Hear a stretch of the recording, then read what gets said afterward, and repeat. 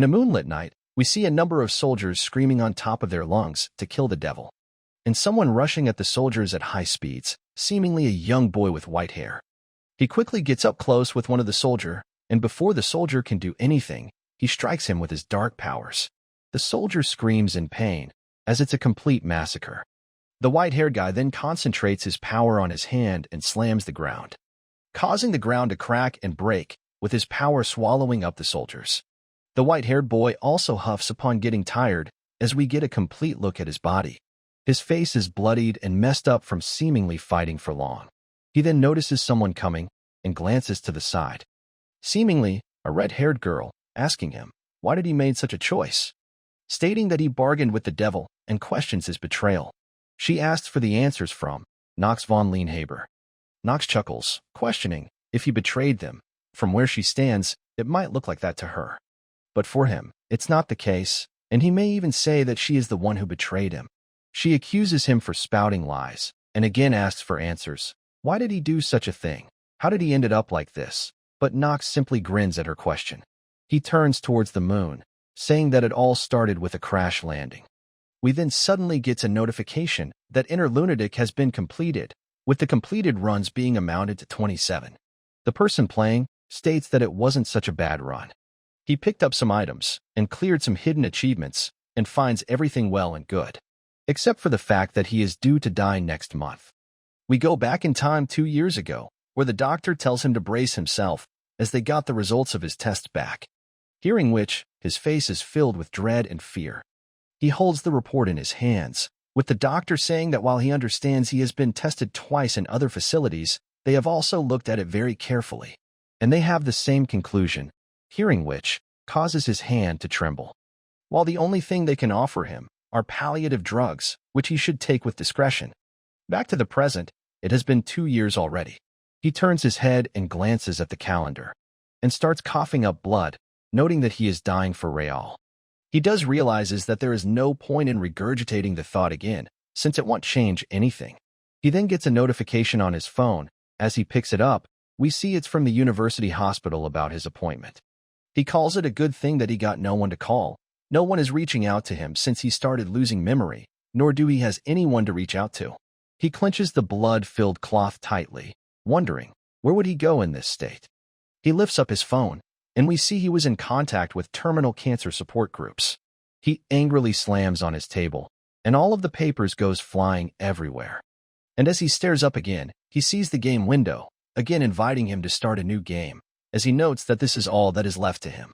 And so, he once again starts a new game, wondering, what kind of character should he make this time? The character creation window pops up. He sets the traits as ultra-sensitive mana, genius swordsman, and fighter. He gets a notification for selecting more than one genius traits, and if he continues with it, he would invoke penalties, and the penalty being a life-limiting illness.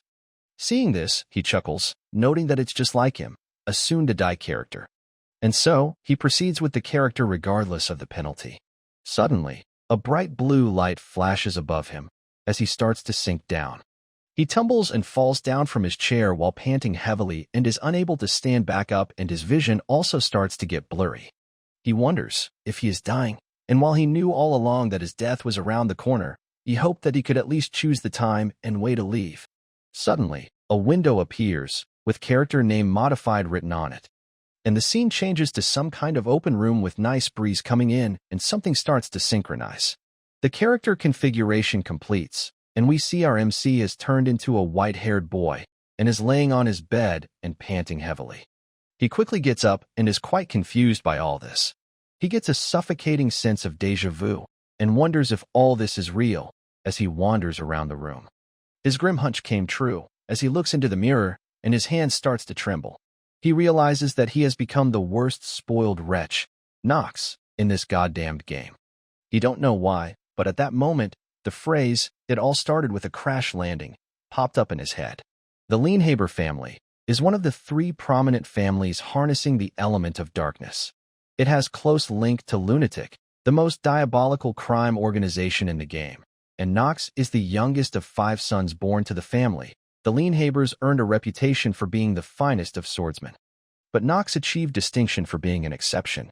Spiting his life as the only mediocre Lienhaber, he sets his foot in a forbidden realm of magic, making a deal with the devil, and becomes the worst villain known in the inner lunatic universe. Our boy wonders if he is still dreaming and if he really did become Nox. Suddenly, he gets the notification with his character window and all of his current stats and information. At first, he seems a bit excited upon seeing a start window, but suddenly notices that there is something wrong, which is his stamina being at only 2 points. And upon also noticing the negative traits, he realizes that he is perhaps the customized character that he just made. And so, he is a dying man in the real world, and also a dying man in the game. But he doesn't remember why did he made a character like that, and assumes that perhaps deep down, he knows why. He wanted to make a character who is like him, just like him, dying, and with no one to lean on. But he obviously had no idea what tragedy that would lead to. Suddenly, he gets a notification that he has one unread message, and he opens it up. And the message greets him by his real name, and Nox is surprised that he knows his real name. Chanyu was the name given to him by his parents, who is not sure is even alive. Which makes him realize that whoever brought him here knows of his past that even he cannot remember. The Cinder then says that he might not remember him, but he has to say that it's been a long time without him. Seeing this greatly shocks Nox, as the Cinder continues that the past 2 years he has been really brave and strong, and has proven himself deserving of coming back. And so, the Cinder welcomes back Nox, which makes Nox wonder if he is originally from here. Seeing this message get him wondering if he is to believe that this world is real, and the world he came from is not. His hand starts trembling as he calls it all nonsense. The Cinder then tells him that there is much he cannot tell him just yet, including his identity, and declares that he intends to help him, making Nox wonder, how is he going to do that? He asks Nox to enter a Lydian Academy as top priority, and there, he should find companions, those who can be of help to him, and get as close to the main storyline as he can. Doing so will set him on the path to find all the lost truth, and with this last piece, the message window fades. Nox panics and asks him to not go yet, but it leaves regardless, so Nox decides to think of what to do. He knows that now he is Nox von Lienhaber, the will-be final boss of this game, and that he is supposed to push himself close to the main story, but regardless of how he understands, for him it's like throwing himself into the flame. But he considers, what if the message was saying the truth and this is the reality? Can he really afford to ignore it and possibly burn the bridge to his lost memory? Which he decides that he cannot, and considers his path as good as set, which is to get near the main story, reclaim his memory, and figure out what this game has to do with it. And if possible, survive, since he is living on a borrowed time anyways. And if being the ultimate villain is the price to pay for it, then he is more than happy to do so. He then grins, thinking that it is not worse than the life he had in the other world. He has no memory preceding the diagnosis 2 years ago. During the 2 years he do remember, he was always a dying man. Every ticking of the clock was a countdown towards the end. Every second of his life was filled with fear of impending death. So he questions, just how bad can it be? Same life, but different surroundings. And he happens to know these surroundings well. And so, he begins by asking the system the date, and it's February 4th, 1812, which means 1 year left till Lydian's next enrollment cycle, and also of his demise. But he cheers up, and starts to get ready for his 28th successful run. But when he grabs the door handle, he suddenly feels a sharp pain in his wrist. He halts, wondering what happened, and gets a message that his negative trait, sickliness, got activated and caused him a level 1 wrist sprain, which makes him dumbfounded. Walking down the hallway, he thinks that even a sunfish would be more sturdier than him, and wonder, what is wrong with this body? Suddenly, someone bumps into him, and the plates she was carrying all fall down and breaks into pieces. And it seems to be his maid, who exclaims that it really hurts upon falling down. But upon noting that it's Master Nox, they all get shocked. Nox feels the pain from stumbling across them as well, and upon noticing that she is a brunette with amber eyes, he wonders if she is Lona. Lona frantically apologizes to Nox for committing a mortal sin and requests him to not cut her with splinters. Nox remembers that she is one of the important side characters, but what makes her memorable is how she talks behind Nox's back, every chance she gets. Which is weird to imagine considering her looking with those innocent sparkling eyes with joy as she backbites. Nox leans in close at her and says that he is letting her off the hook this once. But if she were to repeat the same mistake, and Lona immediately apologizes to him, Nox glances to the side, and other maids also seems to be terrified, while he thinks that it's not like he is terrorizing people. But upon seeing their full reaction, he remembers that Nox is the spoiled wretch and wonders, what kind of horrors has he been spreading in this manner? And Lona, with stutters in her voice, asks Nox, where was he heading so early in the morning? And he replies, to the drill hall, which surprises all of them. Nox smiles, while telling Lona that he is glad that she asked, and orders her to follow him. And she gets weird thoughts, like, if Nox is going to wallop her with a wooden sword. As they are walking towards the drill hall, Lona suddenly stops and starts glancing at him. Meanwhile, Nox thinks that first off, he needs to survive. His near death in the other world made it clear for him that he is not ready to die just yet. And so the first step he plans to take is adapting to the given circumstances as soon as possible. He mutters to himself that it's not completely impossible. Meanwhile, Lona looks at him with confusion. He knows that he has already beaten this game 27 times before. There is no hidden aspect in this game that he has not discovered yet. He then mutters, traits panel, and opens up a window. He remembers that the main story of Inner Lunatic unfolds against an interesting backdrop of conflicts involving the divinity, the devil, and the empire, but that alone would not have earned this game its national popularity. What makes this game truly special is the countless combination of character traits that enables thousands of possible ways to navigate through the game. Traits belongs to different tiers. Depending on how remarkable they are, players can pick several traits of lower tiers. But when it comes to genius traits, players can only choose one, which is not a surprising thing, since any genius trait can open up a shortcut to the apex and related fields. Which begs the question, how did he got himself 2 genius traits? He replies himself that it's all thanks to how this game works, specifically, thanks to the penalty system called penalty traits. Rather than completely banning players from choosing more talents than allowed in a tier, the game discourages it by slapping them with oversized disadvantages. But regardless, his traits, Genius Swordsman and Fighter, will expedite his progress to the top in combat arts involving white arms, including swords. Ultra Sensitivity to Mana. This one will allow him to heighten his mana sensitivity, to sharply increase his efficiency in any activity that requires magic. But it's not just those 2 genius traits that can be useful to him. And another special one which must be the benefit that only main character gets, Perceptive Eye, which would let him have a peek into the stat window of other characters. Gifted Actor will help him be a more convincing Nox, which is something that he would need more than anything. Heart of Steel can help him when he needs to center himself in combat and in danger. But the main problem is the ridiculous negative traits, with life-limiting illness on top of them. And seeing all of them, he calls the list a murderer's row of a trait collection. Characters with cold hands and feet cannot even dare to set even a toe in glacial terrain without heat-inducing skills. And due to sickliness, he is bound to collapse at least once before the passing of every chapter. He scratches his head, thinking it is what it is, and decides to simply tackle them one by one. Seeing him standing outside the drill hall, Lona thinks that he wasn't bluffing, and if he is really going to drill himself. He stares at the gate for a bit and decides to enter. And he plans to start off with the Curse of Frailty, which causes his stat growth to be half of what it should be, and his vulnerability to debuffs is twice of what it should be.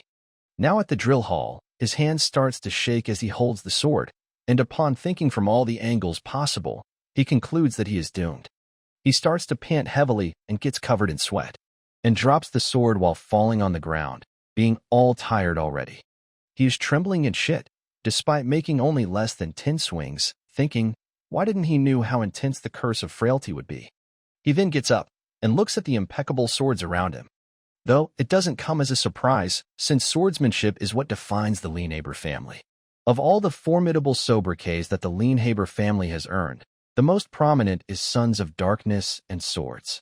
And what afforded them such renown was its primarily the esoteric arts of infusing dark mana into swords, and none other than the Vanquisher, which is also known as the Black Blade of Domination, a sword that has been historically passed down only from the head of the house to their successor.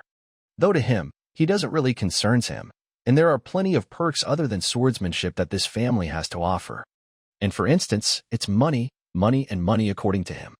They are some of the highest of the highborns in this world, meaning they got plenty of money to burn, to the point that they won't mind the family's black sheep splurging.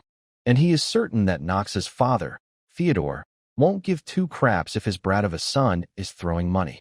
But he cannot be blamed, because through and through, Knox has been the spoiled last-born of the Lienhaber family, which he finds as an upside to his character, and as he tries to stand up again, his leg starts to shake. He quickly takes his upside line back due to his cursed body, and thinks to just chill until Lona brings him back the things he asked for. We go back to a few minutes ago, where Lona has brought him a wooden sword, a tower, and some water as he ordered. She is quite surprised upon seeing Knox actually being in the drill hall, and wonders if he is serious about this. Knox asks Lona to come here. As he looks around and notes no one is watching, she gets scared thinking that he would beat her. But Knox asks, "What is she even saying?" and pulls her ear, and whispers something in it, hearing which, she is quite surprised, and asks if he is sure, as those items will cause him a fortune. And not only that, she claims that they are absolute garbage. But Knox scares her, asking if she is back-talking to him, which she frantically denies, and quickly leaves to get the items, while thinking that he didn't change at all. What was she thinking? Meanwhile, Knox wonders how resourceful she can get, and he hopes that she can get him those items by tomorrow. Though he gives off a frustrated sigh, mainly about his stamina being only at 2 points, noting that he needs to fix that as soon as possible. Suddenly, someone creeps behind him and greets him with a good morning. He gets quite surprised upon seeing him. He is Rodwell de Ernerock, the majordomo. Apparently, very few people can get short with him, given how much authority he holds in the manor, and Knox being one who certainly cannot. He is chief butler who assists the family head of Lienhaber family, Theodore, and reports directly to him. Knox really doesn't stand a chance against him. He starts trembling in his presence, noting that he got a major obstacle so early in the game.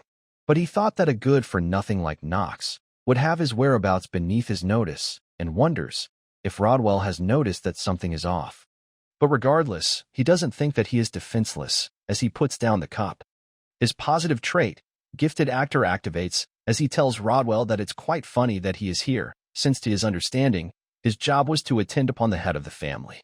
He replies that he has come bearing an order from his father, and his father is apparently expecting his presence at the dinner table tonight. It surprises him, as he is going to have dinner with the family on his first day as Knox, as he doesn't know shit about the family, let alone the guy he is supposed to be. So he tells Rodwell that his father is going to be disappointed then, while Rodwell also doesn't get why is Theodore wanting Master Knox attend as well, and replies that tonight they will be joined by Miss Talia von Steeliner, and she is apparently visiting to train to be a knight, and if Knox do not join his brothers in welcoming her, then he is afraid that Lord Theodore would be furious with him. And so, he reluctantly agrees to do so. Rodwell apologizes and states that Knox is rather unlike himself today, and he asks, what is that supposed to mean? Rodwell replies that he never much enjoyed swords, yet for some reason, he is in the drill hall today, and formally asks if he can inquire what his inspiration was for doing so. Knox replies that he will make it clear on this once and for all. As his master, he will not tolerate such insolent questions in the future, as things that he do and why he does them is none of his concern, and he alone determines what he takes interest in, which kind of makes Rodwell nervous. And Rodwell agrees and simply bows down to him, and Knox leaves. Rodwell wonders if Knox is getting new wind or something and decides to inform Lord Lienhaber. Back into his room, Knox starts panting heavily due to all the nervousness, noting that he was not expecting such an event, and wonders what would happen if he were to get busted. And also questions about Talia, and why would she pop in so suddenly. Now fast forward to night, where someone is mocking Knox, that a major dunce is gracing them with his presence, which is a vulgar touch to their dinner. Meanwhile, Knox is quite silent as they mock him further, that if Knox still thinks himself as a Lienhaber, and they are apparently twin brothers, Hats and Allen. Hats state that he must have lost his remaining shame to join them at the family dinner. They also mock him, commenting that they heard he beats maid and a butler, but Knox stays silent, thinking that while he knew that he is not the one who did it, it still stings nonetheless. Suddenly, the door opens as maid starts to bow and Knox gets nervous. Theodore is here, who comments that everyone seems to be here. Knox notes that he is the head of the Lienhaber family and along with him is Talia von Steeliner, who greets everyone as she introduces herself. Theodore states that she is here to receive her night training and will be staying with them for a while, and asks his family to give her a cordial welcome. Nox remembers that she is the heroine of Inner Lunatic, the one who puts an end to Nox's corruption with her righteous blade, meaning that somewhere down the road, she will end up stabbing him in the heart. Theodore comments that he is quite surprised to see Nox at the dinner tonight, and he simply looks away nervously, while Talia wonders what is going on. Regardless, they all start eating, and both Hats and Alan seems to be glancing at Nox and planning something. Alan speaks up, saying that his father that he heard a Lydian Academy's enrollment starts next year.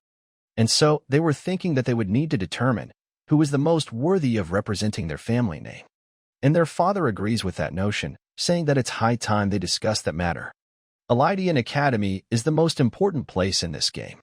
It's due to the main storyline of the game mostly consists of episodes where students at a Lydian Academy handle incidents at school and fight the demon.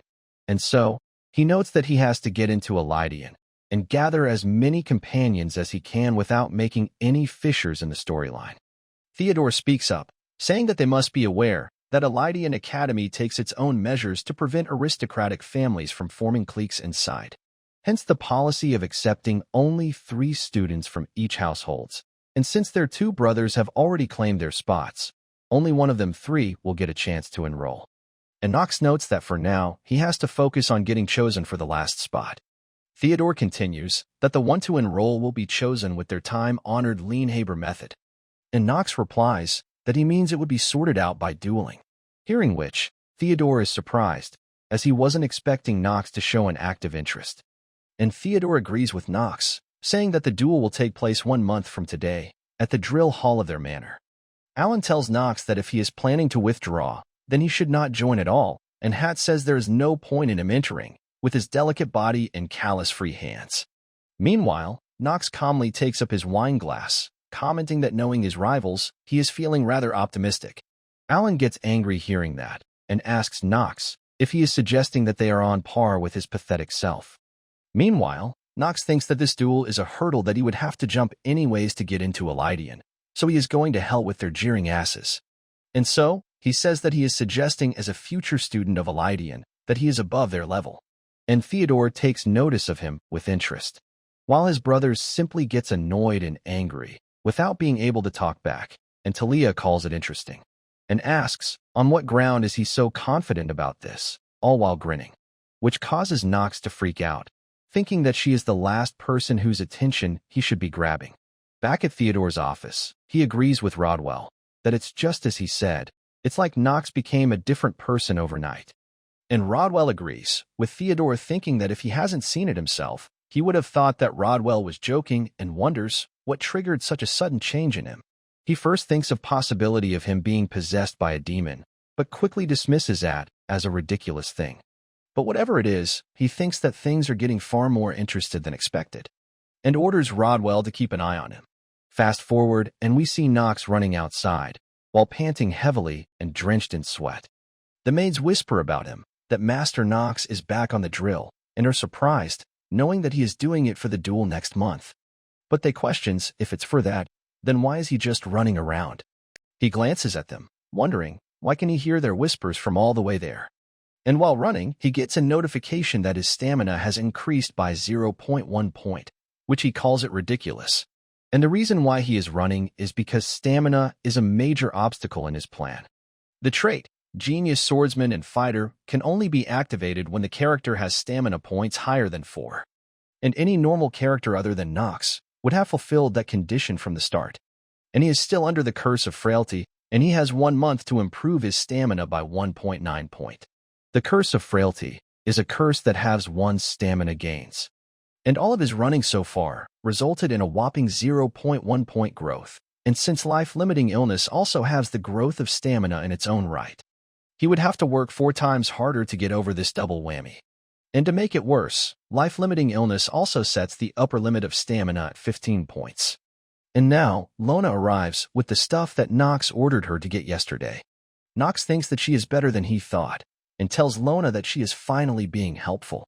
And so, his strategy for punching his stamina up to 4 is to use an expedient. Something he uses masterfully like a pro, as he has beaten this game 27 times before. Lona questions, why does he need all these for? They're all venomous or extremely tricky to handle. People are even reluctant to ever use them, and the only thing she can find useful among them is the scroll. And Nox replies, they are useless if they don't know how to use them, and Lona doesn't understand. And so, Nox turns around and grabs the purple bottle and drinks it down. Lona gets worried and shouts his name in worry, as it's apparently poison. And it's not just any poison either, as his heart starts to beat loud and fast. The venom of the three-headed snake he consumed increased his stamina by 30% temporary, but he would die in 10 minutes in return. We see him quite in pain as he clenches the table and picks up another time to eat. Seeing his condition, Lona tries to earn a rock, but Nox orders her to not and eats another item. Lona again freaks out, saying that he should not have eaten the golem's nucleus, and the message informs him that his body will soon start to get petrified. But suddenly, a hidden effect gets activated as both of the items reacts with one another. And Nox grins while thinking that things are going just as planned. A golem's nucleus is typically used to maximize the user's defensive power by petrifying the skin, or to bring an artificially made golem to life. But when it's used in conjunction with venom of three-headed snake, the negative trait, Curse of Frailty, is eliminated. He clenches his fist, noting that the Curse of Frailty has lifted. Meanwhile, Lona is still freaking out. And it's not the only hidden effect that he planned to activate, as Lona asks Nox if he is alright. She suddenly starts to blush and gets embarrassed a bit, as Nox starts to strip off his shirt. But instead of doing what Lona was expecting, Nox reaches for another potion and pours it on himself. It's fairy's water, which neutralizes the petrification and also causes a reaction, as Nox feels a weirdly pleasant sensation. And the effect causes a new temporary trait to form, Blessing of Growth, which causes his stamina to have a growth bonus of 100%, lasting till it reaches 5 points. And for the final touch, he uses a scroll of Rapid Stamina Growth, which causes his stamina growth rate to double. With this, he broke the Curse of Frailty and offset the growth penalty of life-limiting illness. On top of that, he also used a growth scroll. And if his calculations are correct, his new stamina growth rate is twice that of average characters now. Suddenly, Lona rushes and hugs Nox, asking him if he is alright. Saying that when she saw him take off his shirt, she thought that he finally lost his mind under the venom's influence, but he ignores her and tells her to get a towel for him. She starts sobbing, and Nox thinks, how can he yell at her when he is feeling good about breaking the curse? And so, he tells her that he is quite alright, and she asks if he is sure that he don't need Ernarock, or perhaps he could use some rest. But he declines, saying that he got things to do, and she asks, what exactly? And he replies with a smile, running of course. And so, we again see Nox running outside. Along with him, Lona is also running. And someone seems to be watching them both from inside a window, wondering what possessed him.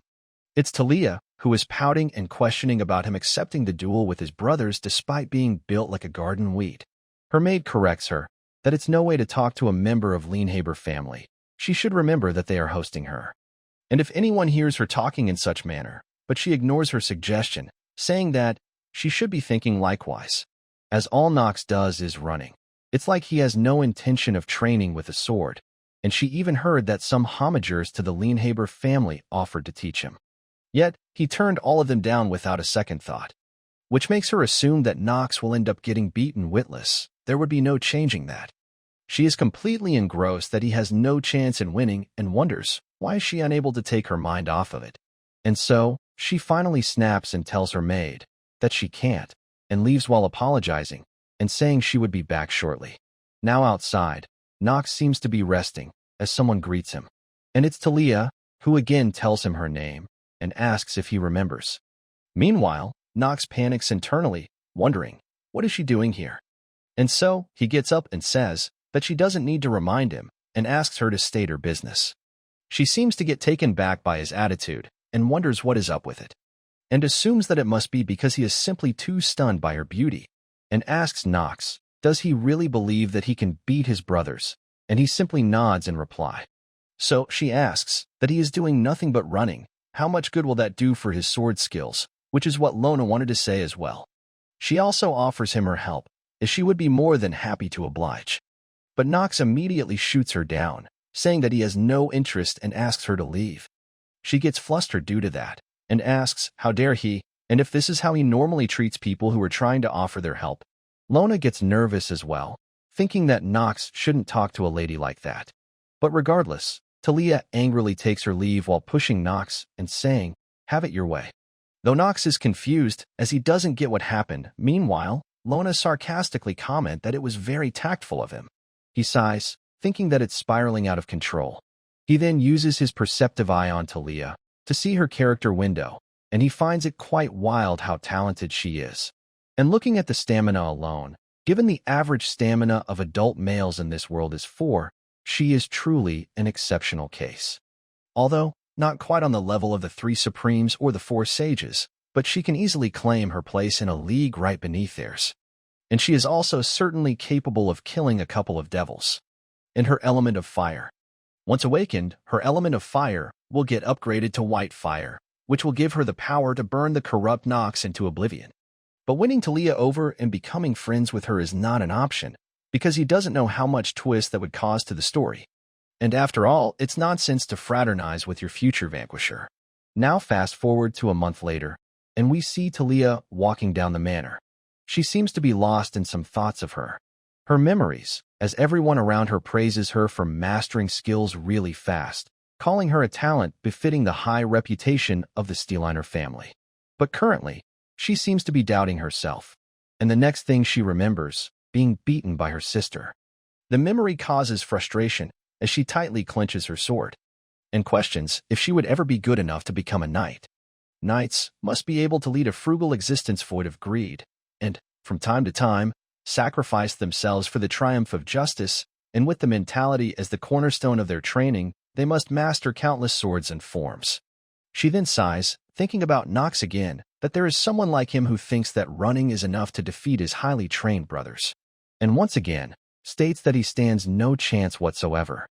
Now fast forward to the next day, at the day of the duel. We see everyone is present to see the duel, including Scylla, Theodore's first wife. Theodore asks Rodwell, how does he reckon this match would turn out?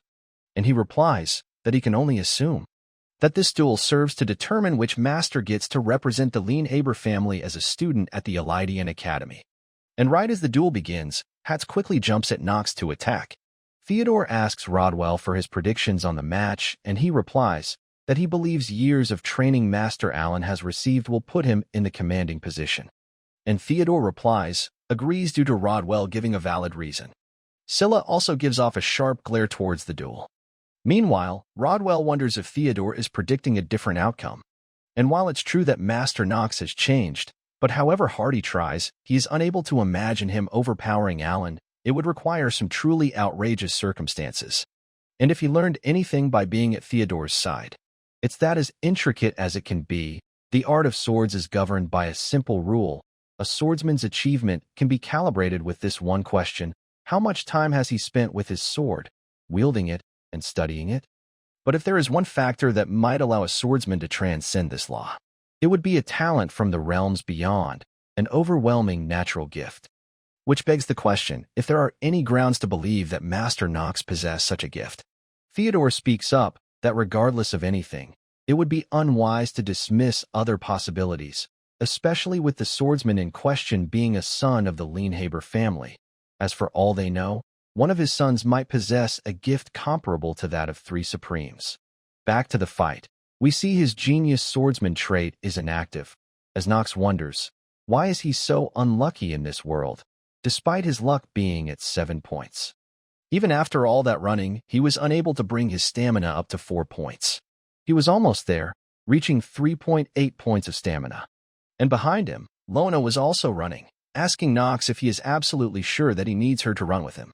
And Nox is about to say that as his servant, she should suffer, but quickly changes it, that she should assist him by staying at his side, though she picks up, saying that he just let his true intentions slip. But he smiles and hands over the tower, saying that there is one more article to clean for her, and she pouts. And seeing her reaction, he accuses that she just cursed him inwardly, and she replies that she simply bit her tongue. Nox chuckles, and suddenly he realizes that all this running must have given her much stamina as well and uses his perceptive eye on her. And upon seeing her stamina at 4.5, he is quite shocked, as he questions, what is in the water that this family drinks from, as even their maid is stronger than average men. He gets quite pissed, knowing that even after all the hard work he put in, he is still weaker than a side character. Lona tells him that the sun is about to set, and asks him to rest, since his duel is tomorrow. But Nox hasn't reached his goal yet, and needs yet more time. Back to the fight, Alan tells Nox that it would be better for him to withdraw. Since he is his little brother, it would pain him to beat him badly, and Nox replies that it's quite funny, since his countenance suggests that he doesn't want him to withdraw. And Alan agrees, asking if his intentions were that obvious. He does want to make a good impression upon Miss Talia, and he believes that Nox will be of help, but Nox advises him against it. He then uses his ability to gauge his stats, and notes that his stamina is at 8, so for him, there is no way he can defeat him with what he have right now, and wonders what should he do, while the blondie announces the start of duel between them two. He tells them both to accept the outcome of the duel, and not under any circumstances challenge it. Nox is nervous, thinking what should he do, since if he loses here, it would be all over, his journey to bring back his memory. Finding out who sent him that message, and most importantly, his life beyond the 1-year deadline. And so, as soon as the duel begins, Alan quickly jumps at him to attack, but Nox dodges by rolling away from the attack. Alan tries to kick him, but Nox blocks it with his sword and gets pushed back. His hand starts trembling from the attack, and Alan tells him that he just got lucky. And so, Alan once again starts pressuring him, with Nox thinking that this blasted game has one rule. When you lose it all, but if you somehow overcome it all.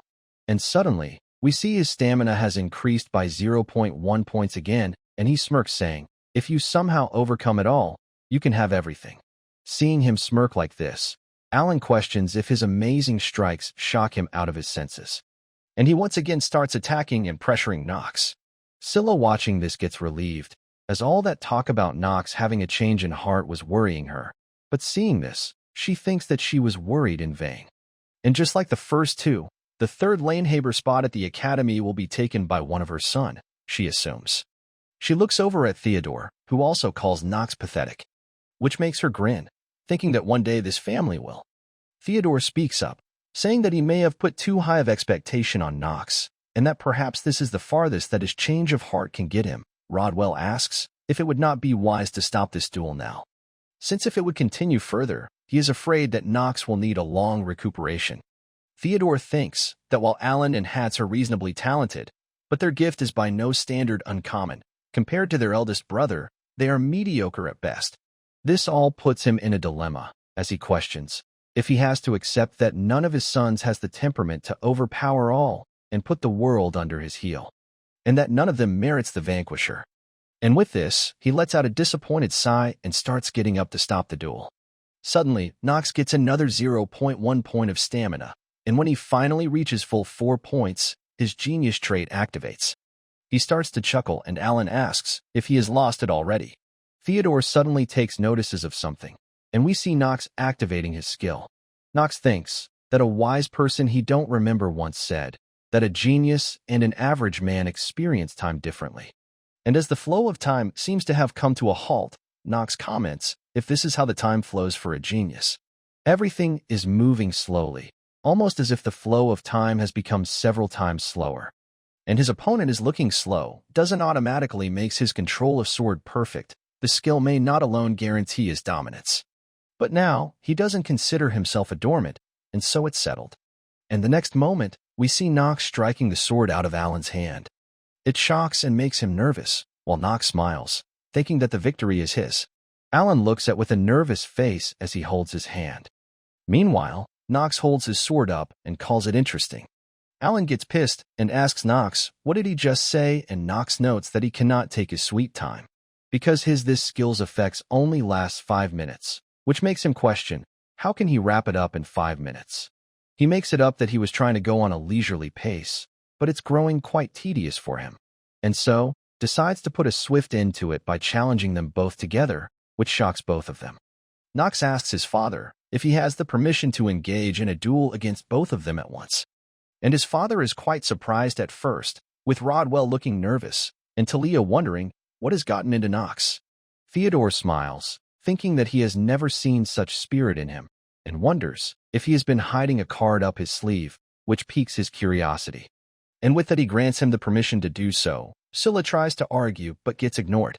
And so, both of the brothers get ready to attack him at once, being angry at the fact that they got humiliated in the presence of their father. Nox simply grins in return, as they both threaten him that he would pay for his insolence. Both of them rushes at him to attack, but Nox still doesn't seem much pressured by them. Alan tries to order Hats to flank him by the side, but he tells him to shut up in frustration. While fighting, Nox gets a notification that he got a hidden effect, Time of Genius, and his proficiency in elementary swordcraft of the Dark family has increased. He calls it perfect timing and immediately starts pressuring them both at once. He finally lands a clean strike on one of them, and they both start panting, while Nox is under control. Talia is quite surprised seeing this, as her mouth opens up wide. Meanwhile, Nox can already hear up their thoughts on how can Nox, someone who is supposed to be the disgrace of the family, doing this? Both of them turns towards each other, and Nox takes advantage of this and walks in between, telling them that they shouldn't take their eyes off their opponents, as it's the basic rule.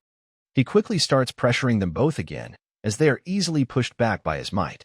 And even with the burden of survival on his mind, Nox thinks that wielding a sword can be genuinely fun. And upon seeing his performance, everyone is left quite shocked. Both Alan and Hats finds it impossible, but they seems to have been defeated and kneels on the ground. And with this, his time of the genius skill also runs out, and Nox seems a bit disappointed that it's over already, and calls it too quick. He asks the blondie if this concludes the duel, and he quickly agrees and announces Nox as the winner of the duel. Theodore grins looking at him, and Nox also grins back, and leaves after thanking and paying his respects. Meanwhile, Talia seems really intrigued by all this and quickly rushes off to talk to Nox.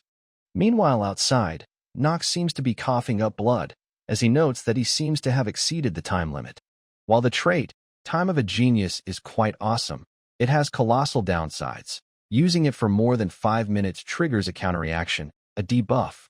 And a window pops up, which states that due to misuse of his trait, his lifespan has been decreased by 2 days and 17 hours. Eroding his days and making him weaker, it's easily the worst kind of debuff that Nox can get, and now, he has less than a year left. Though, he calls himself lucky that it didn't manifest in the hall, otherwise people would have started to question if he is fit enough to go to the academy. But suddenly, as he turns back, we see Talia has took notice of the blood and is coughing, as she asks if he is hurt. And if he got that injury in mid-fight, and seeing her here, Nox frowns. Nox gets worried. That why of all people, it had to be her, and if she tells about this to Theodore, things can go downhill. Right as he is about to speak up, Talia says, did he defeated his brothers in such conditions? And Nox is confused by this statement. Talia blushes a bit, and replies that she might have misunderstood him a bit. She thinks that she has been observing him for a month, and not once she has seen him train himself with a real sword. All she heard was that he swung a wooden sword few times in his first day of training, which makes her question, how did he manage to defeat his brothers, and assumes that he must have been hiding his massive natural talent. She got multiple questions regarding that. How did he unbridle his talent, and how was he able to hone it so well? These are things she must know. But after this duel, when she saw him alone coughing blood, it popped another question. What is up with him? Is he about to collapse out of exhaustion? And perhaps it's not the case that he beat his brothers with overwhelming strength. Could the rumors have been misleading, noting that Nox von Lanehaber is not someone weak or cowardly, and assumes that he is a hard-working swordsman who toiled for his victory? Now as he coughs again, she asks in worry if he is all right. But he pushes her hand away, telling her to not lay a finger on his body, though he admits that all those years he spent doing nothing but playing games sapped him of what little social skills he had. Talia fidgets, saying that she just wanted to express her apologies. But Nox doesn't get what she means by that. She continues that she didn't knew that he was that serious about the sword, and from what she heard, he was born naturally weak. And it was because of that, he was only doing stamina training, so she apologizes for misunderstanding. And continues that he must have made a mistake acting like a rude guy. Emma told her that anyone can make that sort of mistake. Hearing all this, Nox is confused on how is he supposed to react to all this. She is earnest, just like it was in game. Even if she is a child who has the chivalry characteristic, She is the child of a hard-nosed, reputable duchy. It wouldn't have been easy for her to acknowledge her mistake to someone else. And so, Nox replies, if she thinks that, then he would like it if she didn't tell anyone that he had a bloody nose. She immediately agrees, and Nox wonders if he won't have to worry about the matter leaking now, would he? And so, he leaves while telling her to keep her promise. Meanwhile, she blushes as her heart skips a beat. Now on to Theodore, who states that his predictions have been correct, and asks Rodwell, what does it look like to him? Nox's talent, he means. Rodwell replies that he still understands why at first he was just staying still, getting hit. But he believes that at his age, none of his brothers had this sort of talent and skill. Theodore is also of the same opinion, though he cannot elaborate why, but he has suspicion that what Nox let them saw today was just fraction of his true abilities. And so, he orders Rodwell to watch and report his every move, but whatever is the situation, he must not interfere, and Rodwell quickly agrees with the order. Theodore wonders if it's true that Nox indeed has a talent worthy of inheriting the Vanquisher. He clenches his fist tightly, telling Rodwell that his report will be of greater importance than ever, as he do not have much time left. And once again Rodwell assures him that he would strive to achieve his utmost. Back to Nox, who gets a message that he completed the tutorial, but Nox says that it's not a game for him anymore, and yet some of these features are just game-like. He then gets a reward for it, which is 3 attribute points. He gets quite annoyed, since he just spent a while month running and trying to add just 2 points of stamina, yet he gave him the points now. But he uses these attribute points not for stamina, but luck instead. The reason is simple. When playing Inner Lunatic, luck is the most important than any other attribute. And now, he plans to test the improvement right away. He opens up his new Game Plus benefits and get 1 try at the Skill Scroll Dispenser and 1-time Skill Conjurer. He notes that his new Game Plus feature is preserved as well and plans to use the dispenser first. And a huge ball of glass manifests in front of him, seeing which, he thinks that this machine is the weirdest thing to see in flesh. And so, he starts turning it, thinking that now that he has maxed out his luck, his chance of getting a scroll of normal grade or higher is 95%. The machine then starts to shake, as Nox explains that rag-looking ones are low grade, silver ones are normal grade, and gold ones are high grade. And the rainbow ones are prime grade, so he prays for either a gold one or a rainbow one. And the machine stops and a golden light shines from it. And it ended up receiving a golden scroll, which makes him excited and happy. He quickly opens it up, and now uses his 1-time Skill Conjurer. He notes that if he wants to collect the treasure from the Lienhaber Manor, then he would need that 1 skill. He remembers that soon, Theodore would call his sons in the manor together, so he decides that the Conjurer skill can wait for now. And with the scroll, he gets a high-grade skill, Suppressing Hand of Superiority. This skill would make it so, if the sum of character attribute is lower than Nox's, then they get a 20% debuff on all attribute against him. He gets quite happy and excited, stating that this is the reason that he loved this game. And as for his another reward, he is saving that up for later. Suddenly, he remembers that Grain will be returning to the manor soon. His graduation from Elidian was quite a while ago. He is the 2nd eldest son of Lienhaber. And at this moment, he would be returning home from his night training. Now he got both hidden treasure and grain on his plate, so he won't get rest for a while. Though, he thinks that there is a silver lining as well, that he won't have to worry about Talia causing him problems anymore, as she is not the person to break her promise and blab, and she has no more reason to come to him either, at least he thinks so. Now next day in the morning, Nox thinks that he clearly guessed wrong, as we see Talia is standing in front of him again, as he says that he thought they were done talking, and asks, what does she wants? She mumbles something at first, and Nox doesn't hear or understands what she is saying, and so, she speaks up, asking Nox to teach her, as she wants to make fast progress just like he did, and asks him to teach her the way to do it. Nox thinks for a bit, and starts leaving while asking if she haven't cracked the secret even after peeping on him for a whole month. She gets a bit embarrassed, and replies that she wasn't peeping, and tries to stop Nox from leaving, asking if they can at least have a duel, or could he at least consider sharing his method with her. From this, Nox remembers that Talia craved her sister's approval, and so, he replies, before asking for his method, or wondering which sort of technique it will require. She should think of the strength she possesses.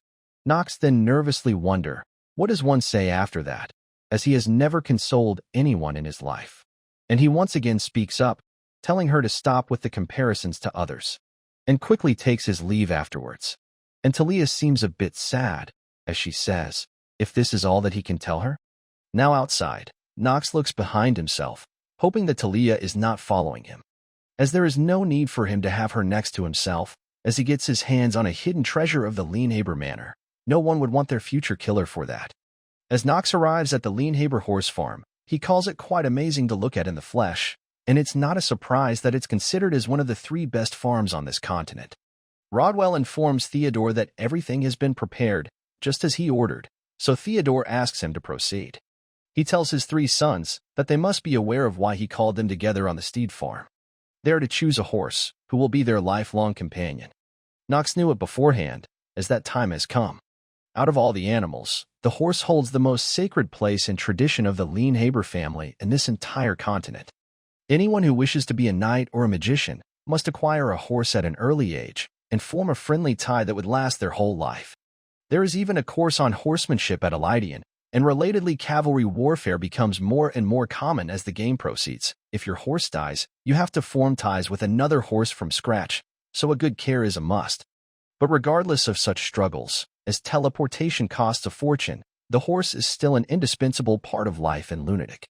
And so, there is all the more reason to pick a horse. Theodore gives him the first pick, since he wants the duel, and also tells him to bear in mind that he would only get one chance, which annoys his brothers. He starts walking towards the horses, and Theodore watches with interest, wondering if he possesses acute discernment as well. He walks past some brown horses, and finds them quite stellar and cute. But the one he is looking for is the gray one in the back, who look like that it can die any moment. He steps towards it, and declares that he would be choosing this one. And his choice surprises both of his brothers, along with Theodore. And so, he asks Nox to reflect upon his choice once again. Nox notes that he is encouraging him to change his mind, and everyone must be thinking that he has made a stupid choice. But he uses his perceptive eye on the horse to see his stats in window. And it's a high-grade horse, which is just what he expected. The grade of a young pet can go up in tiers over time. Usually, it's 1 grade up, which would make this one a prime-grade horse or something even better once it's fully grown. And besides, this horse is an obsidian. It's the rarest of all horse breeds in the game, with strength and exquisite beauty befitting the name. And if Theodore had any idea of what it was, he would have surely taken it for himself. And for now, it's looking like this due to all the debuffs it has. And his negative trait, Born to Die, is even worse than Nox's life-limiting illness. But regardless, Nox once again declares that he will stand by his choice and pick this one. And it's because he knows how to stop all of his debuffs from being a problem.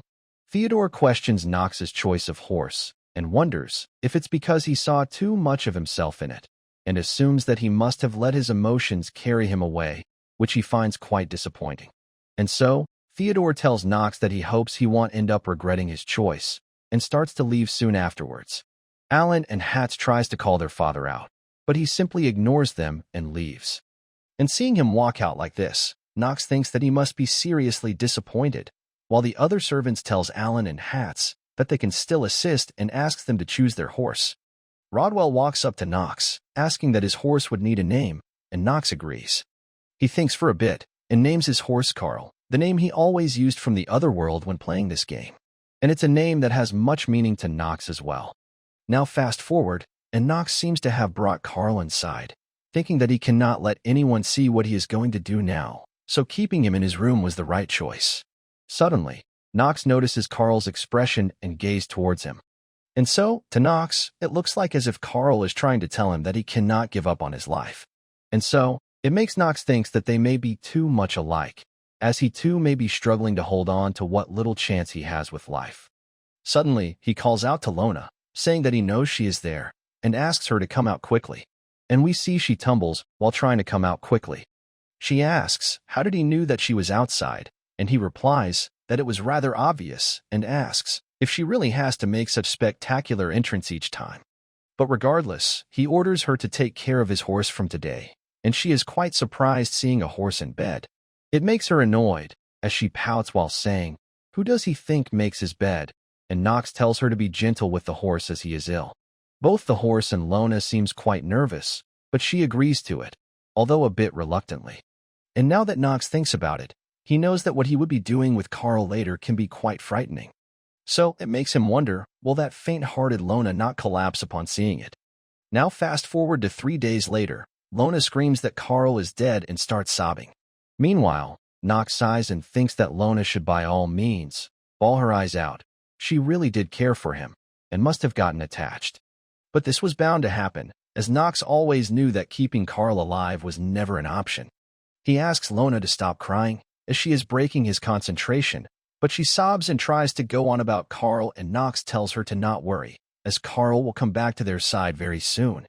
Lona questions, how is that possible, and if Carl's passing has messed up his mind. Nox gets annoyed and asks her to hold her tongue and step back. He reaches for a scroll in his pocket and Lona asks, what is that scroll? He puts down the scroll on the ground and starts to pour his magical energy into it. Suddenly, the energy starts to surround them, as Lona is taken back by its outburst. She asks if he is doing something special with his magical energy. Meanwhile, Nox notes that he is losing control. He tries one more time and asks Lona if she wishes to see Carl die a second time, and if not, that she should stay quiet. And so, she covers up her mouth with her hands, while Nox tries to concentrate, as it's the key.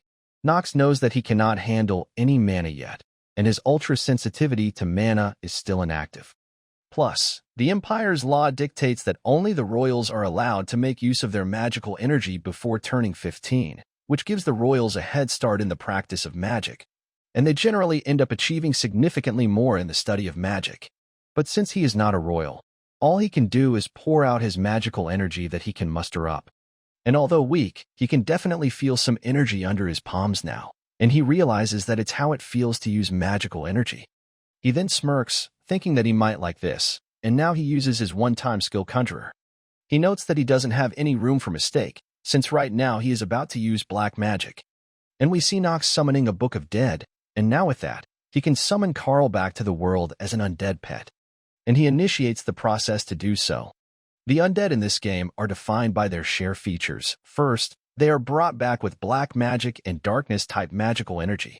Second, they may have died before, but they still have the sense of consciousness, self, and even upgraded strengths, which includes unwavering loyalty to their masters. But there is a catch. As good as it sounds, there is only one family that possess the might of creating undeads, the Marbases, a renowned family harnessing the darkness element. In that respect, they are like the Lienhabers, but unlike them, who are traditionally knights, Marbases are black magicians, versed in the art of undead magic. So, would that mean characters outside of the Marbases family have no chance of using the skills they monopolize? And Nox answers it himself, not really. As this is where this one-time conjurer skill comes in, and with it, he conjured the Necronomicon, also known as the Book of the Dead. And as he uses the skill, some black hand starts to come out of the ground and surrounds Carl, and sucks him in. Meanwhile, Nox seems to be dripping blood from his mouth, as Lona shouts his name in worry. But he tells her to hush, and notes that he needs to go on for a bit more. And at this point he starts coughing up blood and is running out of magical energy. And just on time, Carl gets revived and backs up. And he got a message that his skill was successful, and Carl has returned as an undead pet. And Nox gets relieved, knowing that he did it, and Lona seems to be sobbing, and asks if it's him. And he agrees that it's Carl. And now he has no negative traits either, and gets more positive traits instead. Nox pats him on the head, saying that from now on, he would be his master. Suddenly, both Carl and Nox are taken back, as Lona tightly hugs Carl, who seems quite nervous due to this. Nox questions, what is she doing? But Lona doesn't listen and starts crying while hugging him. She tells Nox that she thought that he was dying, and that she was also really worried about Carl. But Carl turns his face away in annoyance, and Lona calls him an ungrateful beast, since she cared for him so much. Nox smiles seeing their antics, while Lona asks Carl to spit out the carrots that she fed him.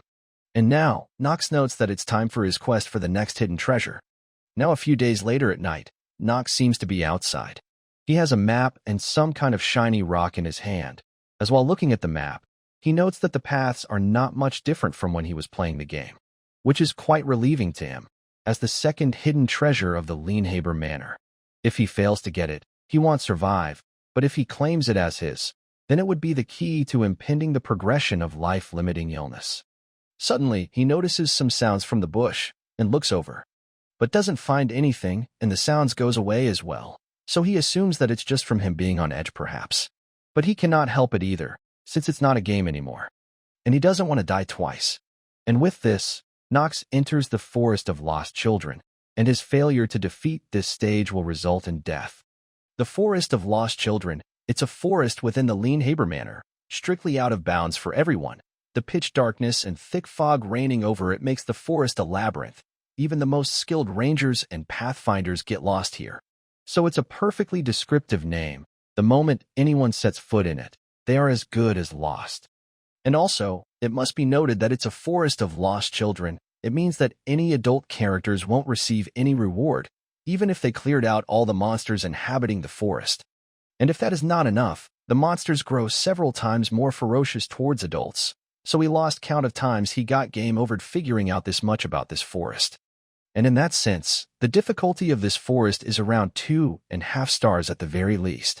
When he was playing from the other world, he didn't even care what the reward item was, but now that he thinks of it, it's exactly what a dying man needs. And so, without further ado, he quickly lights the torch. The key to making it through this forest is observing to which direction the smoke flows. And once he gets certain, he has to walk in the opposite direction.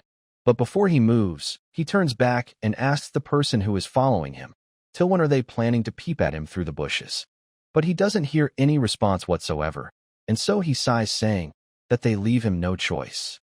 And so he takes out his sword and takes a big swing across the foliage, which causes the person to let out a loud scream.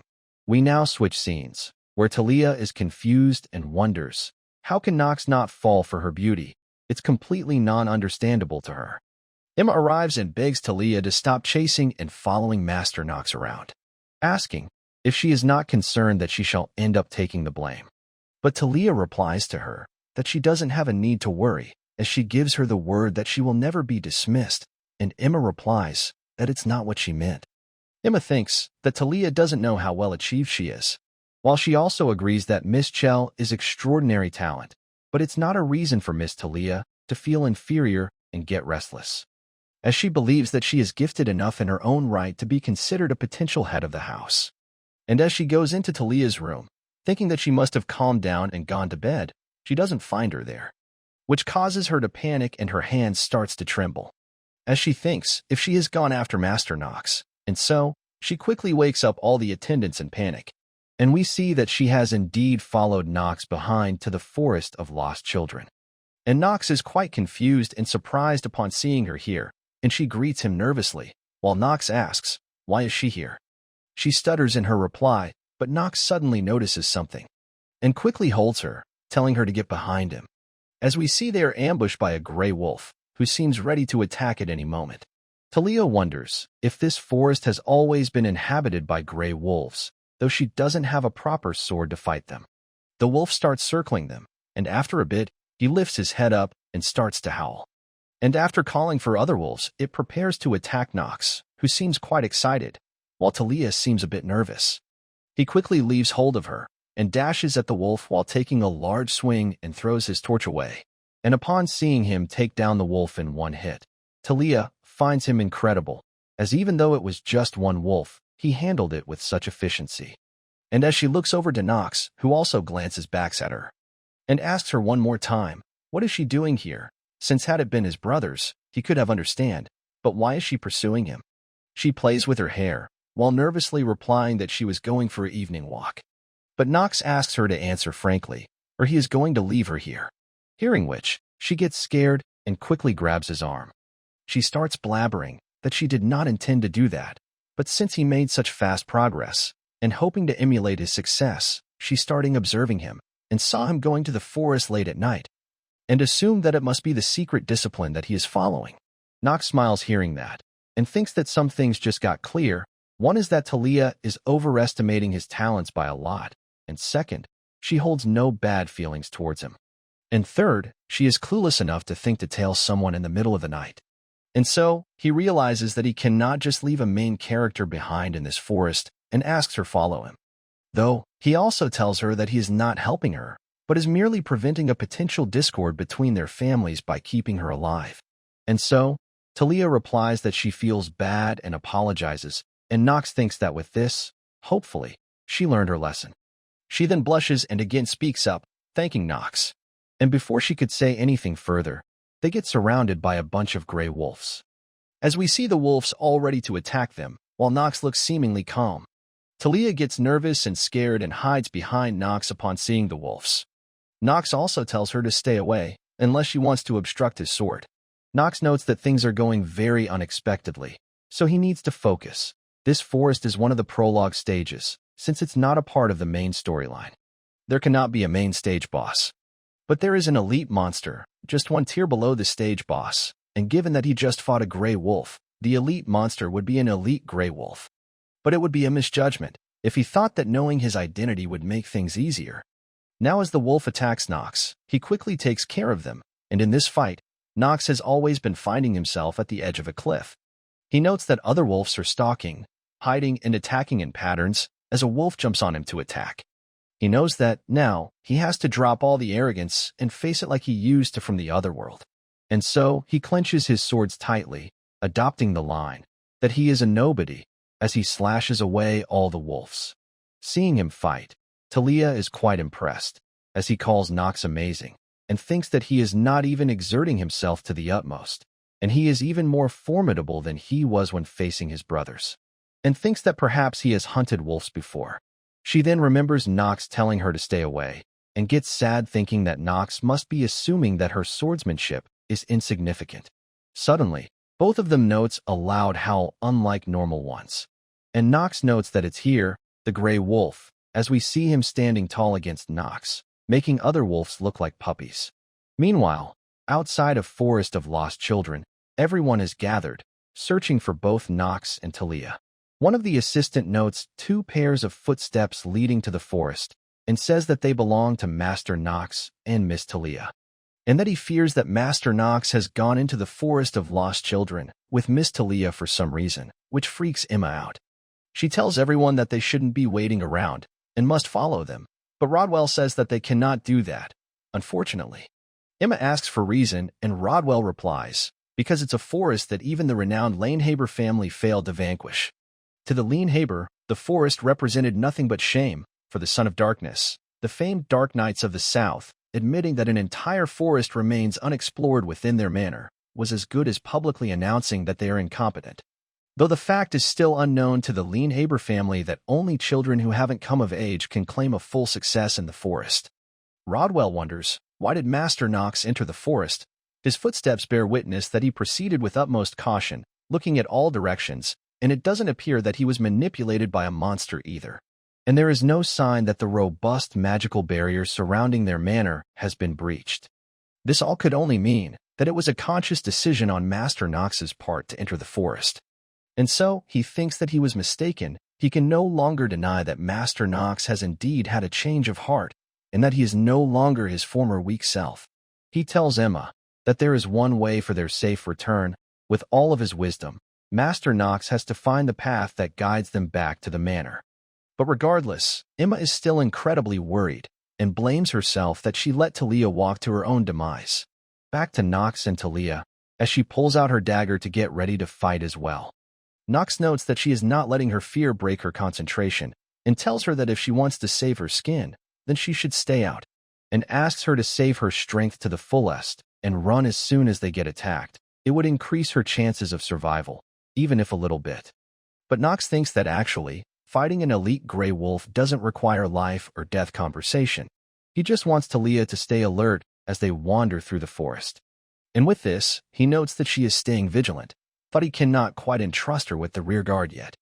So, he would just have to use his skill and take down the wolf with a single blow. But suddenly, the wolf scoffs at them, and Nox takes notice of it. The wolf then quietly sits down, which angers and annoys Nox quite a bit. The other wolves attacks Nox, but he easily takes them down.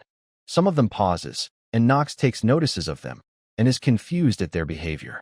And on the command of the elite wolf, Nox is surrounded by them, and one of them sneaks up behind.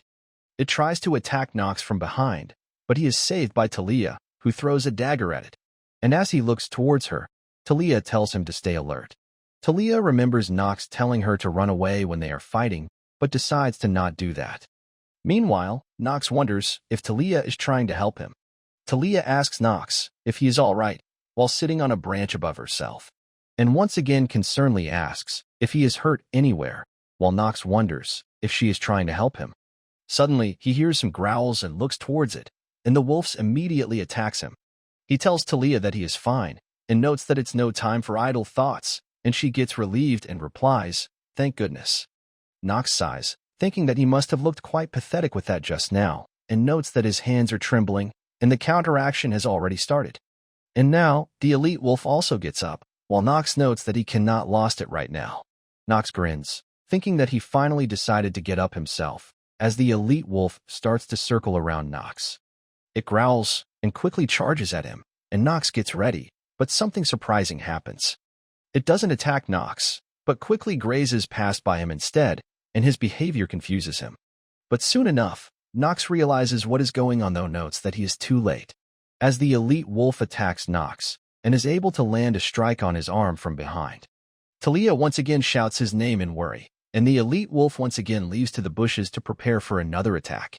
And Nox annoyingly notes that the rating he gave her before was really not up to the par, and he has to rethink that rating again now. Because the elite wolf in the flesh is much more smarter than he was in the game. Everything goes silent, as Nox thinks that he should have known that it was orchestrating an attack with his minions and is now using its surroundings to attack. The wolf once again attacks Nox, and Nox reacts this time, noting that he has to take protective measures and cut the wolf. But this time, instead of attacking, it suddenly stops in the middle, making Nox's swing useless, and then tries to attack Nox on his leg, as Nox realizes that he was waiting for him to take a big swing and expose his weak point. Once again, the wolf changes its attack pattern and goes right for his head, while Nox thinks that he has beaten this game several times, but he was stupid enough to let himself get overconfident, and was stupid enough to think that he could do anything, and it's not how he imagined that he would die, and closes his eyes thinking that it's the end for him. But he hears a sound, and when he opens his eyes, he finds a dagger is thrown right at the elite wolf's eyes. And we see it's Talia once again, as Nox thinks that it's like that. If he has a weak point, then so does the elite wolf, and for now, the one person who can reveal it is not him. Nox makes full use of this opportunity and clenches his sword tightly and stabs the elite wolf right through his abdomen.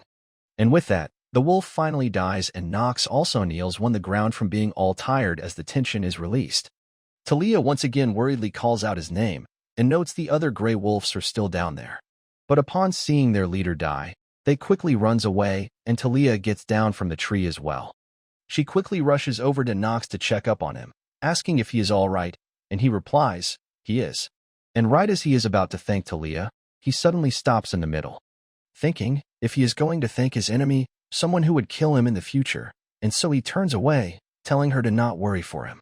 But seeing the wound on his arm, Talia gets teary, telling him that he is hurt, and once again asks if he is all right. But Nox gets up, saying that he is fine, and they should get walking. She tries to argue, but he tells her that his wound is just superficial. And right as Talia is about to say that she is relieved to hear that, a spider crawls on her shoulder. Seeing which, she panics and screams loudly, and Nox quickly turns back, wondering if there are any more wolves remaining. But instead, Talia tightly clings to him, and her behavior confuses Nox. And with fear in her voice, she starts shivering and tells Nox about the spider. And as she opens her eyes only to find it still there, she again freaks out and tightly clutches Nox's neck. Nox smiles and chuckles, thinking that she is afraid of spiders, and tells her that if she is so frightened by a measly spider, then she should not have followed him into a forest. But she asks if the spider does not frighten him, and Nox asks if there are any knights who are afraid of spiders. She quickly gets embarrassed and replies that of course there can be, and when she leaves his neck alone, Nox says that he can finally breathe again. He once again starts coughing, and Talia asks if he's sure that he is all right. And Nox notes that it's his counteraction again and tells her that it is not something that should concern her. But when Nox thinks about it, he notes that Talia really didn't hold him down or anything, and kind of saved his life instead. And while he is unable to bring himself to thank her, he is quite grateful to her regardless. And so now, All he has to do is to find their way out of this forest. Meanwhile, outside of the forest, Emma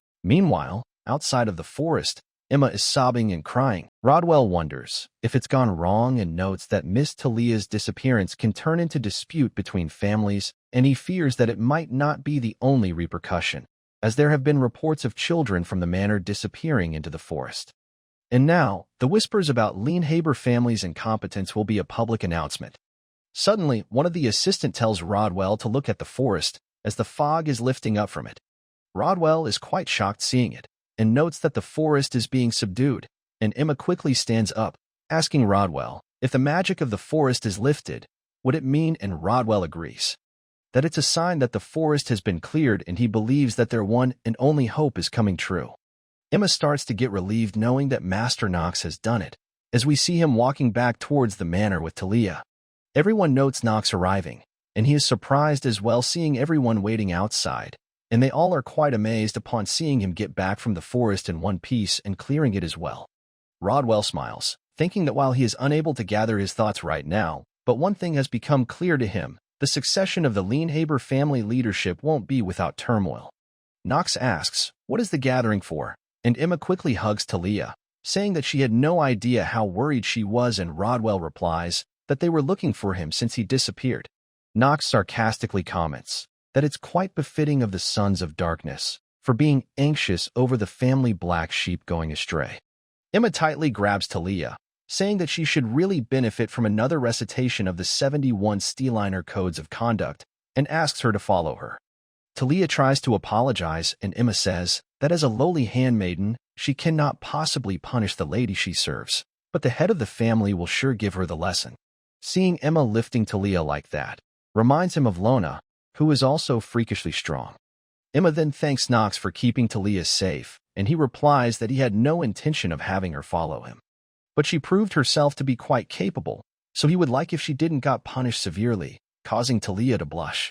Back inside the manor, Knox takes a breather while saying that the problem is solved, and that he never could have guessed that a crowd would be waiting for him.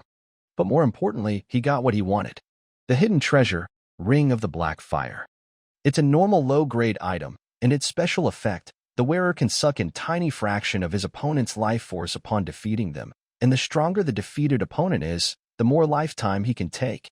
The only artifact that would let him steal life from others is this Ring of Black Fire, but this alone cannot save him from death. Since it's not like that it can extend his life as much as he liked to, it's like the description said, it can only take tiny fractions of life, which is no conclusive remedy to his life-limiting illness. But then again, having this tiny hope of moving forward is better than nothing, like he used to before he died in the other world. And upon wearing it, he can already feel his stamina and MP rising, and so he calls Lona out, who he knows is hiding there. The gate slowly opens as Lona peeks through, asking Knox if he can see through things. And he replies, maybe he can, and Lona blushes, asking if he uses that talent to peep beneath others' clothes. But he gets annoyed at her remarks and says if this is what she thinks of him, as he hits her on her head. And upon receiving the hit, she asks if he has gotten stronger, and Knox asks her to take a seat as they would be having a round of arm wrestling. Lona asks if they are again doing that, and says the rule will be like before: if she wins, he would give her 50% more for her wage, and Knox replies if he wins, and Lona replies it would be 20% off her wage. And as soon as they start, Lona loses immediately. She starts to panic, asking how did this happen, and tries to argue if he does not find cutting of 20% of her salary highly ignoble. But Knox replies it is true, but he is a famed lout of the Lienhaber family, according to some rumors spread by a certain maid. So he thought a lout like that would have no concern for his nobility, and Lona cries and apologizes, asking to not cut her wage. Suddenly, Knox gets a level 2 wrist fracture and a level 1 cold from leaning on his hand, as he gets annoyed thinking that he got one hell of a negative trait. And so, he asks her to forget about the wage cut and get him some ice and a towel, thinking that he should be grateful that he got the ring and get some rest, but questions if it was important for him to get hit by such a combo. Suddenly, we get a distorted image of Knox from the future, with someone saying, right, the name was something of that sort, Chanyu. Fast forward, and Knox thinks that he got both Carl and the Ring of Black Fire. the 2 hidden treasures from the Lienhaber Manor in his hand. But he spent 6 months locked up in the manor with no chance to put them to use, as he was put in confinement. He sighs, saying that he caused no trouble, and even cleared the forest that no one dared to enter, and this is the reward he gets in return, which he calls outrageous and injustice. He then turns towards Lona, and doesn't she agree as well, and she replies that she is a maid employed by Lord Theodore, and disparaging his order can affect her wage. And Nox replies, her failure to put him in good mood can also do the same, which gets her to immediately take Nox's side, saying that it's indeed really outrageous, and complete abuse. Inconsiderate even, as Lord Theodore is hurting Nox's tender hurt with such unjust decision. Meanwhile, Nox notes that he is getting more comfortable with this life, and watching Carl grow fills him with joy.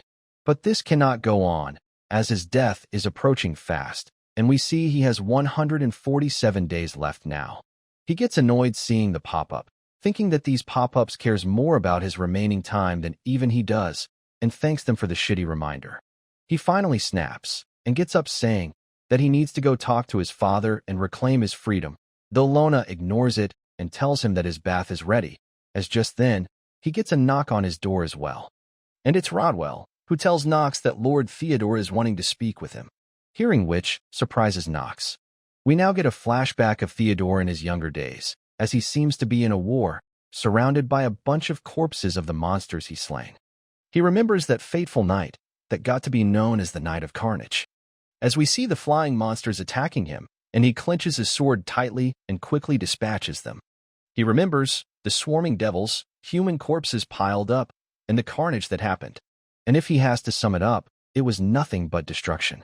Which is why one of the sons has to succeed in the ownership of a sword, the Vanquisher. Half-baked potential won't do, as he wonders which one of his sons has the decisive talent strong enough to end him. He then gets a knock on his door, as Rodwell comes in, informing him that Master Nox is on his way. Theodore orders Rodwell to let him in as soon as he arrives, thinking that even he failed to resolve the mystery of that forest, so Nox's triumph deserves to be recognized with a reward. But unsurprisingly, the Homagers got involved and impeded the recognition, finding it hard to believe that Nox has changed, and persisted in demanding a thorough inquiry that the forest has indeed been cleared. And even he cannot dismiss their request, and in any circumstances, an inquiry would have been necessary. And now, Nox arrives and enters, and greets Theodore. Theodore tells him to lift his head up, and says that he must be aware of the wrong conduct in the past. But regardless, as the head of the house, he is bound to acknowledge his accomplishment, and so he has called him in to discuss his prize, and asks Nox to name it, as whatever it would be, he will grant him the reward of his choosing. This surprises Nox a lot, the fact that he would grant him anything he wants. He has played this game many times, but he doesn't remember Theodore granting such a reward, and questions what happened to the authoritative and cold Theodore that he knew, and thinks that he must have hit his head somewhere, as he cannot believe that it's in his nature to do this. Nox once again asks if he may name any prize, and Theodore replies that he is the head of the Lienhaber family, will swear on the history of the Black Blade. Whatever his wish may be, he will bestow it upon him. And hearing this, Nox realizes that he is serious about this, and he didn't really see that coming. Though, Theodore says that an immoderate request on his end will surely impact his opinion of him, but he believes that Nox won't make a senseless request. Nox agrees, and asks for some to think about it, and Theodore grants it, and also grants him the permission to leave the manor whenever he feels like it, but also tells him to exercise care and avoid making commotions as it has been his habit, and Nox thanks him. Now fast forward to the next day. Talia seems to be leaving, as she says her farewell until they meet again at the Elydian Academy. But Nox doesn't reply anything and turns his head away, so she again calls out his name, this time with much more emphasis. Rodwell tells Nox that Miss Talia has bid him farewell, so it's courteous for him to respond. And so he gives her farewell as well, until she becomes a venerable knight. She excitedly asks, what would she need to become one, and he replies, for starters, a brave heart that does not fear gigantic spiders. It causes her to fluster a bit and hit Nox right in the gut, making Nox think that he should have said a wolf instead. Meanwhile, Talia tells him that she will do that. Until then he should keep his neck clean to greet her blade, for when she will return as a venerable knight. It sends chills down his spine as Nox wonders if this is how she makes up her mind to kill him. Emma also tells Nox that they are really grateful to him, and Nox replies that he does not see any reason for an attendant of Steeliner family to thank him. But she asks if he forgot already that he saved Miss Talia, and he sighs and replies that it's like he said before, it was not his intentions. So, they should set forth without further ado, and we see them leaving. Back to Nox, who thinks that one of the character has left, and while he cannot explain how, he is getting used to this bizarre way of existence, little by little. And for some reason, he might even be enjoying a bit. And just then, the message pops up, again reminding him that 146 days left, making Nox comment, if a man can't catch a break. Now a few days later, Lona asks Nox, wouldn't he need a new maid and a squire to attend to him at school? And from this, he suddenly remembers something. And just then, Rodwell arrives and greets Nox, who asks him, what brings him here this morning? And he replies, and presents the maid who will be attending to him during his time at the Elydian Academy, and she would be at his service starting from today. She greets Nox, introducing herself as Zitri de Lobelia, and asks him to consider her exclusively at his disposal. Nox also introduces himself, and from her name, he recognizes and remembers her. And he starts to look up her status window, and that she is surveilling him at the behest of Theodore von Lienhaber. We go back to a few moments ago, as Nox seems to be getting ready, thinking how the time flies, with no concern for his damn life. He may find solace in the fact that for all the penalties he is given, he is making fast progress.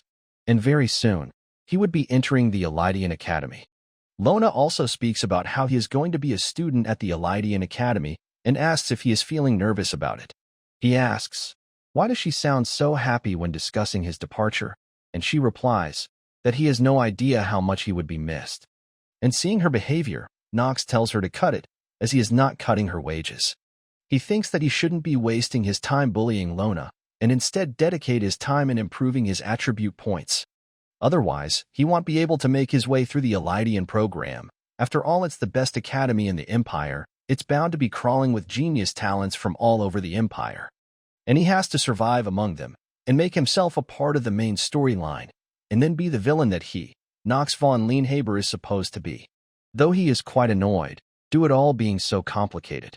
And then we go back to the moment when Lona asks about him requiring a new maid to attend for his school, which makes him remember something.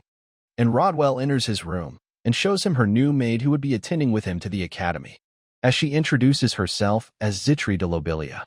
Nox introduces himself as well, and realizes and remembers who she is. He opens up her character window, and we see all of her stats. And under her passive skill, we see she is sent by Theodore to keep an eye on Nox. She tells Nox that she pledges to assist him with the best of her abilities. Theodore von Lienhaber is one of the most powerful, diabolical men in the lunatic universe, and if Nox were to be asked if he became what he is with just his sheer excellence in swordcraft, he can assure that it's far from truth. Even more crucial in his rise to power was none other than his distrustful nature. He observes everything and everyone with suspicion in mind. And we see Theodore telling Zitri that he is placing great expectation on her, and she simply replies with, yes, sir. Theodore continues saying that he heard that she was the first in line to the leadership of the Lobelia family, so in return for the service to him, the family of Lienhaber will provide unsparing support for her to be restored to her rank. And so, she replies that she vows to assist Master Nox to the best she can, but Theodore tells her to try again. And we see him glaring at her, almost trying to intimidate her into doing so. And so, this time she says that she will observe him and inform Theodore of every details of his movements. And with that, she finally gets out of the room, with Theodore telling her to never forget whom she serves. She sighs and takes out her pendant, which she was wearing inside her clothes. And in there, she looks at a picture of her parents, thinking that she cannot hesitate anymore. Back to Nox, who thinks that Theodore must have felt necessity to make sure that he is indeed Nox, and not some possessing spirit. Though it is quite understandable, as devil possession is quite common in this world, and in the original story, possession by Baal, the supreme devil, is the beginning of Nox's undoing. But whatever is the case, he believes that they won't find out who he is. He then seems a bit worried, thinking that the real problem now is Zitri. She is not a figure in the main storyline, which Nox finds a bit waste. She is meant to be the next head of the House of Lobelia. But her uncle murders her parents and snatches her claim to the leadership, and the rest goes without saying. She flees from her own family and home to end up in the Lienhaber family. She puts up a bright and cheerful front, but beneath it all, her heart is eroding, and soon enough, she gives in. And if he remembers it correctly, she meets her end even before the beginning of the first chapters of the story, and she throws herself off. And so, this makes Nox question, what should he do? Should he save a character who is meant to die? With the risk of causing changes to the main story, fully understanding that the choice might end up becoming a noose on his neck. Now on to the next day, Nox tells both Lona and Zitri that starting today, he will be hunting monsters within the manor. And naturally, he wants them both to accompany him, serving as his assistants, which Lona doesn't like very much. She gets scared about hunting the monsters in the manor, and tries to make excuse that she is feeling unwell and would require a day of rest, but Zitri agrees immediately without any questions. Lona tries to tell Zitri that she must not say yes to everything. And looking at her, Nox notes that she should be frightened, as asking handmaids to join a hunt is an absurd demand. And we see that her hands are indeed trembling from the fear. Nox grins while telling Lona that he knows that she has exhausted all of her vacation days, and so she cannot absent herself. She tries to argue that it's injustice, but Nox replies that he is allowed, so he does not see injustice, but she can stay behind if a wage cut doesn't trouble her, and asks her, how much would her wage be if it's halved? Lona cries while asking, an arrow or a sword, which one should she get ready, and Nox chuckles hearing that. Zitri speaks up, saying that she will join Lona in preparation after she informs Ernarok. And Nox finds it quite problematic and thinks that he should really focus on getting more days for himself to live, especially since he is free now, as we see all of them leaving for the hunt. Meanwhile, Theodore seems to be watching them from the window of the manor. Now a few days later, after being conquered, the forest of lost children became like any other forest. As we see Nox is hunting down wolves and absorbing their life force for himself, with the ring, though he only gets a small amounts, like 2 hours. And now, he has hunted all the wolves around, and he only gained 2 hours of lifetime from a single hunting session, though he does find it a fairly successful one. Zitri asks if he is not tired, since they have been hunting for the past hour. And Nox is annoyed, as he notes that it's taking him forever to hunt without using his skill time of a genius. And so he was only able to gain 1 hour in that, which is extremely unprofitable, and it's not like he can hunt for monsters 24/7 either. And the worst problem of all is that there aren't infinite number of monsters. He has right now practically decimated all the monster population of this entire forest, and at this rate, his grand plan of stringing his life out will end up in a gutter. Nox says out loud that it's quite terrible and wonders if there aren't any more monsters around, and Zitri asks her to try and refrain from saying such things, since people who don't know him better might think that he has lost his sense. And as the time passes, Nox notes that they are out of luck today and asks them to head back to the manor. Zitri asks him if he would like a bath ready for him, and upon his order, she can prepare a bath with comfortable water. Nox thinks that she is quite a genius assistant, and tells her that he would see to it that he can bath before dinner. And she happily replies, as he wishes. Lona also speaks up, asking Nox, what can she do? And perhaps she can tidy his room, but Nox replies with an uninterested tone, sure. And so, she gets hyped up and quickly tries to do her work, while Zitri chuckles. Suddenly, Nox calls Zitri out, and says that he has a query to make of her. She seems to have gotten nervous, and Nox asks her, who does she serve? And she seems to have gotten quite shocked from that question. Nox remembers her trait, genius assistant, but however sharp and beautiful of a dagger she is, it's still pointed towards him. And so, he decides to not try and claim it, and Zitri hesitates to answer his question. Nox tells her to be loud and clear about it, and she gets scared and replies that she has yet to even reply to him. And before she says anything further, Nox tells her that he is already aware of her intended reply, and she should not worry, as he does not plan to inquire any further. And he may even want to thank her, since she, at least, did not try to lie to him, and to whoever she serves, he does not care, but all he knows is that she is his servant. And hearing this causes her great shock as Nox continues that if the needs arise, she can use him, and he will use her too, which will be all there is to it. Nox thinks that trust is a luxury, as far as they have benefit to take of each other. It would be enough for Zitri and him. Now fast forward to night. Lona is telling Zitri about all the time that Nox bullies her and how he demands so much of his attendance. And whenever she asks why she should go as well, he replies that there is no fun if she does not join. And Zitri chuckles hearing her stories. She then looks outside and thinks that she is already familiar with rumors about Master Nox's change of heart. She heard it back when she was still with her family. She assumed that they were baseless rumors, as it's rare for anyone to go through such huge changes so suddenly. But now has realized that they seems to be true, as he has defeated his two brothers in duel and rightfully earned his place to represent his family at the academy. He is consolidating his ground within the family, unlike her, once a legitimate heir to the family leadership, now fallen to the abyss. She then remembers the words that he said to her today about them using each other, and wonders what he meant by them. Now a few days later, a rumor started to spread within the manor that Zitri was expelled from the Lobelia family and, being a commoner, no longer deserves to serve as an attendant to the Lienhaber family. And we see Zitri is holding that same letter, informing her of the same thing.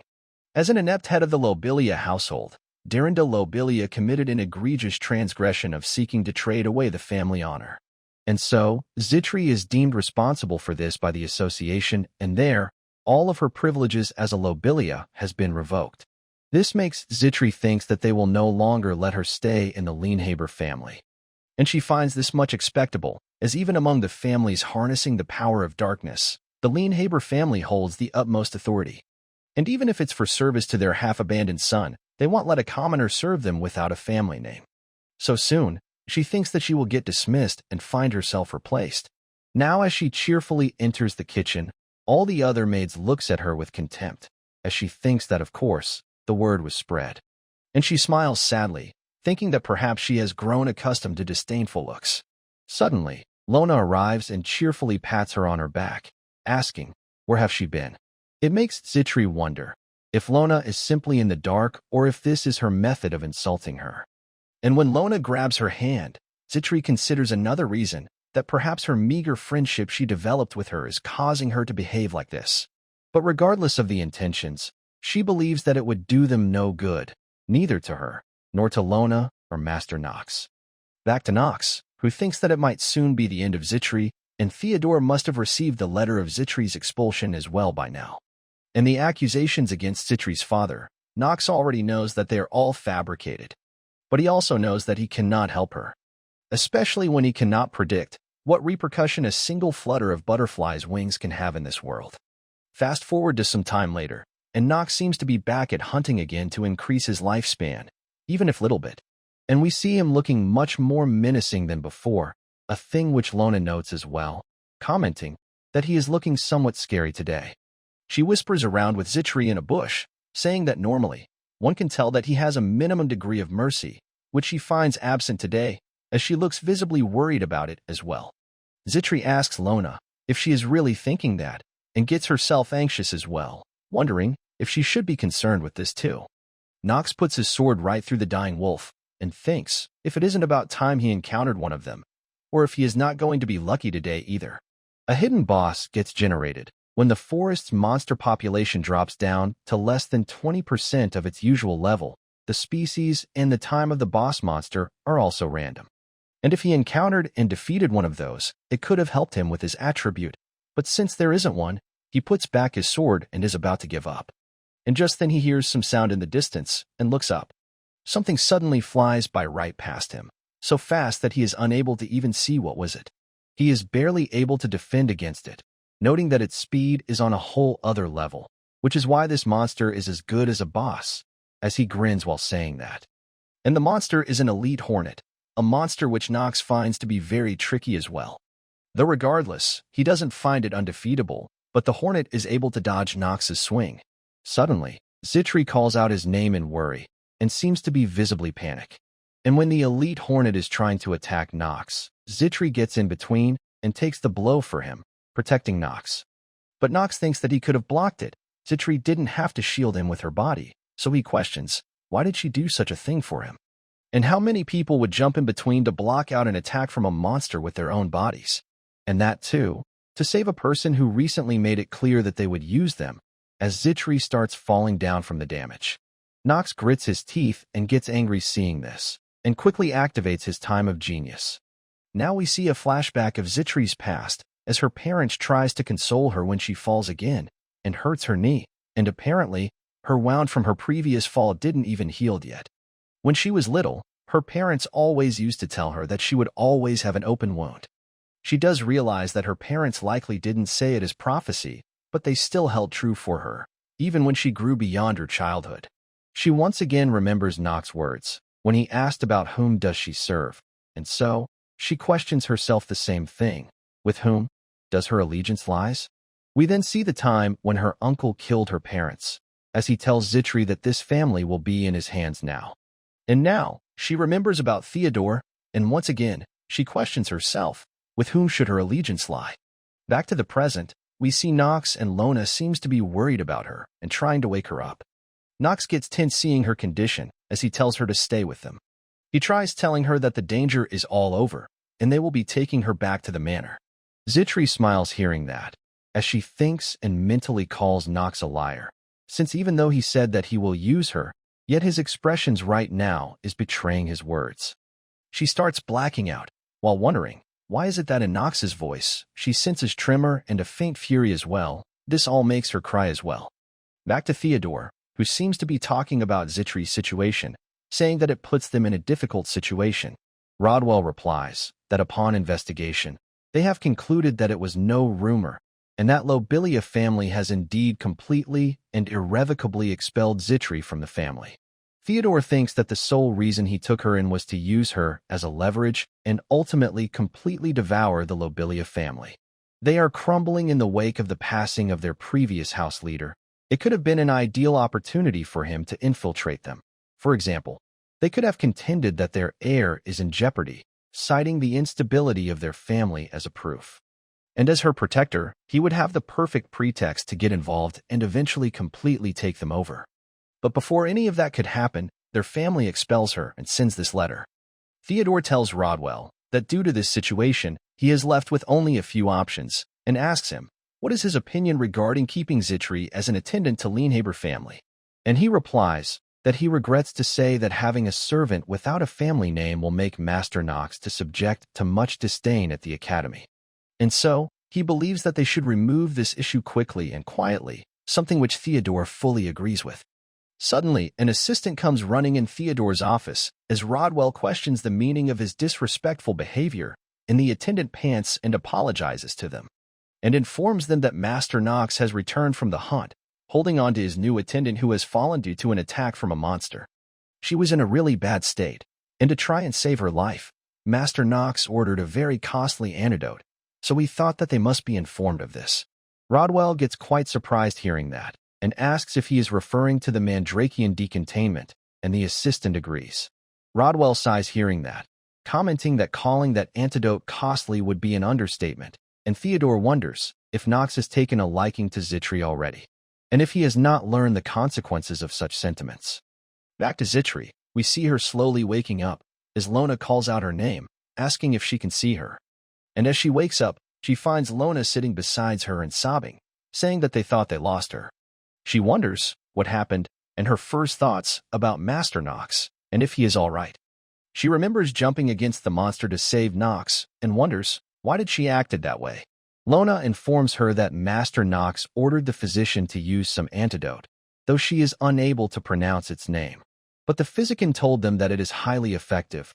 At first the physician got nervous and begged Nox to take back his order, but Nox threatened to kill him, which caused Lona to say that she knew his streak as being a lout was safe and sound in him, and Zitri also realizes that he used a Mandrakian decontainment on her, and questions his reason for doing so. Because he told her that he will use her, and yet he went ahead and did all those things for her. She tries to get up, and Lona tells her to rest, since the physician told her to as well, but she asks, where's Master Nox? Lona replies that he left to have a word with Ernarok, and from this Lona remembers that she should also inform Nox that Zitri has awakened, and goes on to do just that, while telling Zitri to not go anywhere and rest.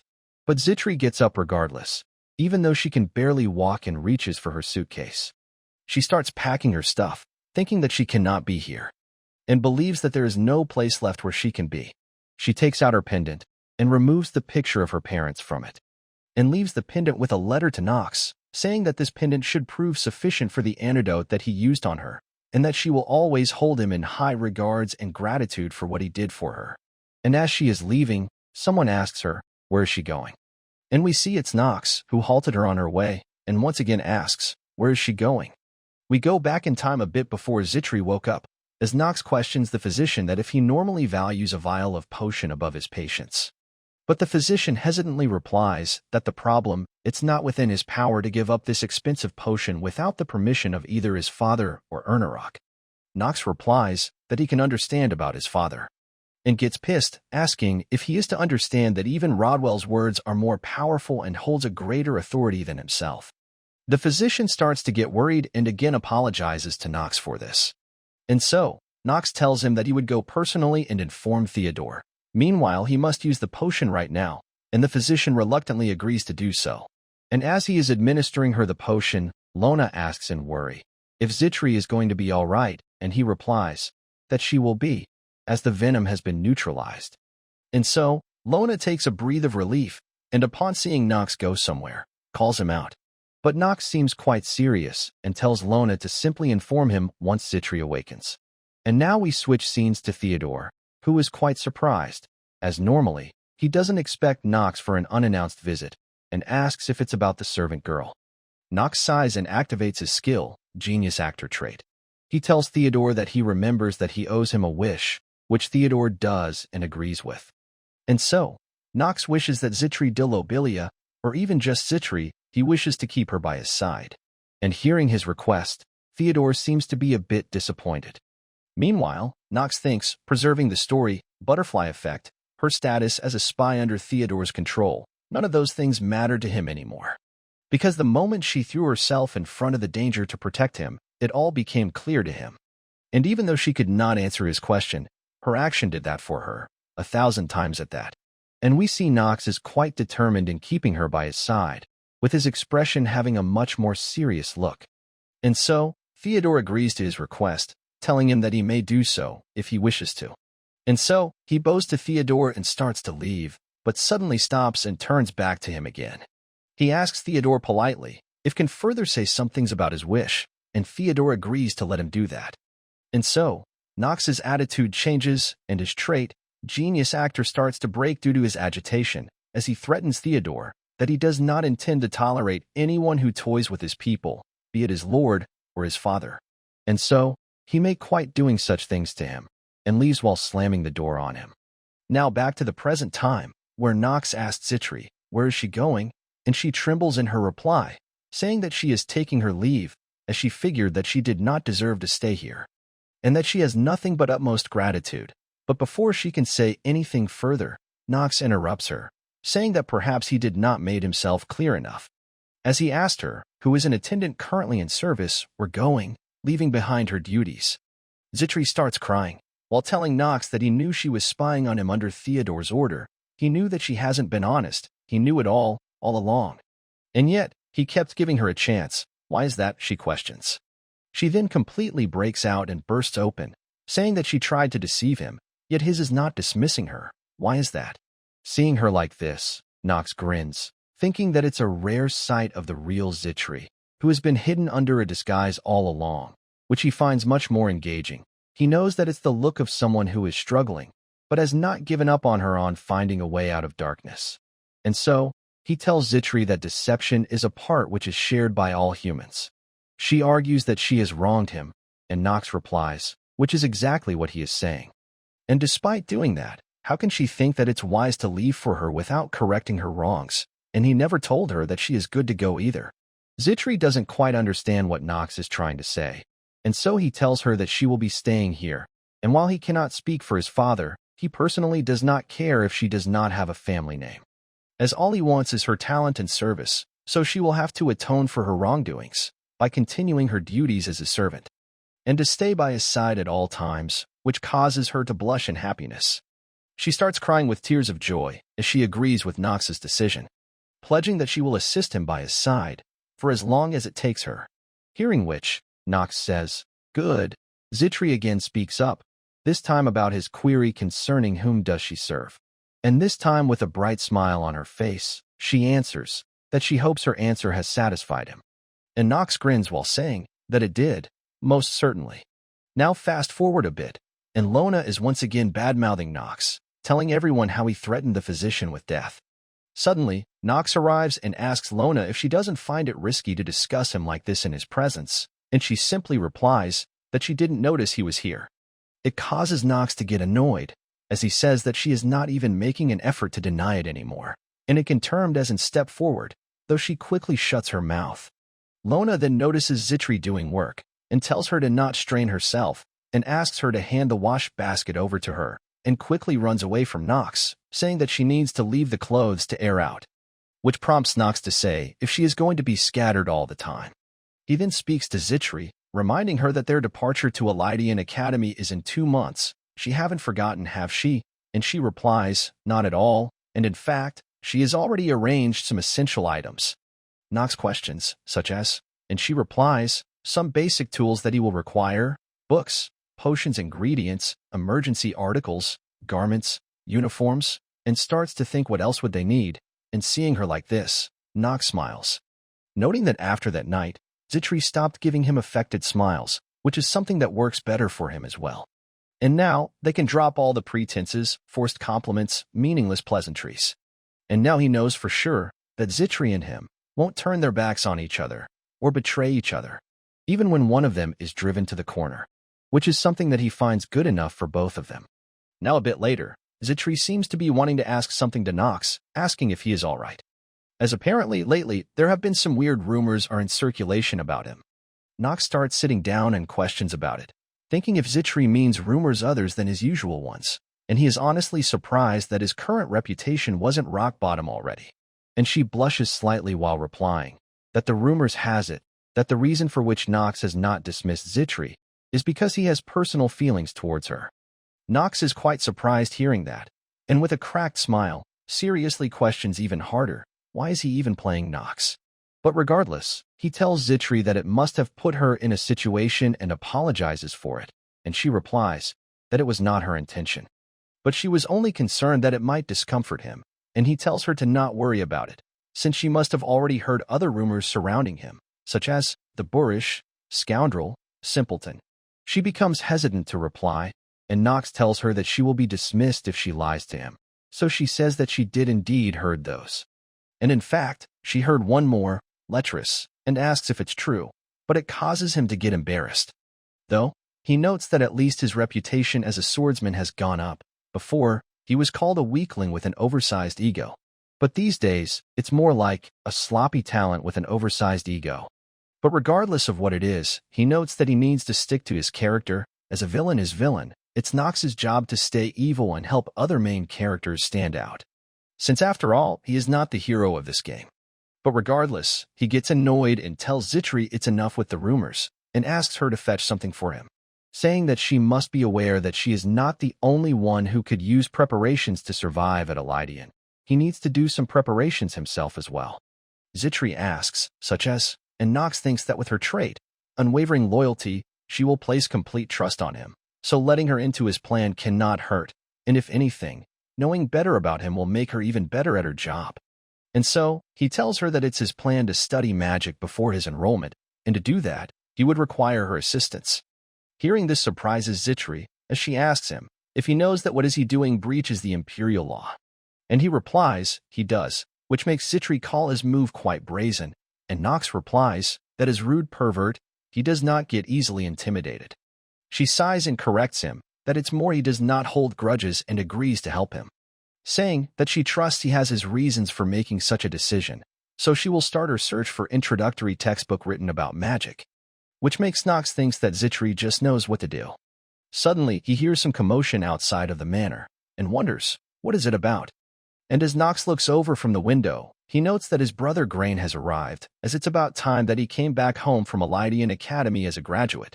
Nox apparently almost forgot that an important event was about to start, and it would be a great chance for him to add so many days to his life. And so, he calls out to Zitri, telling her that he might soon depart for a rather distant location and even stay there for a bit. Zitri sighs, saying that why is it she senses another scheme. Now fast forward, and we see Theodore congratulating Grain on his graduation from Elydian Academy, and he thanks him for that. Grain von Lienhaber, he is the second eldest son of Theodore, and naturally, one of Nox's brother. And so, Nox uses his perceptive eye and opens Grain's stat and character window. He is apparently a snob, lecher, and opportunist. And the only reason that his character is not widely discussed is due to Nox's predominance of being a bigger ruffian. And Nox knows that he must have gotten himself an easier path to graduation. With his shrewd nature and political schemes, which will explain his successful completion of the notoriously demanding Elydian program. In each cycle, the Academy accepts less than 1,000 students, of whom only half successfully obtain their diplomas, making it obvious to Nox that he didn't play it fair. Theodore then asks Grain if he has successfully arranged for a transit to Chatters, and he halts upon hearing that, and replies, he did, and he intends to set forth 3 days from now on. Theodore replies that given the time of the year, his chief duty would likely be subduing monsters. Chatters is a neutral territory south to Lienhaber Manor. It shares its borders with an eastern kingdom of Tahalan. An undeveloped desert serves as a natural frontier between both of them. It's very infamously a barren land, and overwhelming monster population made it the worst wasteland of the Empire. The first assignment that the Empire issued to Grain is preventing a monster wave. It is a very important assignment to him. The completion of the first assignment is a requirement for getting recognized as an Imperial Knight of the Empire of Arkheim. Grain says that naturally, Chatters swarms with monsters every winter, and he assumes the intent of His Majesty is to take a preemptive measure. Theodore replies, while as barren as it is, Chatters is a natural barrier preventing harm from encroaching upon the rest of the Empire.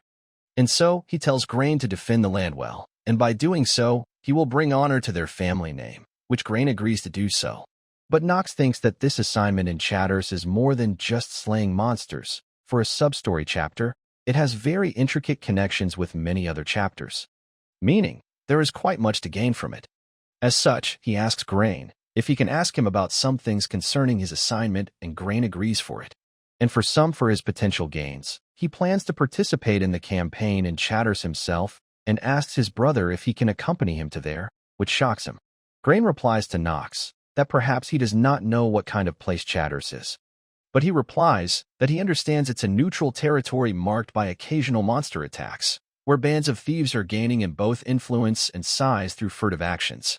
And so, Grain replies that he has heard much about him ever since he arrived at the manor, and Nox realizes what is coming, which is his skill, mental detection. Grain asks Nox if it's true that he has cleared the Forest of Children, together with Miss Talia, and Nox agrees, thinking that his skill lets him detect agitation in others, and it gets more effective against characters with attribute scores worse than him. And this skill is his secret behind his mastery of crafty conducts, as Grain replies that he assumes Nox has also defeated Hats and Alan in combat, and elected to keep a lowly common girl as his servant. Nox uses his skill Heart of Steel against Grain, and tells him that all of that is true. Grain smiles, saying that he understands Nox has accomplished a great deal already. But he has reasons to decline the company of someone who has yet to train at the Elydian Academy, first thing being, his duty will keep him too busy to recover Nox's dead body.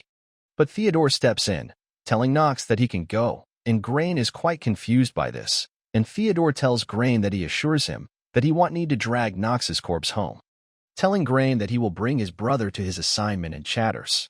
Grain tries to argue against him, but Theodore gets angry and tells him that it's an order. He then looks towards Nox and tells him that he can call to his family for all the things he required, and that he will trust him that he would use his remaining 3 days wisely. Nox is quite surprised, noting that it was way too easy, and it makes him wonder if Theodore is up to something. Grain seems to have gotten angry and asks Nox what is he playing at, and if he has finally lost it. But Nox replies that he is quite certain that he already lost it quite a while ago, which pisses off Grain even more. He then grabs Nox's collar, telling him to be more cautious of things, as it would be too bad if he were to get seriously hurt before even setting off for Chatters. Suddenly, someone arrives as something slips from their hand. And when Nox turns behind to look, it turns out to be Zitri, who has purposefully thrown the drink over Nox. Zitri apologizes to Nox for her clumsiness and requests him to wait in the chamber for her while she fetches him new clothes. Grain also takes his hands off him, and Nox also apologizes to him, saying that he will go and get changed, and starts walking away, though he looks back and tells Grain that he may continue his talk in 3 days when they meet up for chatters. And this pisses off Grain a lot. On the way, he thanks Zitri for saving him from that meaningless conversation, and she replies that he has a truly remarkable ability to attract enemies. She then asks if he is sure about going to chatters, and he replies that he is. Suddenly, Lona shouts his name loudly as she comes running, saying if he has finally lost his mind. And it makes Nox wonder if she has finally forgotten that he is her master, and tells her that it's already been decided, thinking that a lout going to chatters is no big deal. It's quite suitable. But Zitri agrees with Lona this time, saying that despite his high spirits, chatters is still really dangerous. Hundreds and thousands of bandits and monsters are said to reside there, which is exactly the reason Nox is going there, because he will get more life out of it, though he tells them that he has plans regarding them. He asks both Lona and Zitri to remain here, as it's his plan to carry out alone, but before he can complete, Zitri speaks up. Zitri apologizes and tells him that he cannot do such thing, because as his personal maid at his service, she is duty-bound to assist him not regarding his location, so she will be going with him. Nox tells her that she will risk getting hurt, and she replies it's the same for him as well, since they are going to chatters after all. And she also believes that Lona was not joking when she told her about how delicate Nox is, asking Nox if he really believes that his delicate stature can afford a long, unassisted journey, with his frequent forgetfulness and his inexperience in laundering. Does he truly believe that a journey without his personal aid is affordable to him? And so, Nox realizes that what she is saying is right, and it's not a game anymore. Real-life experience also matters. And if he dies, Zitri's place in this manner is going to get even more bad. For her, coming with him is possible the safest choice. And so, he agrees to bring her along with him, but tells her to not lag behind and get herself acquainted with Carl. And she replies that she is already on excellent terms with him, which surprises Lona as she inquires about it, and asks, how is that possible? And Zitri replies that she only fed him the finest of sugar lumps. It did cost her half of her monthly salary, but it did great for their friendship. Lona gets annoyed as she asks Carl what about the assorted hay that she fetched him, and calls him a diabolical hell beast, and continues on to say, how can he not be, when his owner is also? But before she completes, Nox smacks her on her head. And so, he orders Lona to continue her usual duties and asks Zitri to make sure to prepare herself thoroughly. Though looking at Lona, he thinks that she was worried only a few minutes ago, and has already gotten over it. Suddenly, they get a knock on their door, and it's Rodwell, who tells Nox that Theodore has called for him, as he wishes to give him an item. He is surprised to hear that, and remembers that Theodore did tell him to depend on his family for items, and also supported him in that argument, and wonders if this is what it's about.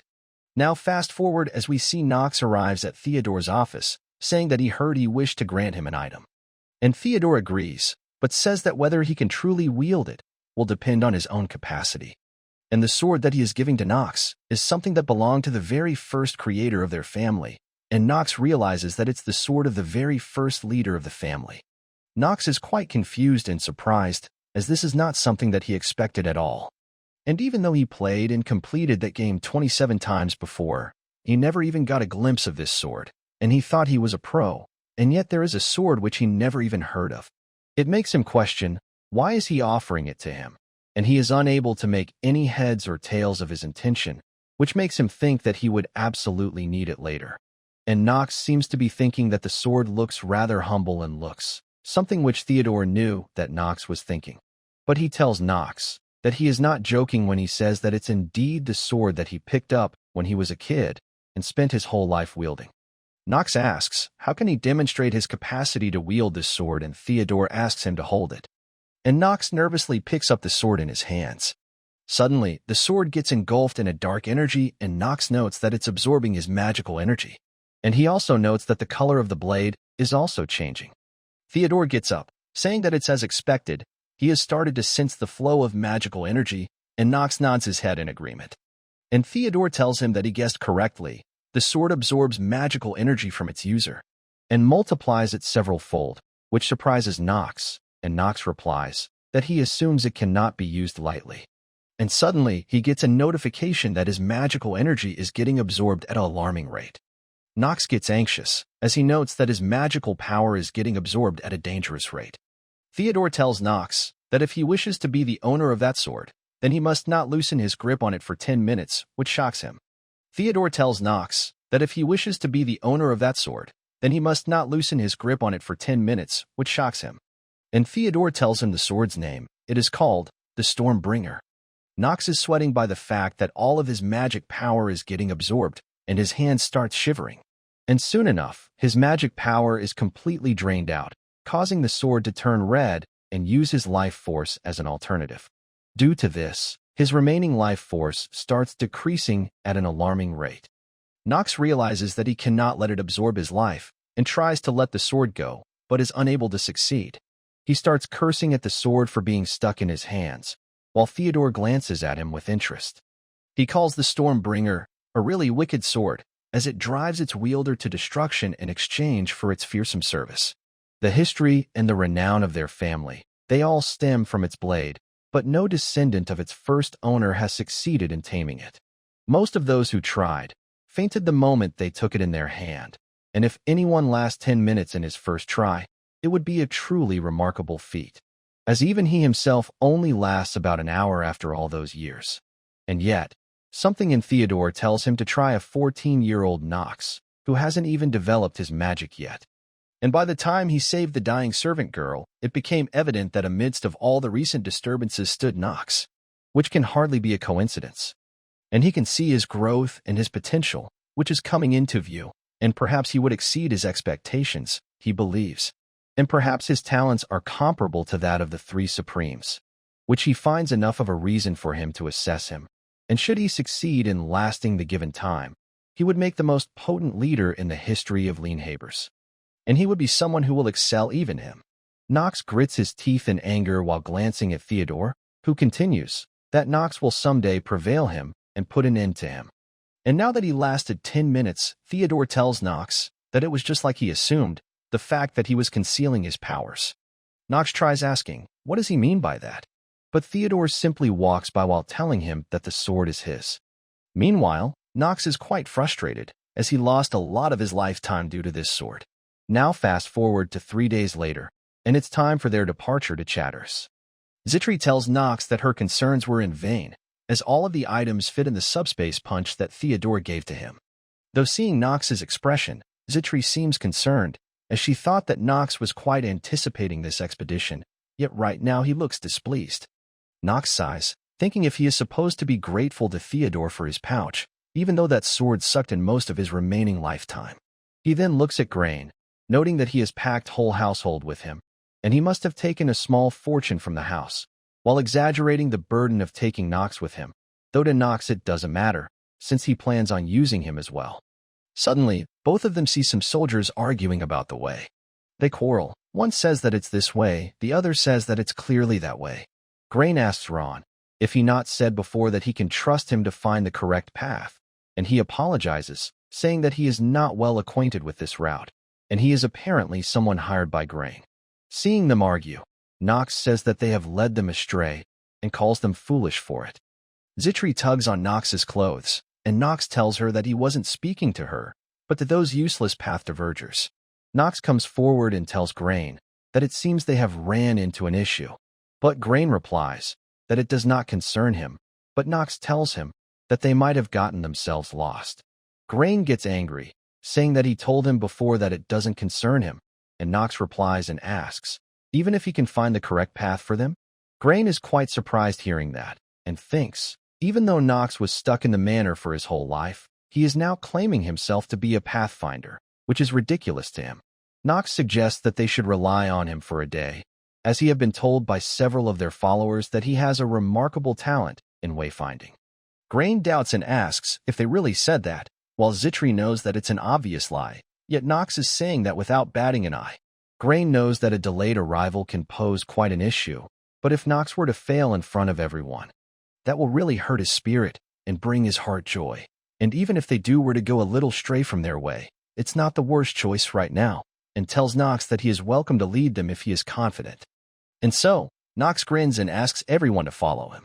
Fast forward and it gets evening, and we see all of them are setting up camps, with Grain angrily scolding Ron and Other One, as Nox was able to find the way so easily, even though it's an undeveloped South, where even the most seasoned pathfinders lose their way.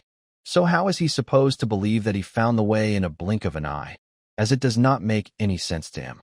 Nox sighs, while thinking that he cannot help, as he just knows the path already. It only makes sense he does. Chatters is a strategic foothold. He has been there hundreds of times. Zitri also asks Nox, how did he manage to find the way so quickly? And he replies, it's due to the ground. Zitri doesn't understand, and Nox explains that those are claw marks of an evil bear. They are monsters from the southern region that take form of a bear. Their lairs are found near the southern frontier of Chatters. So to find Chatters, he simply pursued the trail left behind by them, and Zitri gets worried and asks if it does not mean that they are camping in an area which is frequented by them. Nox replies that they fear fire, meaning it would improbable that they will disturb them, as we hear people whisper that Nox is really different and even better than his academy-educated brother. Causing Grain to get pissed, he confirms with Schultz that if Nox defeated Hatz and Allen, who confirms it once again, and so Grain decides to check his skills personally for himself. Schultz grins, saying that he has the perfect item for it. He takes out a pouch from his clothes, and Grain seems to have recognized it and smirks, as he says that it's going to be a long night for his brother. Now at night, we see the guards sleeping and something foraging through the forest. Inside Nox's camp, his eyes starts to open. He seems to have been awake, noting that it has begun. He picks up his sword and starts leaving, as Zitri calls out his name and wakes up as well. And while leaving, he tells her to stay in here and not get out. We see Nox seems to be facing against some monsters, and the total amount is 4 ogres, and notes that the thing on the ground must have lured them in. He knows that the mud must be spiked with ogre's pheromone, and those ogres, whose senses got heightened in time for the breeding season, would not have been able to resist it, and that it must be Grain's clever idea to put him in danger using them. But Nox happily greets the ogres as his lifelines as he prepares to kill them, as one of them begins attacking Nox. As they bring down the hammer at him, Nox jumps up and dodges, and strikes them right in the head. And before other ogres can attack him, Nox quickly dispatches them. He looks at his sword, and calls it quite fine, and that all of his worries about the sword draining him dry like the first time he held it were vain. And as he takes down more of them, Nox thinks that it's almost like the sword is reading his mind and moves in advance. And soon enough, only one of them is left, who shivers in fear upon seeing others die. It drops its weapon and tries to retreat. But Nox don't plan to let him live like that and whistles to Carl, who upon listening transforms, and Nox starts on riding him. And while on Carl, Nox easily takes down the ogre. And with that, his remaining life gets increased by 1 day and 9 hours. Hearing the loud sounds, Zitri comes out, asking Nox if everything is all right, and gets quite startled seeing the scene. Nox reminds her that he told her to stay inside.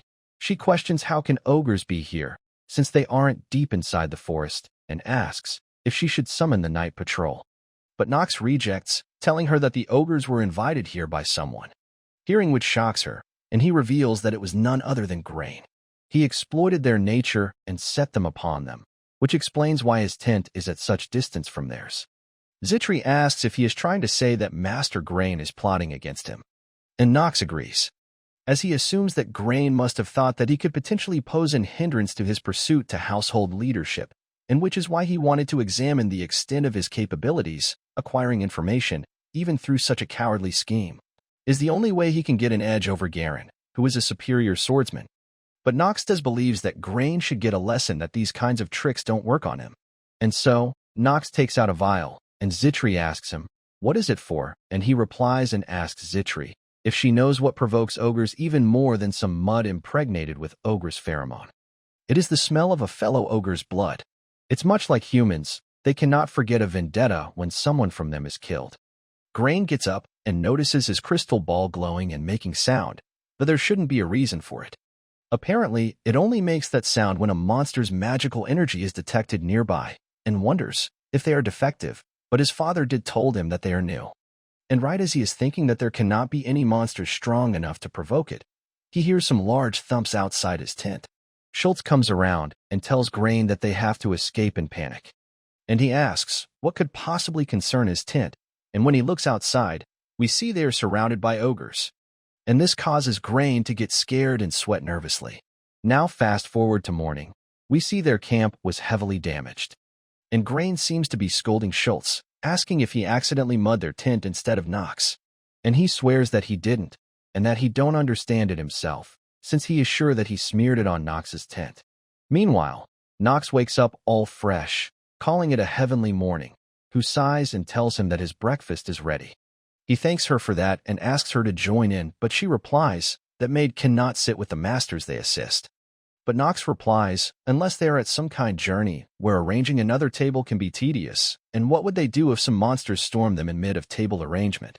Since who knows, as she should have heard that hordes of ogres went to Grain's camp last night, as he laughs while saying all this. She once again sighs and Knox asks, what is that? And she replies that she just realized the audacity of the one she serves. And Knox smiles while telling her to get accustomed to it. He then looks at Grain, who seems to be dealing with the aftermath, and also notes that they didn't throw away the tent, which is like inviting the monsters in. Zitri asks, what is his next step after this, and what will he do with their bloodied tent? And Knox doesn't understand, and asks, who do what now? And Zitri tries to speak up about the bloodstain, and if it would not attract more ogres. Knox agrees, saying that wherever they go now, a swarm of ogres will follow them now. Which is exactly what he wanted, but if he were to tell her this, she would bite his head off. He believes, as to him, more ogres means more lifetime. And he gets up, thinking that he would be needing more ogres soon, and looks towards the sun. We see something seems to be in the forest as Knox says that they should pack their tent and join the rest now. We see someone seems to be looking at the ogres from the bushes and moving towards it as the ogre takes notice of it. And just then, a loud rumbling happens in the ground and something seems to have killed and eaten the ogre. Now on the second day, Knox has been able to successfully grasp the terrain of the area.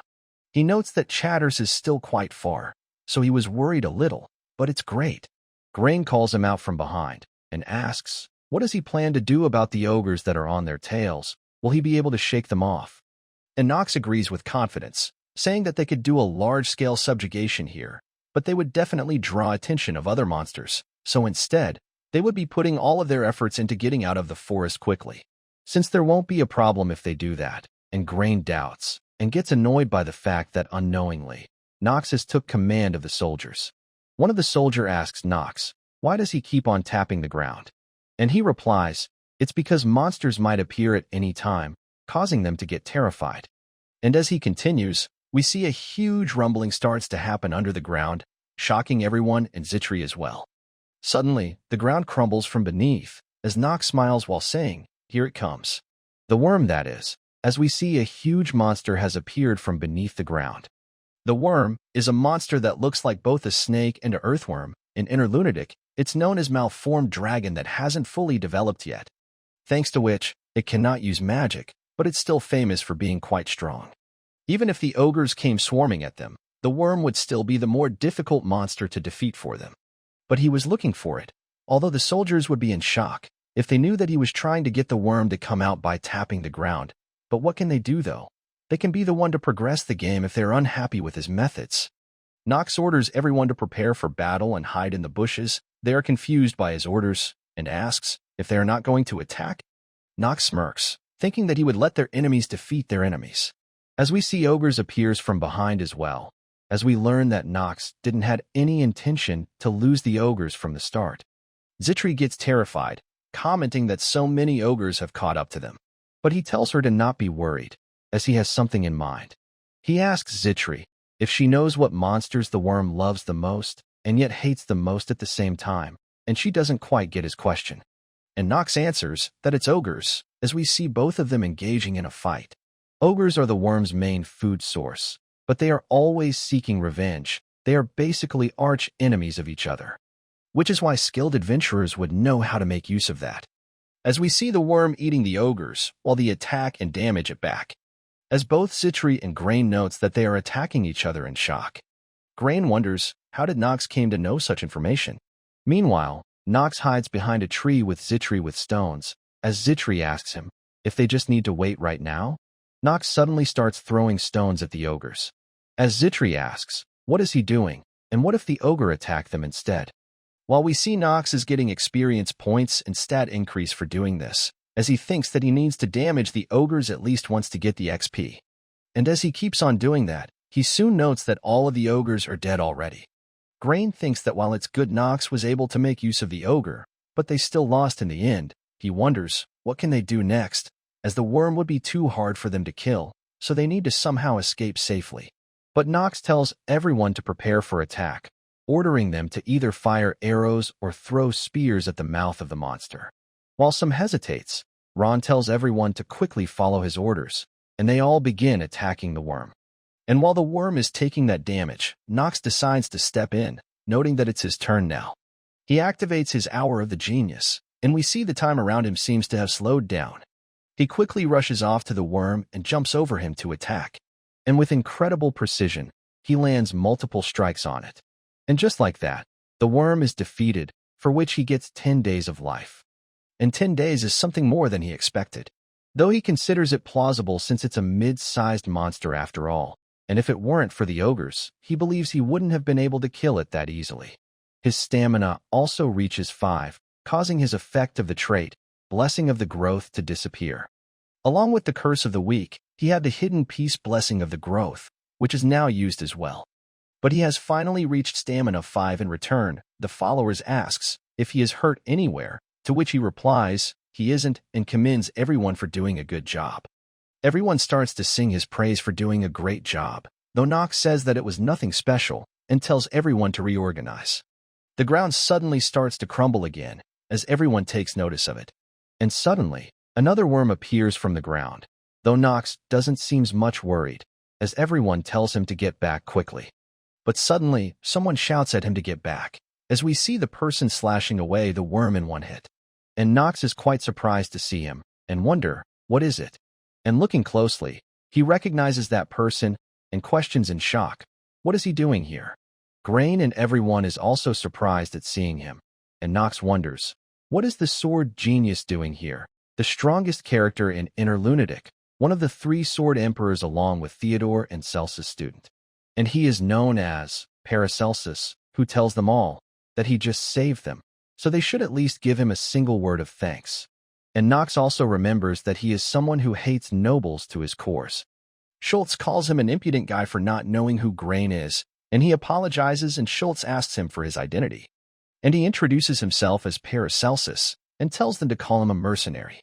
Nox thinks that it's easy to understand his hatred for nobles with what he experienced when he was younger, though it's not the issue here. The first encounter with him is supposed to be in the Eldian Academy. While Nox has played this game countless times, he has never encountered him before the academy starts. And so, it causes him to wonder, what happened, and what should he do? Fast forward a bit later, Paracelsus seems to be traveling with them, as Grain once again calls him out. He asks him if he is heading to Chatters, and Paracelsus replies, it is his first stop, as he heard that it's a good spot to hunt for monsters around this time of years. From this, Nox tries to think. He remembers that in order to further his training, Paracelsus did travel everywhere within the Empire before school started, and so perhaps he is set to train in random areas. Grain asks Paracelsus if he is traveling along, and that he looks quite young as well, and also seems quite confident in his skills, and so he offers him to join under his command to subjugate the monsters in return for getting a handsome amount from him. Paracelsus thinks for a bit, and replies that since they are the sons of one of the Sword Emperors, he is indeed curious about them too. Nox glances back at them, and Schultz gets angry at him for speaking so rudely, but Grain stops him and gives some time to Paracelsus to think about it all. Thinking that he has skills to take down the worm in a single strike, so he has to recruit him as one of his people, which is how he plans to take back the attention of soldiers back from Nox. And sometime later, they finally arrive at Chatters, as Nox informs Grain of it. Looking at it, Nox feels that it's even more deserted from when he sees it in-game. And as they enter it, Grain notices some beggar kid, who asks him something to eat. But he simply ignores her in disgust. And same goes for Nox, causing the kid to get teary-eyed, which is something that Paracelsus notices, and sighs in disappointment. They are then greeted by the security chief of the village, Tygon. He confirms if they are Grain and his little brother Nox, from the Lienhaber family, and he has been told in advance of their subjugation mission and that they would be coming here. Paracelsus thinks that the coincidental meeting of one of the Sword Emperors and Theodore's two sons, he had great expectations when he heard that the proud Lienhaber family was going on a subjugation mission personally. And while Nox was able to deal with the worm with pretty decent sword techniques, they are still just sheltered young masters of the noble family in his eyes, which he calls a big disappointment. And this city is obviously not able to function properly. The Night Order is misappropriating the people's money to fill their own stomachs. And the people of this city are unable to stand their ground against the monster's wave, to think they are in a state where they'd be satisfied if they had some food.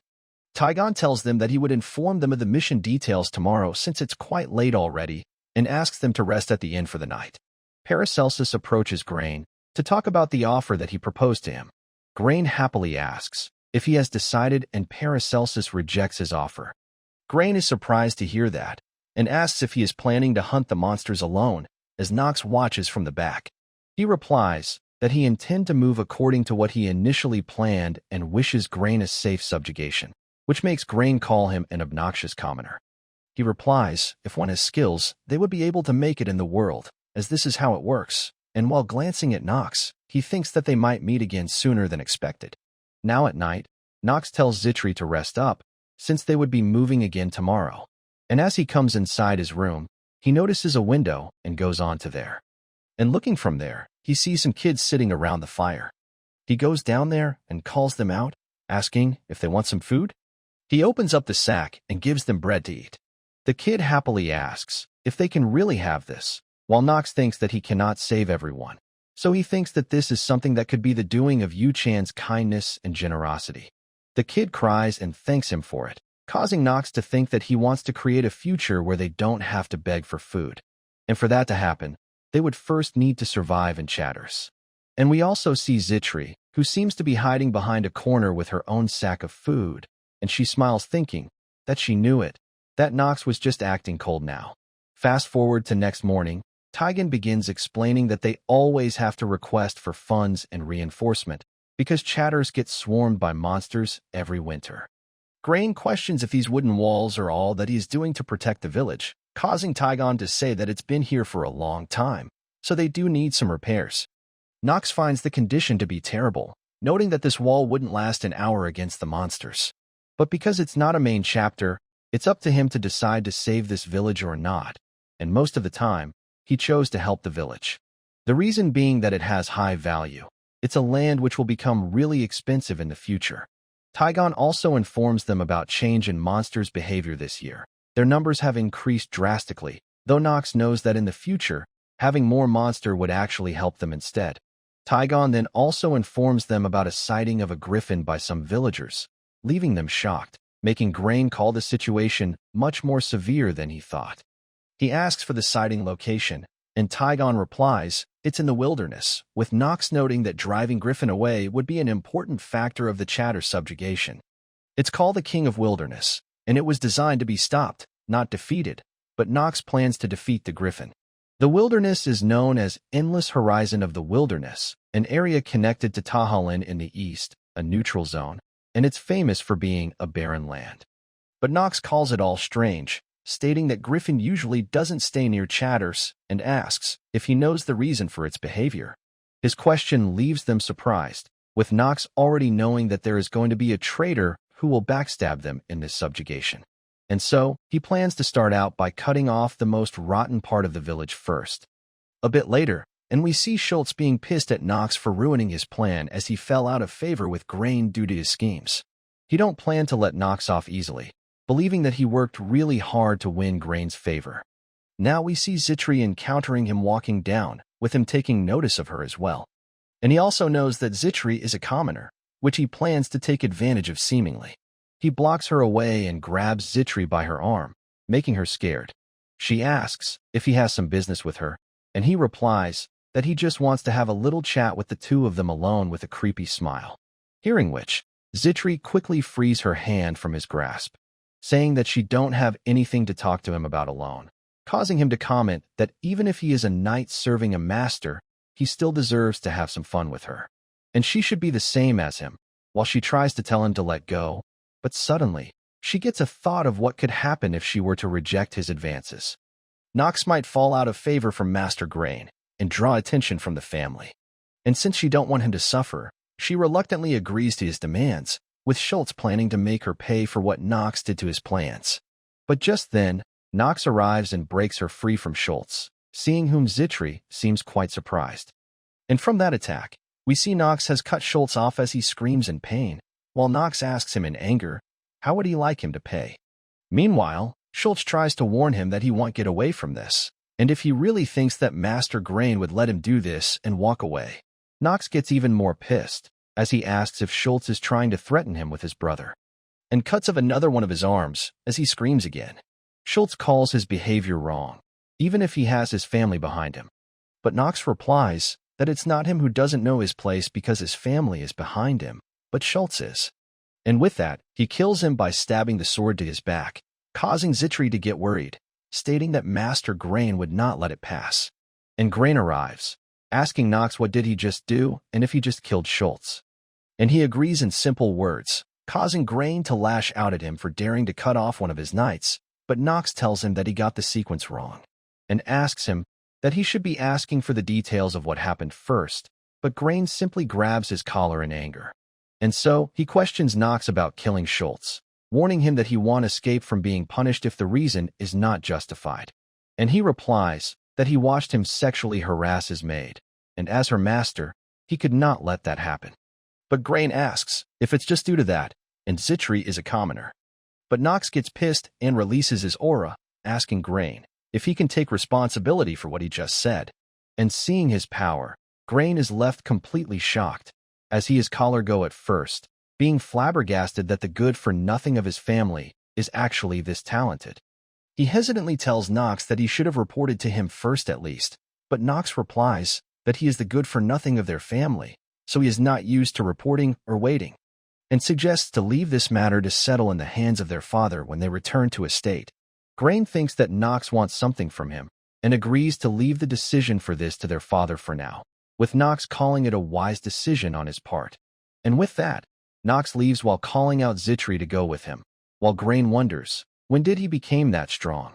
And also the sword that he is holding, it's something that he remembers seeing before. As he finally realizes that he cannot underestimate Nox during this subjugation. Back to Nox, who notes that it's going to be an uproar among the soldiers due to this. They're already split into factions, and now they are at the point where they need to make a decision. Will they follow Grain or him? He then also takes notice of Zitri, who seems to be shaking. He asks her if she is all right, and she hesitantly replies she is, while asking Nox if he is going to be all right. She starts to cry while asking for reasoning of him doing that for her, because it would only end up creating more enemies for him, and he would get in danger again. But Nox asks her if she don't know what kind of person is she serving. He is the good-for-nothing of the Rainhafer family, and so no matter wherever they are, he orders her to never bow her head. She wipes off her tears while gracefully accepting his order. Switching to Grain, who is quite pissed at Nox for trying to climb over him, and at first, he only thought of Nox as an annoying task. But he now seems to be recognizing his sword. It's something that resembles the sword of Theodore himself. Grain decides to be wary of Nox, and thinks of someone who can monitor him since he lost Schultz. Suddenly Ron arrives and informs Grain that the situation on the first floor has been taken care of, and also says that Nox seems quite different from the rumors floating around.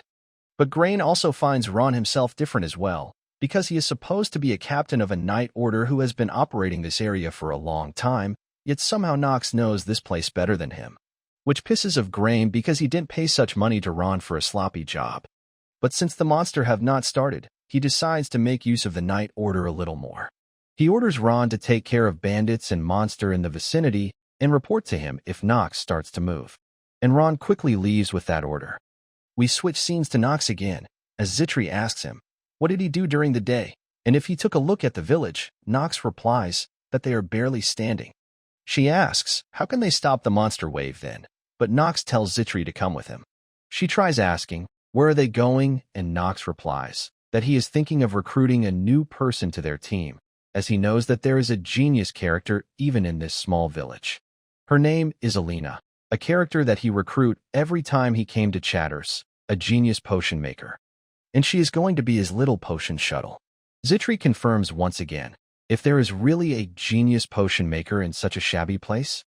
And Nox agrees, though she doesn't understand, since if they are so talented they shouldn't be hiding in such a remote place.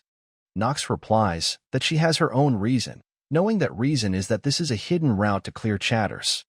In the future, Alina will be working for someone else instead of the Arheim Empire, and if one doesn't clear the hidden route, they can never get Alina. He asks Zitri to simply follow him and watch her steps, while she is still doubtful about a genius person living here. After walking a bit, they finally find light ahead. And we see Alina, who seems to be heavily drunk and lamenting about being stuck in a place like this, and her current condition. And seeing her, Nox says that he finally found her. But seeing them, Alina freaks out and screams, "Who are they? And what are they doing at this place?" While Zitri is surprised to see her as well. She asks if the genius that he mentioned is really that drunkard over there. A bit later, and Alina seems to have calmed down and apologizes to Nox and Zitri, not knowing that they were from a reputable family. But Nox forgives and says that he is here to talk about something to her, so she should stay focused. He remembers her as the one with the highest potential and plans to get her here at all costs.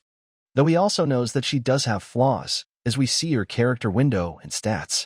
And her negative trait, drunkard, makes Nox sigh, though he expected it. A genius character like her that can be recruited by good-for-nothing of Rainhafer family. Much less a genius potion maker at that. He speaks up and says that while she is problematic, they have no choice, causing her to tremble in fear while apologizing for making him angry. Zitri tries to whisper that she don't believe recruiting a drunkard would be a wise decision, and he replies that he knows it as well, but they don't have any options, causing Zitri to call it a complicated matter. Alina speaks up and asks Nox, why has he come here to look for her? And Nox gets straight to the point and asks her to join him, offering to give her what she needs the most right now, which takes her by surprise. He notices her clenching her fists while seemingly being frustrated, and she apologizes and declines Nox's offer, citing that she has something to do here. Nox speaks up and asks if it's related to her friend, which surprises her, and she asks Nox, how does he knows that? And he replies that in future, she may be executed. But if Alina accepts his offer, he might be able to save her. And with that, Nox again asks if that changed her mind a little while offering his hand. Alina remembers her friend, May, who stood up against the army for the villagers for unfair taxes and stuff. She was her only friend, as she stood in front, retaliating against the army for embezzling funds that the imperial family was sending them. Alina preferred herself to be dragged away instead of her, and thinks back that if she only reacted more aggressively back then. She believes that she cannot save her on her own, and perhaps even Nox wouldn't be able to. She doubts that he would. But she won't be able to forget it for a long time if she don't act now. We now switch scenes to Ron, who seems to be drinking with his buddies, as they bitch about Grain behind his back and calls him an idiot.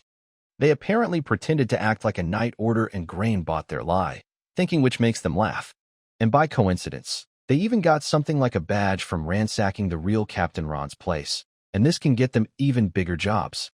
They believe that even the Rainhafer family will believe it to be Captain Ron's and will give them a befitting position according to this badge, and another great coincidence was their name was the same. They also plan to take Grain as an hostage and ask Rainhafer family for a huge sum to release him. One of them is still reluctant and asks if they are sure about doing this, because they are dealing with one of the most influential dark family here, and there are no bandit groups which survived after messing with them, though he gets scared of his peers' sharp glare. They call him an idiot and coward for acting like that. But Ron stops them and questions the guy. Where does he think this place is? It's an area which the Imperial family has given up on, so they plan to hold Grain hostage here and then run up to East with the ransom money. Believing that no matter how great Rainhafer family is, they won't be able to do anything in an enemy nation surrounded by sand.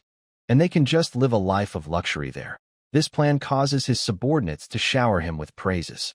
The guy then asks about Nox, and if he didn't caught into their lie, and Ron also believes that he is quite dangerous, and tells everyone to not get involved with him until they finish up things here. One of their subordinates doesn't find Nox anything special, but just a kid, and calls him an unnecessary concern, which their captain laughs about and agrees with. Suddenly, the candles are blown out, and it gets all dark in there, leaving them on guard as they shout, "Who is there? Who turned off the lights?" Ron tells everyone to calm down, but suddenly upon wiping his face, he gets blood on his fingers. And he also smells the blood, and upon glancing to his side, he finds one of his men has already got his head off. He suddenly hears another scream, causing him to get up and shout, "What happened?" And when he walks forward, he finds another one of his men laying on the ground, dead, leaving him shocked. Finally, he realizes that he has been attacked by someone and shouts, "Who the hell are you?" And we see Nox appearing behind him like a ghost, asking, why is he speaking so rudely? Ron quickly jumps back away upon hearing his voice, with Nox commenting about how they were hiding in this hole like rats, and angrily tells them off for daring to try and rob the Rainhafer family and for overestimating themselves. He tries to tell Nox that he is mistaken about something, and Nox replies that he already knows about the various crimes they have committed and the misappropriate use of the funds with Tygon, and that he is trying to use grain, causing him to get pissed since his plan is out in the open now. He asks Nox, what does he want, and tells him to think carefully, since if they take care of grain, his position in the family would increase as well, and all he needs to do is look away one time. There is no need for him to take any unnecessary risks, while we see some bandits starting to surround Nox. But Nox easily kills them all in one strike, while smirking and telling Ron that he is not a naive idiot to believe his nonsense while he is letting out his murderous intentions. And so, Ron shouts at his men to kill Nox, and they all rush towards him to attack. But Nox easily mows them down like cutting grass, shocking Ron as he thinks that Nox was hiding his power up until now and plans to end it all quickly because it's dangerous. But when he launches his technique at Nox, he easily destroys it, leaving Ron and one of his underlings shocked, as the former wonders, how is he able to stop the Chatter Sword technique? And Nox casually kills that guy as well by stabbing the sword right through him. He starts walking towards Ron, while calling him a lowly vermin for even daring to ask what he wants. And regardless, he has already got what he wanted, as we see that Nox succeeded in learning the Southern Sword technique in that single moment of strike. Ron watches in shock, as Nox takes up the posture that he did before. Nox closes his eyes and thinks, what does it mean to be a genius? And if it means that one is more exceptional than others, but he doesn't believe that, then, does it mean someone that has proven they can reach a higher level that most people cannot? From the moment Nox risked his life, he questioned himself these things. He smirks, and then breaks the glass in his fragile self in front of him, thinking that compared to the sword techniques that he would be learning in the future, this one isn't much, but it's enough for him right now. As we see Nox launching the same attack that Ron did, and killing many of the bandits, leaving Ron completely speechless. It was something that took him more than 10 years of his life to master, yet a kid like knows it. Ron seems to have completely lost his will to fight, as Nox stands in front of him with his foot on his sword. He screams and threatens Nox that he won't get away if he kills him. But Nox replies that there aren't any witnesses that have seen him killing him. Ron replies that everyone here that is still alive will see it. Nox tells Ron listen carefully, that he is simply assassinating them, leaving Ron shocked at hearing it. Seeing his confusion expression, Nox explains that if no one lives to tell the tale, this will only look like an assassination, leaving Ron scared, as Nox draws his sword to cut off his head with a smile. We now switch scenes to May, who seems to be locked in some prison. Tygon slaps her across the face because she don't want to work, neither she wants to be sold off to a noble. But despite getting slapped constantly, she still tells him that there is no way that she will listen to guys like them. But Tygon simply chuckles and grabs her mouth while telling her that there is nothing that she can do now. And the only thing someone like her can do is to struggle on the ground, but May spits on him in retaliation, causing him to get angry as he asks her, what does she think she is doing? And he once again tightly slaps her, threatening to sell her off to a black mage this time. She suddenly remembers her time when she used to make potions, though she kept getting the mixture wrong, leaving her with no aptitude for it. With the lady believing and telling her that she has no talent in this area, but May doesn't understand how could it be. She apparently had zero talent, not in alchemy, nor in swordsmanship, or anything else for that matter. On the other hand, there was Alina, whom the teacher was elated for, to the point that she has nothing left to even teach her. Their teacher also finds it quite disappointing that Alina was a war orphan, and not some noble, even a lower-ranked one, or if she can at least somehow get out of the orphanage. She was an alchemy genius, and looked like someone who didn't belong in this place from the start. She had sparkle around her and was constantly shining. But despite that, she came to play with her happily. And that bright smile of hers had caused May to be helplessly envious of her. Which is why May sacrificed her life instead of her, because she was certain that she can accomplish way more than someone like her can. May tells Taigon that struggling on the ground is something that she has done all of her life. And whatever he wants to do with her after her death is none of her concern. We see Taigon starting to beat her quite heavily, but the only thought in her mind is that she don't want to burden Alina. Suddenly, someone tells May to stop harming herself, and Taigon stops his hand in the middle as well. They continue on to tell her that Alina will be sad if she were to make it out of this place as a corpse. And we see it's Nox, to whom Taigon asks what brings him here.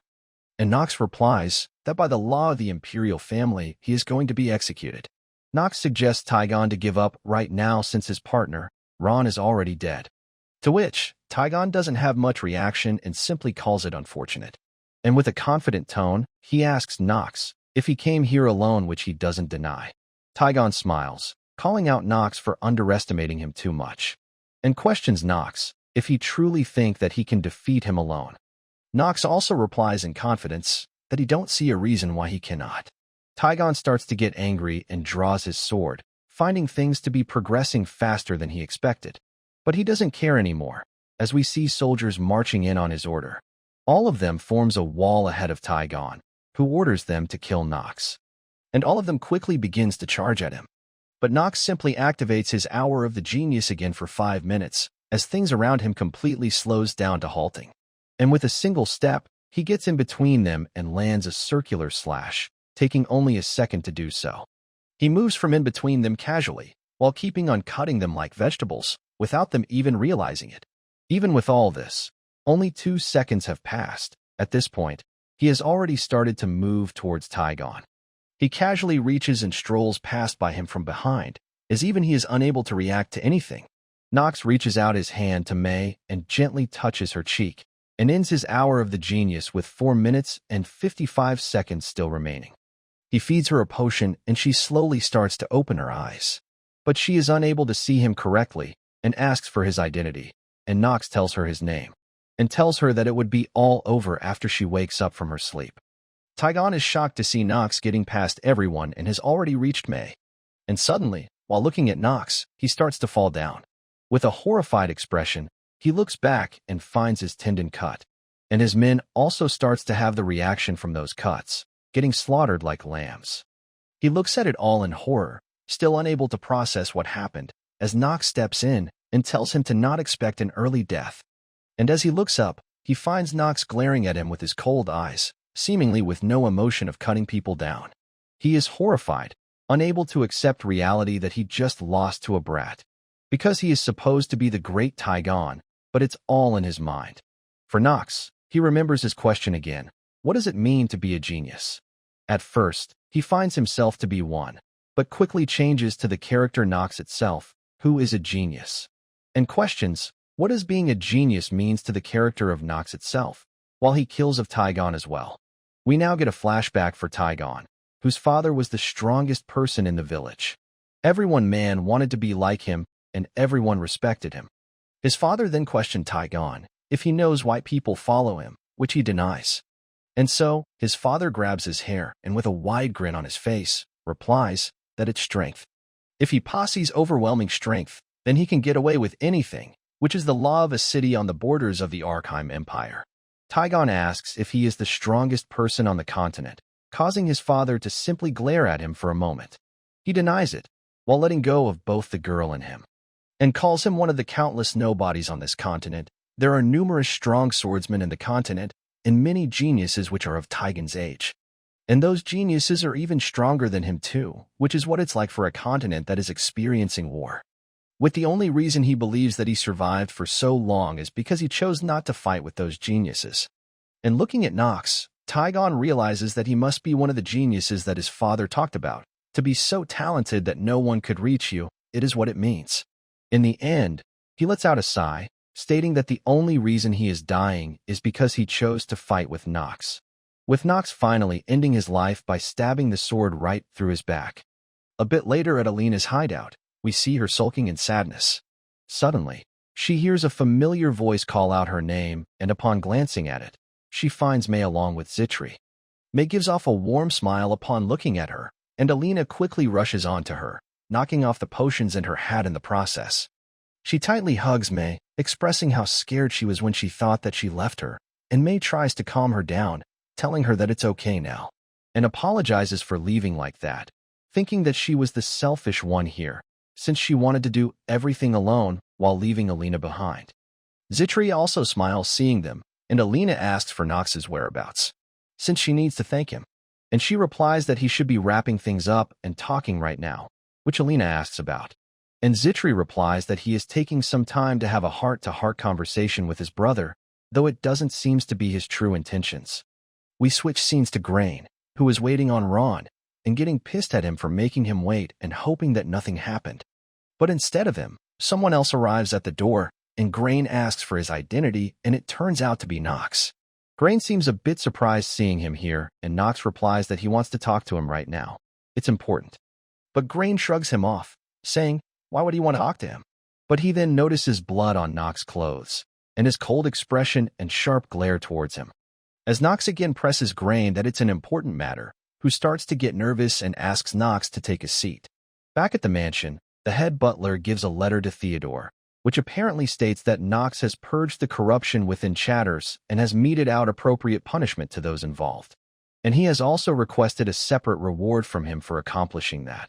But instead of saying what the reward is, he simply hands out the letter to Theodore, telling that he is unable to figure it out.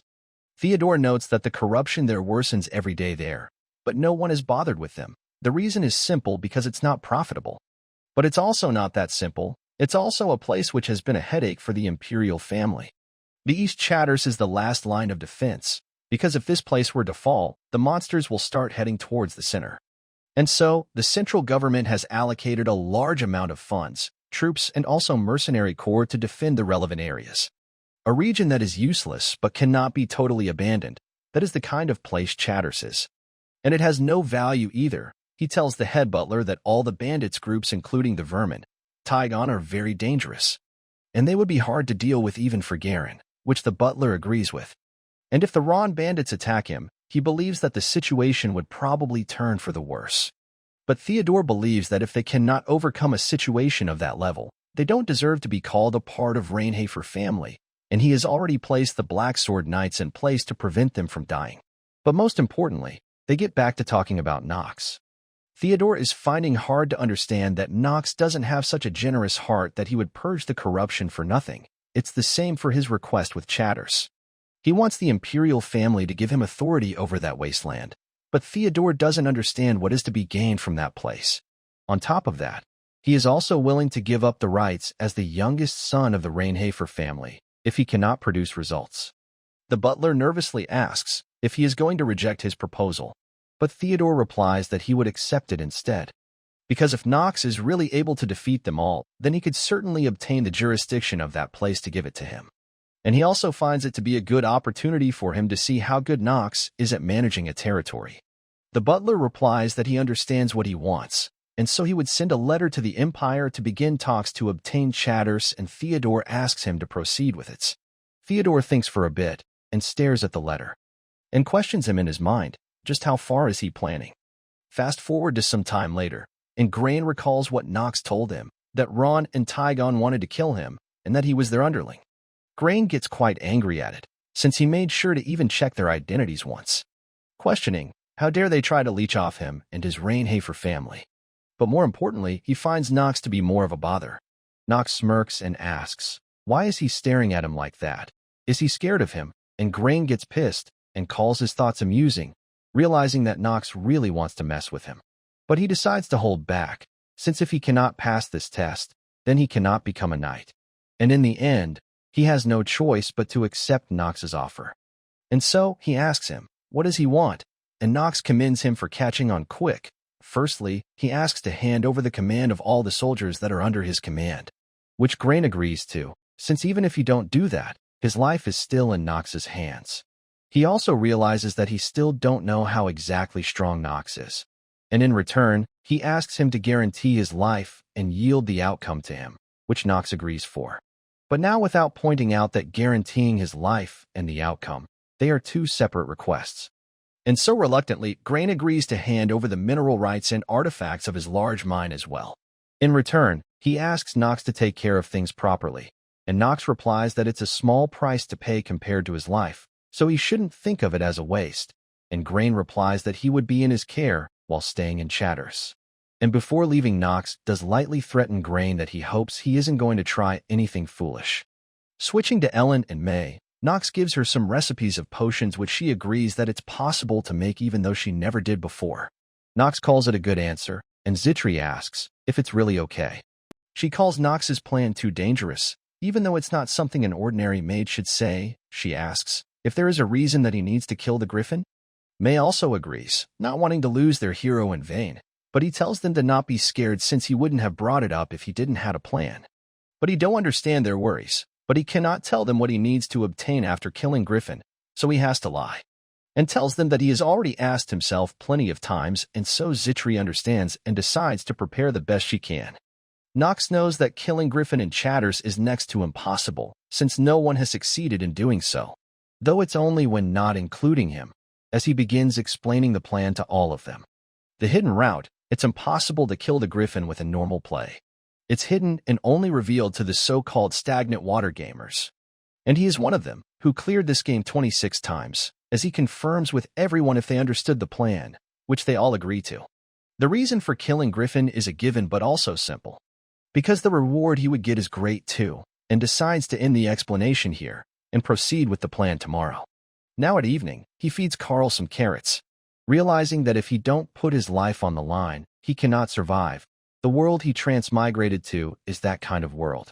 Fast forward to next day, we see a horde of monsters arriving as Nox stands on the walls of Chatters looking down at them. He tells everyone to get ready, which they do. He tells everyone to remember that they only have one chance. And for Nox, this moment feels completely new for some reason. The fact that he became Nox von Rainhafer and the only strategist. Zitri again shows concern, asking if he would be all right, since it's going to be dangerous, but Nox stops her and tells her to trust her master and promises that he won't die. Nox quickly jumps down from the walls into the monster with a big grin on his face, wondering if it was this moment, the moment where he made a promise that he couldn't keep since he is terminally ill. He then draws his sword and uses it on the wall to slow himself down and change course. He takes out one of the potion that Alina made and uses it on the stone golem, and quickly takes down the golem with a single strike, again increasing his lifespan and also the proficiency of Chatter Sword technique. He keeps on killing the monsters, realizing that if he don't have that promise with Zitri, he might actually die. And so, he makes all the monsters here as stepping stones. And if he does that, then he can enjoy this damned game more, which has become his reality. And finally, a huge shadow is casted over Nox, as we see Griffin is flying above him. Noting that it's here, both of them face off, with Nox saying, "Shall we get started?" Seeing Nox face to face against the Griffin like that, everyone starts to get worried and concerned. Alina wonders if she is dreaming. She has never seen any knight capable of fighting that, questioning if it's humanly possible. May comments about Nox, that she knew he would be good, but she never knew that he would be so fast that it's hard to catch up to him with their eyes, and asks, what kind of place is Rainhafer family? Zitri replies, a place famous for its swordsmanship, also where internal struggles take place to determine who is worthy of inheriting the Black Sword. And she also believes that Nox is the most talented among all the candidates. Hearing which, Grain starts to feel annoyed and sick. Zitri doesn't understand why Nox doesn't address rumors about him, but she is certain that he has his reasons. May also realizes that the rumors about him aren't true at all, and that he must have his own reasons, which requires him to be a good-for-nothing, though she has no idea what they are. Zitri agrees and asks them to play along with it, because she is sure that he has a good reason for acting like a good-for-nothing, since he is a wise person after all. Alina excitedly asks if she just wants her to hide who he is, to which they both agree and tells her to not worry, causing Zitri to smile gleefully at their response. They all then get scared from hearing the Griffin screech suddenly. Grain looks over the wall and gets scared, calling Nox to be out of his mind for wanting them to fight that creature. The Griffin attacks Nox with its sharp talon, but he is able to duck down and dodges. But when he tries to strike it, the griffin flies up and dodges his attack, causing him to get angry. He looks back towards Grain for being hesitant in doing his job, and he gets scared. But he finally takes the command and tells his troops to wait until the griffin is in short range of the fort and then fire the ballistas once ordered. And they all heed to his command. They prepare to shoot, as we see the griffin starting to close in on them. And once it gets in range, Grain orders them to attack. And the bolt is able to pierce through its wings and create a large hole in it. With this, the griffin starts to fall on the ground, with Nox noting that to take it down, they have to neutralize its insane flight ability. And next up, he chugs the potion that Alina made for him and increases his stamina temporarily by 1. We get a flashback where Grain is disgusted to do a task, which he supposedly considers very lowly to him. Nox wants him to make the ballistas, to which he argues that someone else can do it. But when Nox replies that he can fight the griffin instead, Grain quickly changes and asks, how many of them does he needs? Nox knew that Grain is someone with good instincts, so he would be useful to him. And the only thing left is now the potion that Alina made and proving himself against it. Seeing Nox closing in, the griffin tries to fly back up, but his wound starts to act up, and it falls back on the ground, with Nox asking if it's frustrated since things aren't going its way? Though he can understand why, since usually these kinds of injuries are nothing for him, since it's a high-level monster. But the bolts has poison laced on them which it likes so much, so it should look forward to what is coming. The griffin stands back up again and tries to attack Nox, who smirks and returns, and activates his Hour of the Genius, stating that 5 minutes is all he needs. And when its talon closes in, Nox feels the pressure of the fight, finding it completely different than in the game. But here, he is confident that he won't be the one who is dying, as he lands multiple strikes while the time is halted. And when it goes back, we see Griffin is completely getting torn apart by his sword strikes. He again calls out to Grain, who is stunned, and wonders if it's really the Nox that he used to know. But regardless of his frustration, he orders the troops to fire again. And the bolts this time causes the Griffin to be pinned down to the ground. Nox starts to chuckle as he charges up the Stormbringer, stating with a confident grin on his face that it's time for him to end this. Nox rushes towards the Griffin using his black execution skill, and the Griffin tries to back away to dodge. But Nox is able to reach it and cuts off one of its talon. The Griffin looks at Nox in shock, who then uses the Stormbringer to tear it to pieces. And with that, his time for his ability ends as well, with the Griffin dead on time too. And seeing the Griffin dead, other monsters get scared and quickly runs away. Everyone above starts to cheer loudly for Nox, and he also gains 60 days of life from killing the Griffin. And seeing everyone happy and excited like that, Nox feels pretty good. Grain is still in shock, wondering, just how is it possible? Because the Griffin is supposed to be a high-level monster. Yet it was stumbling around like that because of a brat. One would need at least an academy professor to take one on that easily, realizing that he has no choice but to accept his strength. And if what he has shown so far is all true, then he might bring out a great change to the successor ranking of their family. And so, Grain knows that he needs to make sure he is on the right side. He tells Nox that he would move the corpse inside and will put him in charge of distributing the loot. Nox seems a bit surprised as Grain tells him to go ahead and rest for the day. And seeing him like that, Nox thinks that he must have scared Grain quite a bit. And now he plans to use the hidden reward, which is the Griffin's heart. Fast forward, and he shows it to Alina, who notes that they could create equipment or elixirs with it that they only heard in rumors. He replies that he don't have much time to wait, so he would use it to create an elixir and asks her, how much time would it take? She replies that it depends on the situation. With the tools she currently have, it might take a while, but Nox offers to get her everything she needs. He also takes this chance to make an offer to them and asks them to become servants of the Rainhafer family, which surprises them. May argues that they are just commoners, but Nox replies that something like that isn't important, since if they possess something he needs, then he would make use of them. But he also warns them that he would never allow a dog to bite their master either. Nox knows that no one is able to use of the monster's core properly at this point of time, especially since it's something never seen before, since it was obtained by defeating a hidden boss. Crafting it would be impossible without a genius. Alina assures him that it would never happen. They could never do something like that to someone they owe their lives to, and decides to follow Nox for the rest of their lives.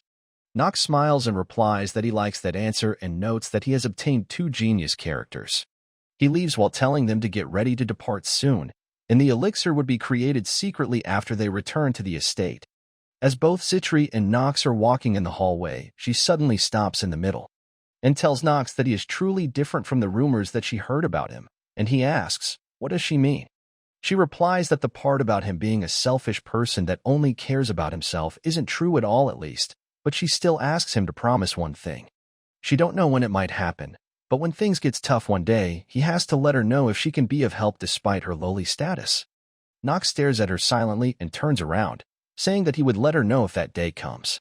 And as she is standing, Nox asks her if she is going to keep standing there since it's get chilly at night. They should move quickly before they catch cold. Fast forward and we see Nox is on bed. Seeing Zitri's expression, he knows what she is about to say and tells her to not say anything as he finds it humiliating. But she replies that things like that happens, since he is growing after all. And we see Nox has again contracted his disease, such as cold and chronic cough due to his illness. Fast forward, the guard announces to everyone that both the young masters have returned. We see May and Alina are with them, with people noting that they must be the new servants of young Master Nox. And seeing how they are girls, they again starts to spread rumors and talk shit about him being a womanizer and whatnot, with Nox noting that he cannot get rid of that good-for-nothing image of him no matter what. And since it's like this, he decides to act up and tells everyone if they have too much time to waste on their hands, causing everyone to scurry away. The head butler then steps up, informing Nox about something, that the Patriarch has requested a private meeting with him, as Nox notes that the time has finally come for it. Fast forward, and we see Nox meeting up with Theodore. He comments on Nox's arrival, and Nox quickly does a genuflection out of respect.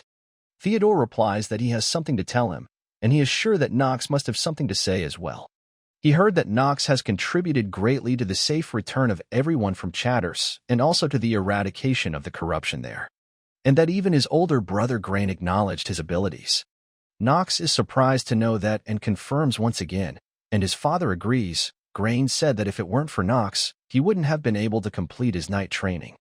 Nox gets a bit anxious, wondering, just what is Grain trying to do? But regardless, Theodore didn't call them in for such trivial topics. Nox suggested a seemingly impossible task and accomplished it, bringing their family honor, and so Theodore forwards him the reward to keep his promise to what Nox proposed. Chatters now belonged to him. Seeing the document, Nox smiles and thanks Theodore for his generosity.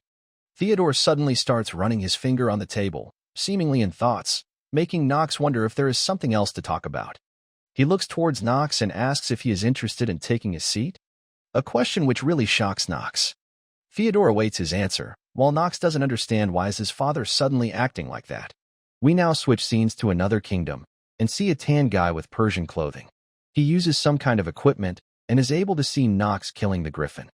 Noting that the griffin has died, his aide tells him that the Rainhafer family is on the move and they have obtained Chatters, which was given to their youngest son. He asks aide, Crimser, to prepare for war, who confirms if they would be all right. And the prince replies that Rainhafer has taken everything from him. He has nothing to lose. Crimser heeds to his command, though he also gives off an evil grin. He then takes a little red-haired girl with him, holding his hand. He tells the little girl that the time is near, the day that he gets his hands on this kingdom, and also the day that she awakens. Back to Theodore and Nox, who is awaiting his answer. Rotwell speaks up, telling Theodore that he believes his question is too early for Nox, because even the Patriarch must know the value and weight of being the Patriarch of this family.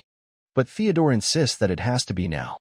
Nox apologizes and disagrees with the Patriarch, claiming that he is not capable right now, and instead suggests Garen for the position. Theodore tells him that he is not the one who gets to decide that, and Nox replies that he doesn't desire the position, and is also worried about things he would be responsible for. Theodore questions if he is afraid of the position despite being his son, and Nox replies he don't see why he cannot. And in the end, Theodore decides to respect his opinion for now, but also tells him that a brilliant talent cannot stay hidden. Human beings are weak that will always be testing him, and Nox simply acknowledges him. And so, he simply sends Nox away to rest since he must be tired. A bit later, Zitri asks if the Patriarch scolded him, to which he replies that it wasn't anything that he couldn't refuse. She then informs him that the accommodation for Alina and May have been prepared, and Nox commends her for good work. She replies that she was simply doing her job as his maid, and Nox replies that if everyone had a fixed set of do's and don'ts, then no one would hate each other, and once again commends Zitri. And this time, Zitri acknowledges him properly. Nox wonders if it's time for him to get serious, as it's almost time for the academy, the place where he has to become the best. Back to Theodore, who expresses how tough it is to talk with his own son. Rotwell again states that the conversation was too early for him, believing that if he really knew the meaning of the position, then the answer may have been different. But Theodore disagrees, saying that his eyes, they belong to someone who already decided what they will do in the future. And he looked afraid of something more fundamental, like a fear that comes from looking into the abyss, which Theodore believes is death, though he wonders, why is that the case? Rotwell speaks up that perhaps what happened to the madam was a huge shock to him, and Theodore chuckles, saying that Nox might be blaming him for it, because to him, he must be a pathetic father who couldn't even protect his mother. But more importantly, Rotwell informs him of Garen starting to take action, with an even bigger move this time. And Theodore thinks back and remembers a scene of a desolate war ground, with Garen telling Theodore to just give up and accept it, the power of the Grand Duke. We now switch scenes to Talia, who seems to be getting ready. She asks Emma if she looks all right in her dress. But Emma seems tired, as Talia has shown her this dress 20 times already, but she is still not convinced, and thinks about what accessories to wear and what not. Emma asks if she is that excited, and Talia agrees that they are talking about her admission into Eldian. But Emma replies it's not what she is talking about. She meant about Nox. It's going to be her first time meeting him after he officially became her fiancé. Hearing which, she starts to blush, thinking that the one with frills would be better to wear, with Emma agreeing on it. But she gets angry on her for agreeing half-heartedly, since she couldn't be bothered anymore, and Emma replies that she picks up on things like that really quickly. Back to Nox, who notices Alina sitting on the couch completely tired.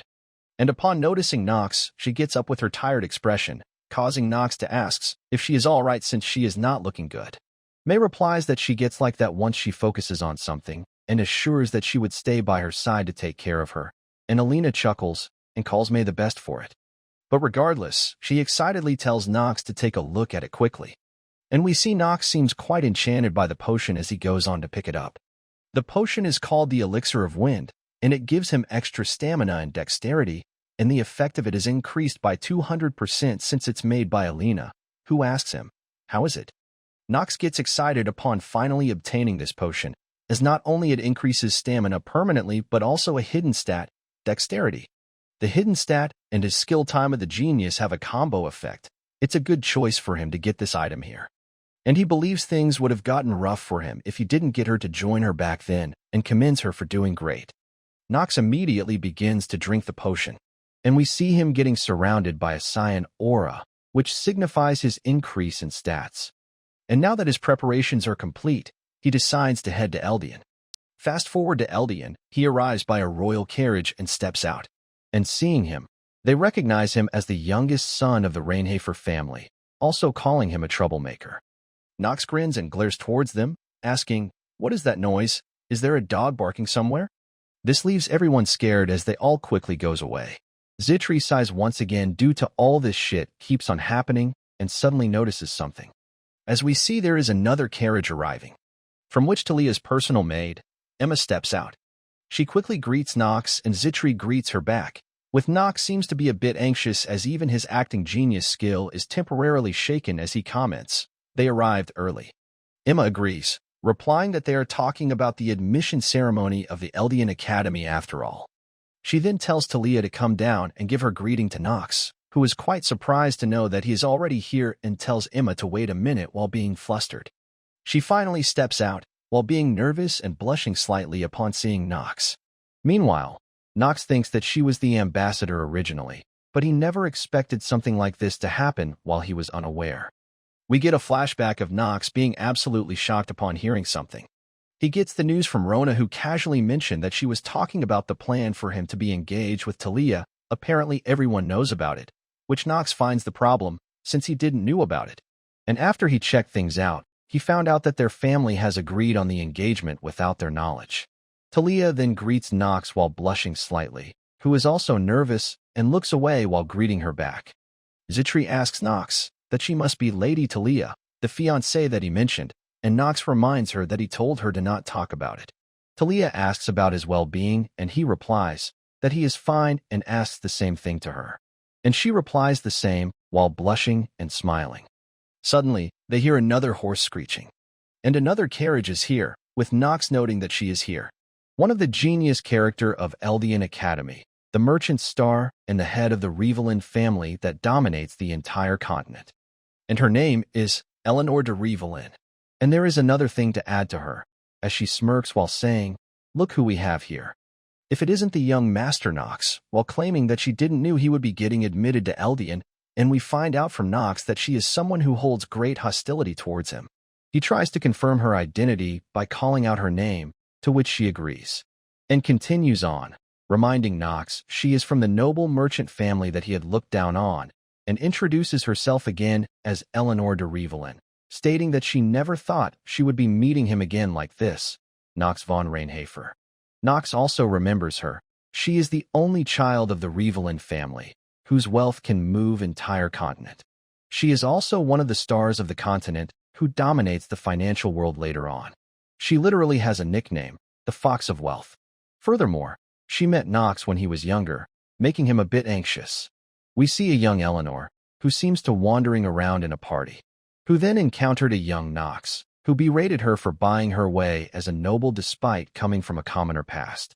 This leads to a small commotion, causing her to get scared and teary-eyed. Her strained relationship with Nox is some of the karma the old Nox had accumulated.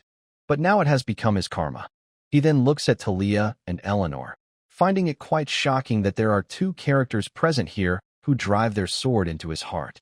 Eleanor calls out Nox for acting unlike his usual self, prompting to ask, what is his usual self then? She replies that he must already have an idea of that, since he must not be the type to listen the truth from others. Nox is now getting annoyed, unable to catch a break. He tells her piss off if she is trying to start a fight. And she replies that it's just like she expected, nothing has changed about him. And Nox asks if she wants his recognition or something. And she replies with a teasing smile that there is nothing she can get from a good-for-nothing of Reinhafer family.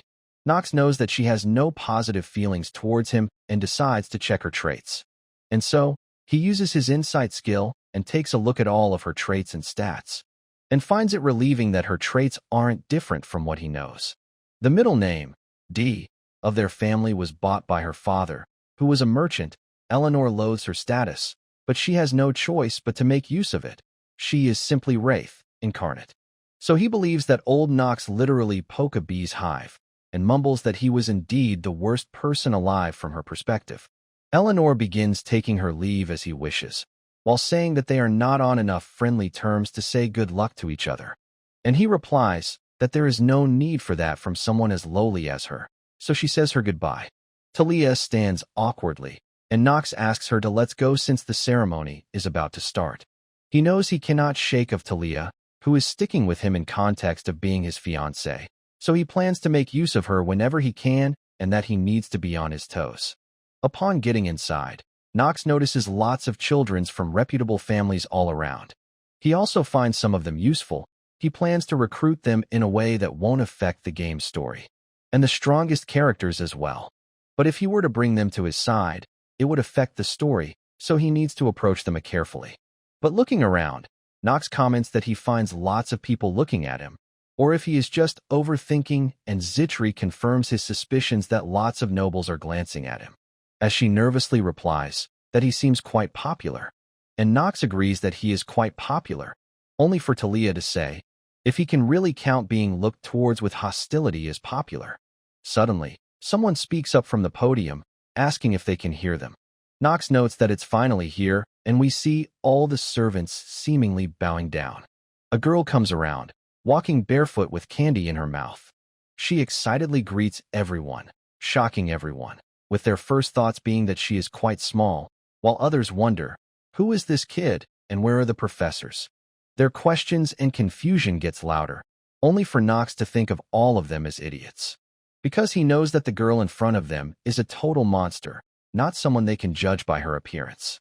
Seeing her traits and stats with his insights, he plans to stay on her good side as much as possible. Talia hears him speak, but he tells her that it's nothing and to stay quiet if she don't want to die. The girl introduces herself as Noah von Trinity, the newly appointed dean of the academy. And with a wild expression in between her sweet personality, she warns everyone that they would die if she hears the word small once more. And with that, she announces the commencement of the Eldian Academy's admission exam. All of them are confused, and one of them says that they never heard of such rule, and she replies, of course they didn't.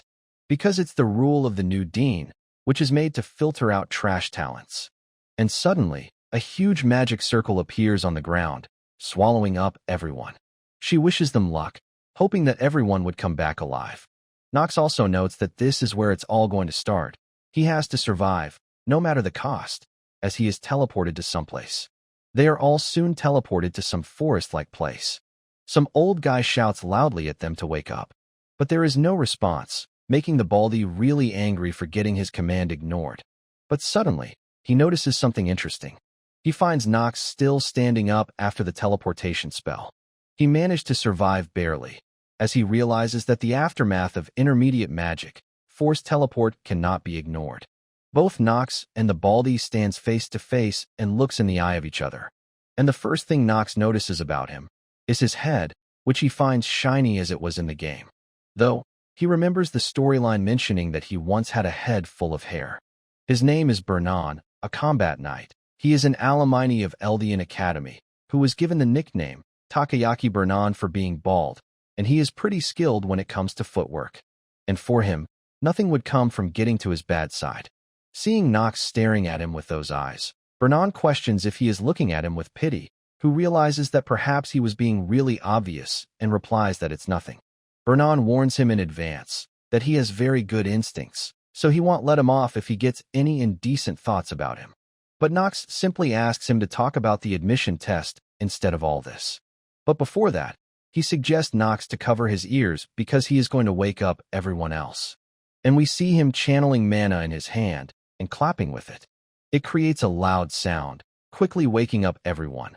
One of them is pissed about getting woken up like that, asking, which bastard did that? And Bernan smacks him on the head, replying that he is that bastard. And once again, his shiny head is noticed by everyone. He warns the kid to not frown on him unless he has a death wish, and he apologizes. The others are asked to move the students who haven't woken up to a safe zone. And now that is done, he begins explaining the admission test to them. To summarize the test, this island, which is made of magic, is teeming with monsters which they have to hunt. And as a reward, they would get a specific colored jewel from them. The less mana that is in it, the more value it has. Some would be confused, since shouldn't be there more mana instead, but it's only half correct. They are looking for two things from the test. First is mana sensitivity, which has already been tested and recorded by how fast you wake up from Noah's magic. The second would be your ability to sense faint amount of mana. Such abilities would allow mages to push themselves to the limits on the battlefield, meaning they are basically filtering out the gems from the rocks here. Bernan informs everyone that this place is created by magic by Noah von Trinity, and it is teeming with monsters that they cannot even imagine fighting. So he makes up an exception and allows them to move in teams instead. Suddenly, something appears in everyone's hands. The maximum number of people per team is 8, so they should be moving fast, while he would wait for them at the top. Some of them still has questions, but he is gone already. We get a quick look at all of our main characters, who are beginning to think on what to do. One of the girl raises up her hand, asking if anyone would like to assist the princess with her. And Eleanor offers a reward for those who work with her during the test. And while everyone is forming teams, Nox heads out alone with a smirk on his face. He knows that normal results and positions cannot survive in this game. And the most important part is knowledge. In order for his terminally ill body to grow, he needs to monopolize every advantage. And for that to happen, he believes he has no choice but to go solo. Meanwhile, we see Bernan standing on top of a cliff, finding it strange that a new student was able to endure Noah's intermediate magic, and also decided to raid the forest alone. He first thinks, if Nox doesn't fear the danger, but realizes that it's fundamentally different from that. There is a reason he doesn't feel fear. He believes it was the expression he had, And so, he believes a diamond in rough is still a diamond and asks Nox to show what the hidden dragon of Rainhafer family can do. And as Nox is moving forward, we see some girls secretly watching him and following him from behind. We now switch scenes to Talia and other students, where she seems to be anxious, wondering, where did Nox went, since she wanted to go with him. A purple-haired girl shouts at him to focus, since she has been given the apparent grand task of protecting the Princess Penelope, so she should be happy to kill the monsters. A bit later, and they finally clean up the monsters, and the princess thinks that the purple is the highest grade crystal since they climbed up quite high. But the girl thinks otherwise, since the test is created by Noah, who is one of the 4 sages. Penelope agrees and looks around with concerned eyes, seeing many students tired and quite battered up, and says that it would be tough for everyone to climb up in the current state. But the Pinky won't let that happen. She promised to help the princess sit at the highest place. The current Arkham Empire is rotten to its core, so she wants her to ascend to the throne and restore it to its former glory, so she plans to do whatever it takes to make that happen. Talia suggests if the princess is all right, they can try gathering up students who can still fight and climb up, and the Pinky is of the same suggestions. But she still seems reluctant and clenches her fist tightly, only to let go the moment after, and agrees to move even further top. We switch back to Nox again, who is having trouble due to his weak body, as Cold Hands and Feet's effect activates on level 3, reducing his movement speed, and stats decrease as well. He already knew something like this was going to happen, so he creates a small fire on his fingertips to warm himself, causing his penalties to disappear, while he notes that he needs to get rid of this coldness first if he wants to make use of his body. And upon walking for a bit more, he gets close to his destination. Looking at the place in front of him, he is quite impressed, commenting that it is what Noah Von Trinity, the ice which would do. Even though it's atop of the mountain, he still finds there to be too much of ice. He sits down and uses his ability to sense the man, noting this place is not normal. Noah designed it as a labyrinth. Everything here is made of magic, because of which, all the living things and monsters that appear here are also made up of her magic, which he finds scary just thinking about the amount of mana she has. But regardless, he smirks, thinking that it's not what is important right now. A bit later, he finally finds the monsters he was looking for, a bunch of them at that. They are ice trolls, notorious for having tons of HP and regeneration. It's one of the monsters that kills lots of newbies, though it doesn't mean anything to him. One of them does a vertical strike, which Nox dodges. The other one swings horizontally, which he again dodges. The last one does a stab, which Nox deflects. He knows that while Noah might be obsessed with talented students, she won't drive students who have not even admitted so far into the corner. And ice trolls aren't weak enough that students can kill them. They are at least lower intermediate grade. In a real situation, it's a test at a difficulty which would leave people slaughtered. Which only makes him wonder, what does it mean? And once again from behind, we see that girl from before is watching him with interest. Nox has noticed their pattern of attacks. First one always goes for a vertical strike. Next one would perform horizontal slash and has bigger attack range. And the last one would use stabs and is weakest in terms of power, so he is able to parry it. And soon after, he quickly starts to slaughter them all easily. And from their body, he is able to find the gray crystal. This was the reason he haven't bothered looking for other crystals so far, because the gray crystal that Noah planted here, he can exchange it for the scroll he needs the most right now. After this part of the storyline, he plans to strengthen his hour of the genius skill. We now switch scenes to Eleanor's team, who has found purple crystal as well, believing that it's the way for their peer to get the top score. But she doesn't seem as excited. She does realize that it should be enough for them to get a good result. But remembering Nox going alone in the forest makes her feel uneasy. She remembers her father scolding her for quarreling with someone like Nox, who was already telling her to become a family that no one can look down on. He wanted to climb higher, and suggested to Eleanor that she should have gave Nox everything she had to bring him over to her side. Seeing how he treated her, she knew that her own father never saw her as his own daughter. Regardless, she doesn't understand why Nox is moving alone despite not gaining anything from it. Or perhaps if he knows some hidden secret regarding this test. And upon thinking for a bit, she raises up her to offer a proposal to everyone present. She offers a handsome reward for those who are willing to climb up even higher with her, but everyone is reluctant, thinking that it might get dangerous if they try to go even higher. But with her charming smile, she motivates everyone by saying that with great risks comes great rewards, which seems to convince lots of them. This makes her believe that it all comes down to money, and while she don't know what is Nox up to, she finds no harm in checking it out, as she asks everyone to let's go. Back to Nox, whose reason for moving alone is simple, because there is a huge return. There are close to zero chances to enhance his hour of genius skill.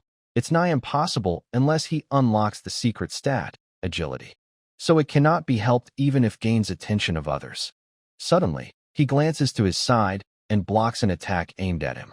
And the attacker is Paracelsus, who expresses his happiness upon meeting the young master of Rainhafer family so soon again. Seeing him here, Nox gets quite anxious, as this is not something that should be happening. Paracelsus is supposed to be one of the strongest characters in game, and one of the 3 sword emperors in the future.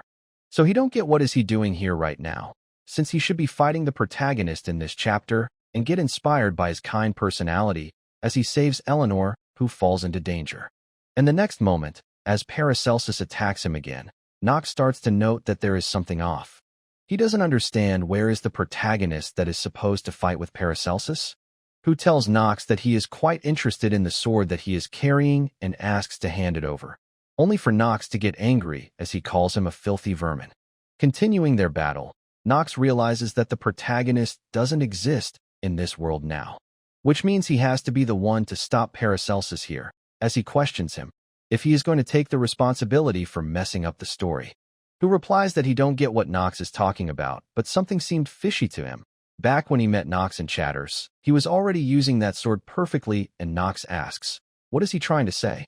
And he replies that he seems to be worried about something and asks to simply hand the sword over and go his way, because the black crystal in his hand would already give him the highest marks. But Nox refuses, so Paracelsus simply plans to do whatever it takes to take that sword from him. Nox calls him detestable, since this is what he planned to do from the start. He knows that while Paracelsus is going to become one of the strongest in the continent in the future, his talent is still not matured yet. So if he were to use his hour of the genius, he would definitely win, which he cannot use in this fight. And if this world doesn't have a protagonist, then he would have to save Eleanor when she falls in danger. And so, he decides to take a gamble with Paracelsus, telling him that he is not the only one who knows the secret. And when he suddenly takes the name of Celsus, Paracelsus flinches a bit. Nox continues on that he knows he enrolled into the academy to uncover the secret behind his master's death, which seems to have pissed him off, as he calls Nox a bastard while he continues to mock him by saying, if he feels like talking now. A bit later, and we see Eleanor getting up the mountain, noticed by Penelope as well, who says that she knew she would make her way up here only for Eleanor to reply that she wouldn't dare to get in her way. But she is apparently here to confirm something, as we see Nox and Paracelsus are fighting right beside them. He tries to go for a jab against Nox, which he dodges. Meanwhile, Penelope tells Echidna that she don't plan on participating in meaningless battles, since objectively speaking, it would be hard for them to win against any of those two unless they are gravely injured, and if they decide to work together, it could get really dangerous for them. While frustrated by this, Echidna decides to follow her order. Meanwhile, Eleanor finds it strange, as Nox is supposed to be a good-for-nothing of Rainhafer family, so she doesn't understand. When did he become this strong? And while they are all busy, we see something creeping towards Eleanor. From afar, Talia is watching them fight as well, which Echidna asks about, and comments that she didn't know that the Destroyed of the East would be among the new students, and Talia asks if she knows the person Nox is fighting, and she agrees. He is called the Grey Wolf, Paracelsus. Even from a young age, he has been famous for massacring countless bandit groups of the East. But right now, she is seeing Nox in a new light as well. She never expected him to be this skilled, and if not for his lecherous nature, she believes he would have been a good knight, but Talia defends Nox that he is not that lustful, only to left speechless when Echidna asks, how does she know that? While fighting, Nox notes that Paracelsus is wavering, which is natural, since Celsus was his only teacher, and he is now dead, because of a brat in the Millis Academy. Paracelsus tells him that he is done being polite and proceeds to get even more serious. But Nox starts to mock him even more, saying that it's not like he was the one who killed his teacher.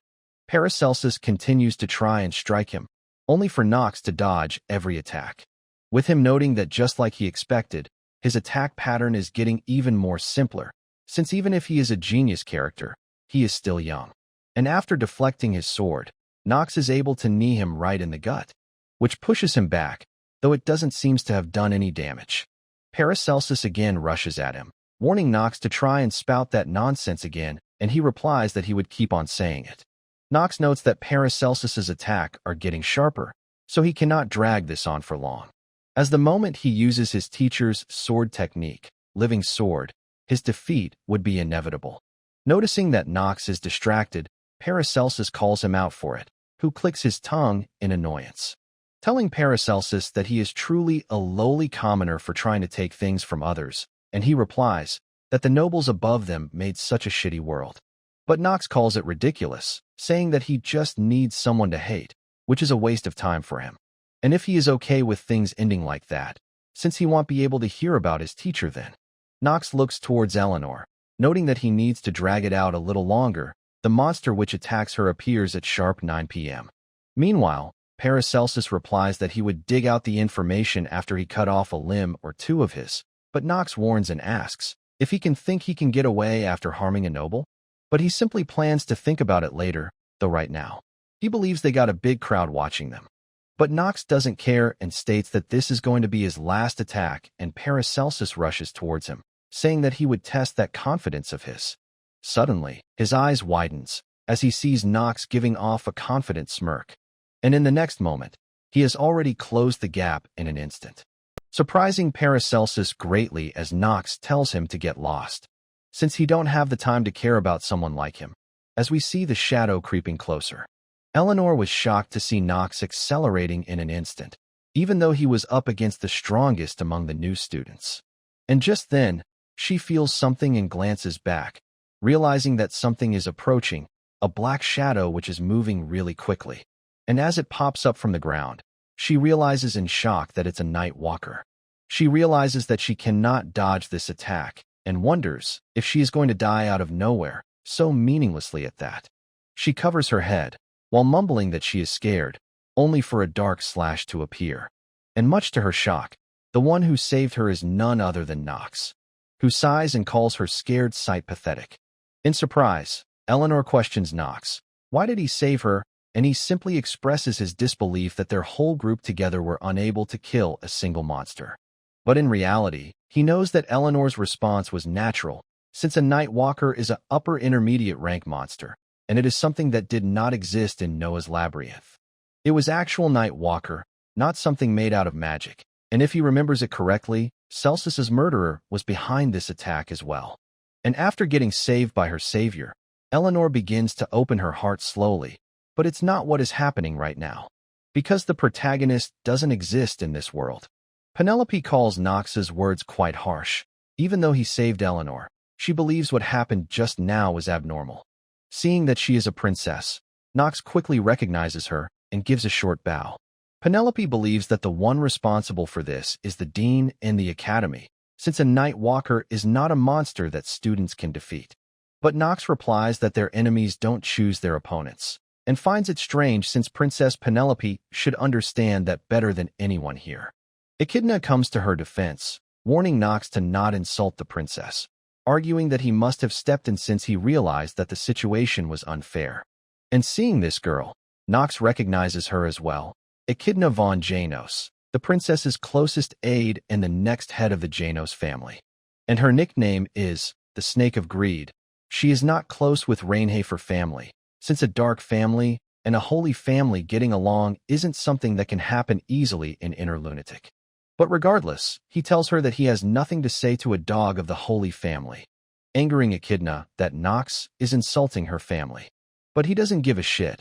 Vernon suddenly shouts up from the cliff to stop the infighting, and jumps down from up above. Nox asks him if the test is over, and he replies that it's indeed is, and Nox shows him the black crystal, seeing which surprises Vernon as he never thought that someone would actually get Professor's black jewel, and calls him really impressive. And with that in hand, He crowns Knox as the top scorer, and Rest all gets a shared second place due to the purple crystal. Penelope asks if there is going to be any consideration for the Night Walker attack, since she don't think it's a monster which belongs here and wants a good explanation for it. And Bernan plans to launch an investigation for that, and while it won't suffice, the Academy would give a compensation to Eleanor as well. Along with that, Knox would also receive a reward for saving a fellow student, but he turns around and leaves while declining. He does not want to get involved with Eleanor, and no matter how messed up things are, not having a protagonist in this world is a problem, and if he accepts the reward right now, it would be like acknowledging that he stepped in. But before he leaves, Eleanor questions him. Why did he save her? He stops and anxiously thinks that he knew things were going really smoothly and tells her that he was only taking down the monster, and she just happened to be near it. His response was confusing to her, while he believes that he screwed up. Just like her nickname suggests, she is cold and calculative. She also believes that everything in this world can be bought, including someone's devotion. Fast forward to some time later, Eleanor is still pondering on why did Knox save her, and even rejected the reward offer later. And she calls his reason for that time a ridiculous lie as well.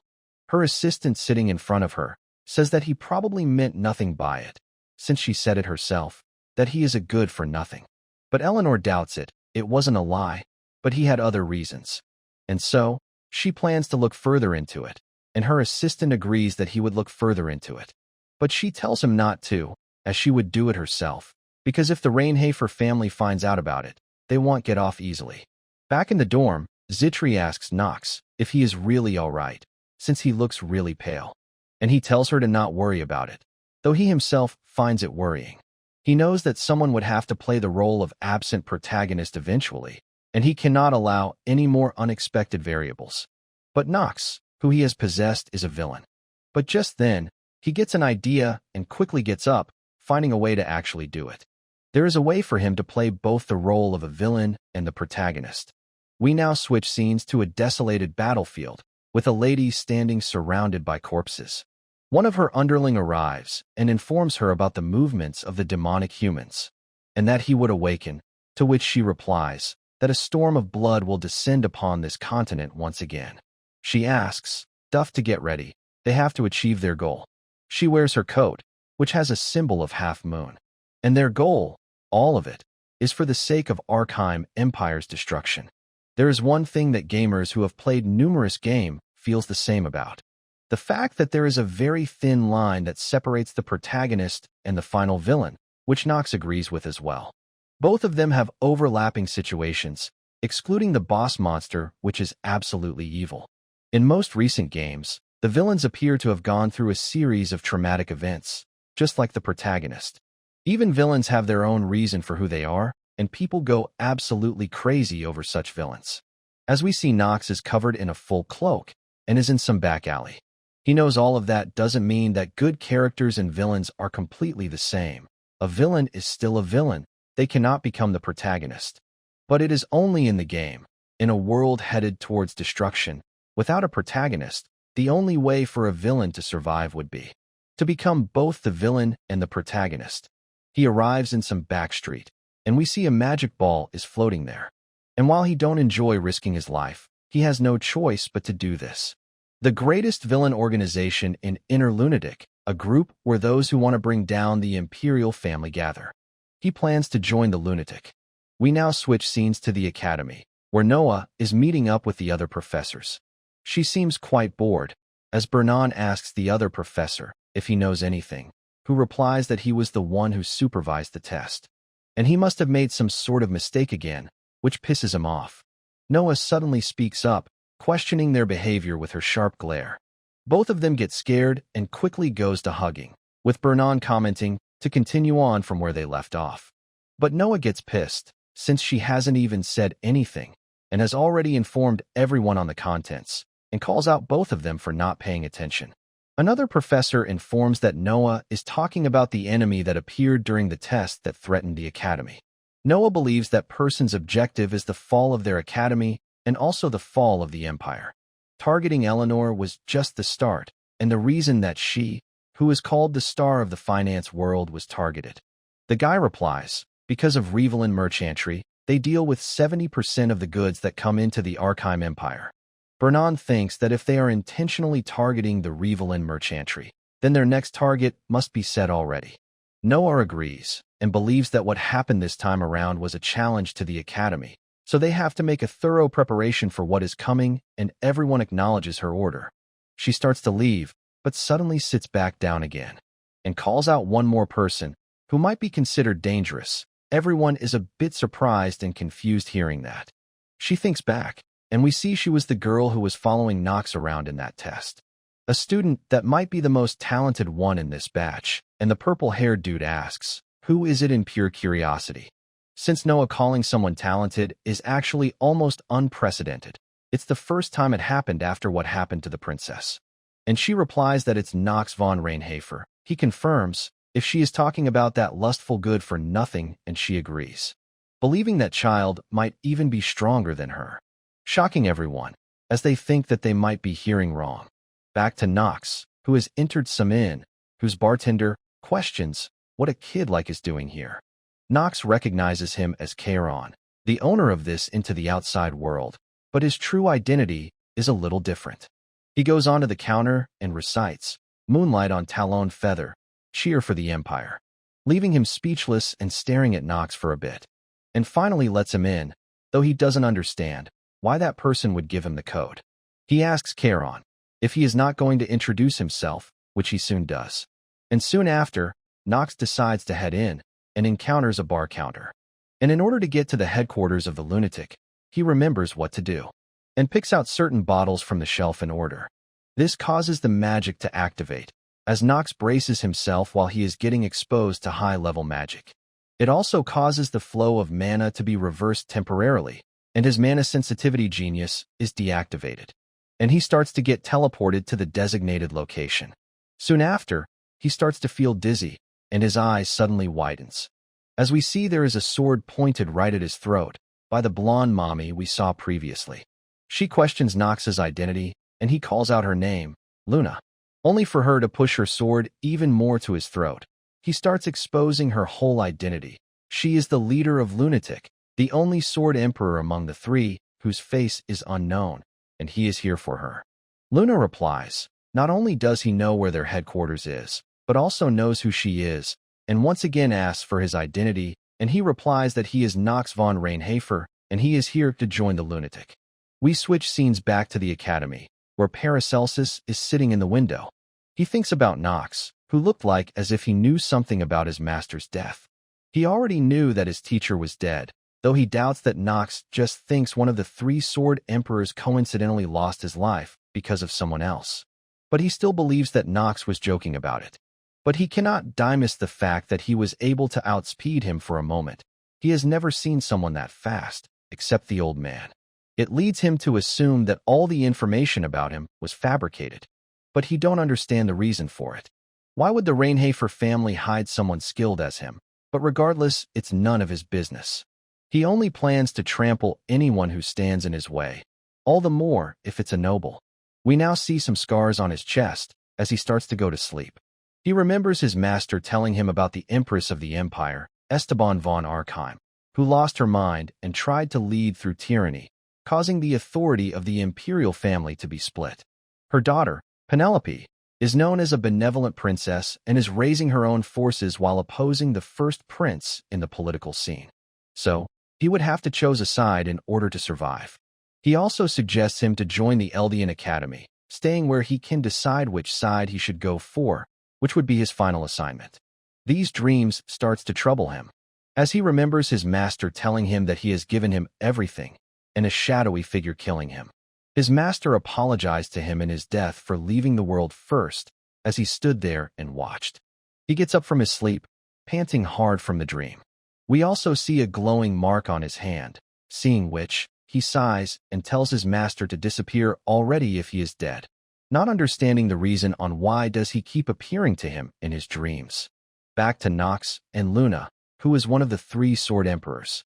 A monster that stands shoulder to shoulder with knights that have reached the peak at the age of just 20, her swordsmanship is not something that anyone can catch up to. Moreover, unlike the black sword arts, which he can only learn after becoming the patriarch, He can learn her arts as long as he gains her trust. Luna questions why would a son of Rainhafer family would join in criminal organization. As she starts to push the sword into his throat, he replies that it's for the sake of bringing down the Arkheim Empire. She is a bit surprised to hear that, and Nox continues that she might now this, but they need to first bring down the Eldian Academy, which is under the influence of the Empire. And for that, he would like to become her spy. Luna asks if he thinks that he is capable enough to do that, and he assures that he is. She stares at him for a bit and calls him quite bold and asks for his name. Nox introduces himself, and she calls out to Duff, who presents himself and orders him to prepare the lunar trial. He takes a quick glance at Nox and quickly agrees with her order, handing over some robe to Nox, asking him to wear it. He follows them to an altar and notes that everything is going as he planned.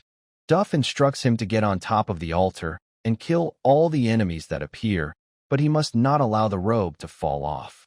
Nox asks the reason for it, and Duff replies, because it's the only way he won't be exposed to Berserk.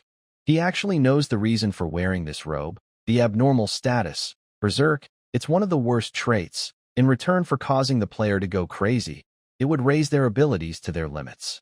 Duff continues that once people are exposed to that crimson moon, they go crazy, or as they call it, Berserk. He remembers the stage having two objectives, standing on the altar while being wary of the Berserk status and defeating the monsters. Originally, the game didn't provide any information on how to pass the trial, because in a world with a protagonist, no one would want to join a villain organization. No one knew how to pass it, except for him.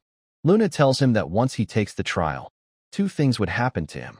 Either he would pass the trial and become a member of the Lunatics, or he would die here and become a corpse. Hearing which, Nox simply gives off a confident smirk, and proceeds while saying that they would see about that. Duff drops his blood on the altar, and it starts to glow. And we see the monsters starting to appear as well. Noting them, Nox realizes that they aren't something he can handle at his current level. Each of them is a chimera which is at least at intermediate rank. And the number of them is quite ridiculous as well. But Nox then simply removes the robe, knowing that there is a way to pass this trial. Luna is surprised seeing that, and calls Nox crazy for doing this. We see the Berserk status being applied to him, with system warning that he might not be able to recover his mind. But his stats also gets boosted by 1.5 times, causing him to give off a grin. Seeing him like this, Duff wonders if he has gone crazy, since throwing the robe away is same as throwing away his life, and suggests to stop him, but Luna stops him. Since Nox is someone who won't listen to warnings to begin with, and whether he dies or not, is not their concern. But Duff is worried since he is from the Rainhafer family, and if Theo tries to harm Lunatic, it would be troublesome for them. But Luna smirks, confident that it won't happen, she would make sure of it. And in the first place, she don't believe that Theo is someone who is overflowing with fatherly love, which Duff agrees with. And so, she plans to simply observe first. Believing that Nox has some kind of plan, and Duff decides to follow her as well. The first monster quickly tries to attack Nox, who dodges by jumping up, and quickly cuts it off in the next moment. While fighting, he smirks, thinking the world has dyed red, which is a description of the lunar trial within the inner lunatic. Various stats of his have increased a little. And that is not all. His talents, height, and shoulder have also gotten better, taller and broader, believing himself to be at a level where his peers cannot compete with him easily, as he keeps on mowing down the monsters without much hassle. The Berserk status abnormality is one of the worst in this game. It only appears when there is a crimson moon, and he came here with the intent of using it from the start. And it's because of the talents that he has: swordsmanship genius, combat genius, mana sensitivity genius, which neutralized the abnormal trait for him. And if we look at the level of the talents from the eyes of this world, he has quite the unfair advantage in it. And we see him using black executing mid-air to once again cut down tons of monster in a single strike. And if anyone has a problem with his talents and advantages, then they should become terminally ill as well. We then see Luna trying to tell him something, but he is unable to hear, and finds it noisy instead. But he then walks towards her, asking if the trial is over already. We go back to a little while ago, Luna telling Duff that they would have to acknowledge Nox as one of the members of Lunatics, seeing his abilities. Duff also thinks there is only a handful of people on the continent with that level of talent. So, she shouts at him to come back, informing that he has passed the trial, but he doesn't hear. She wonders if he has been consumed by madness, and Duff suggests to kill him. Nox also finishes up slaying all the monsters, as we see him walking back from an altar filled with corpses. He stands before her, asking if the trial is over, which she confirms, commenting that Theo has raised a monster, which Duff agrees with. Nox also smirks knowing this, and Luna thinks of him as quite an interesting one and calls out to Duff, who knows what to do and hands him over a robe, which can only be worn by the lunatic members. He finally obtains another equipment, and the stats of it gets displayed. It seems to have some passive skill and a special effect as well. Seeing which, Nox finds it all quite awesome. He notes that the passive skill, Oath of the Moonlight, would be useful anywhere for him. Though it's unfortunate that he can only use it at night, but it multiplies his attack power by 1.2 times, which is really rare in this game. On top of that, he was also able to raise his willpower stat by 1 point. So, overall he believes he has gotten the best results. He then stares at Luna, who seems confused by it, and says that it seems he wants something more from her. Nox replies that as far as he knows, no newcomer has performed this well on the lunar trials, in which case, he was thinking to be treated accordingly. Luna thinks for a bit, and calls it not bad for a newcomer, though she still wonders how long would he be able to act this audaciously. She calls out to Duff to bring her that, and he brings back a mask. It's an artifact that they secured recently, Moon Shadow. As the name suggests, it can create a clone, which would be helpful to Nox to become their spy in the academy. She then asks if he is finally satisfied with it, and he replies, definitely. He smirks thinking that he finally got this artifact in his hands. As he wears the mask, and system window pops up asking to name his clone, this was the biggest reason that he got into Lunatic so early in the story. Because with this, he can be both the protagonist and the villain.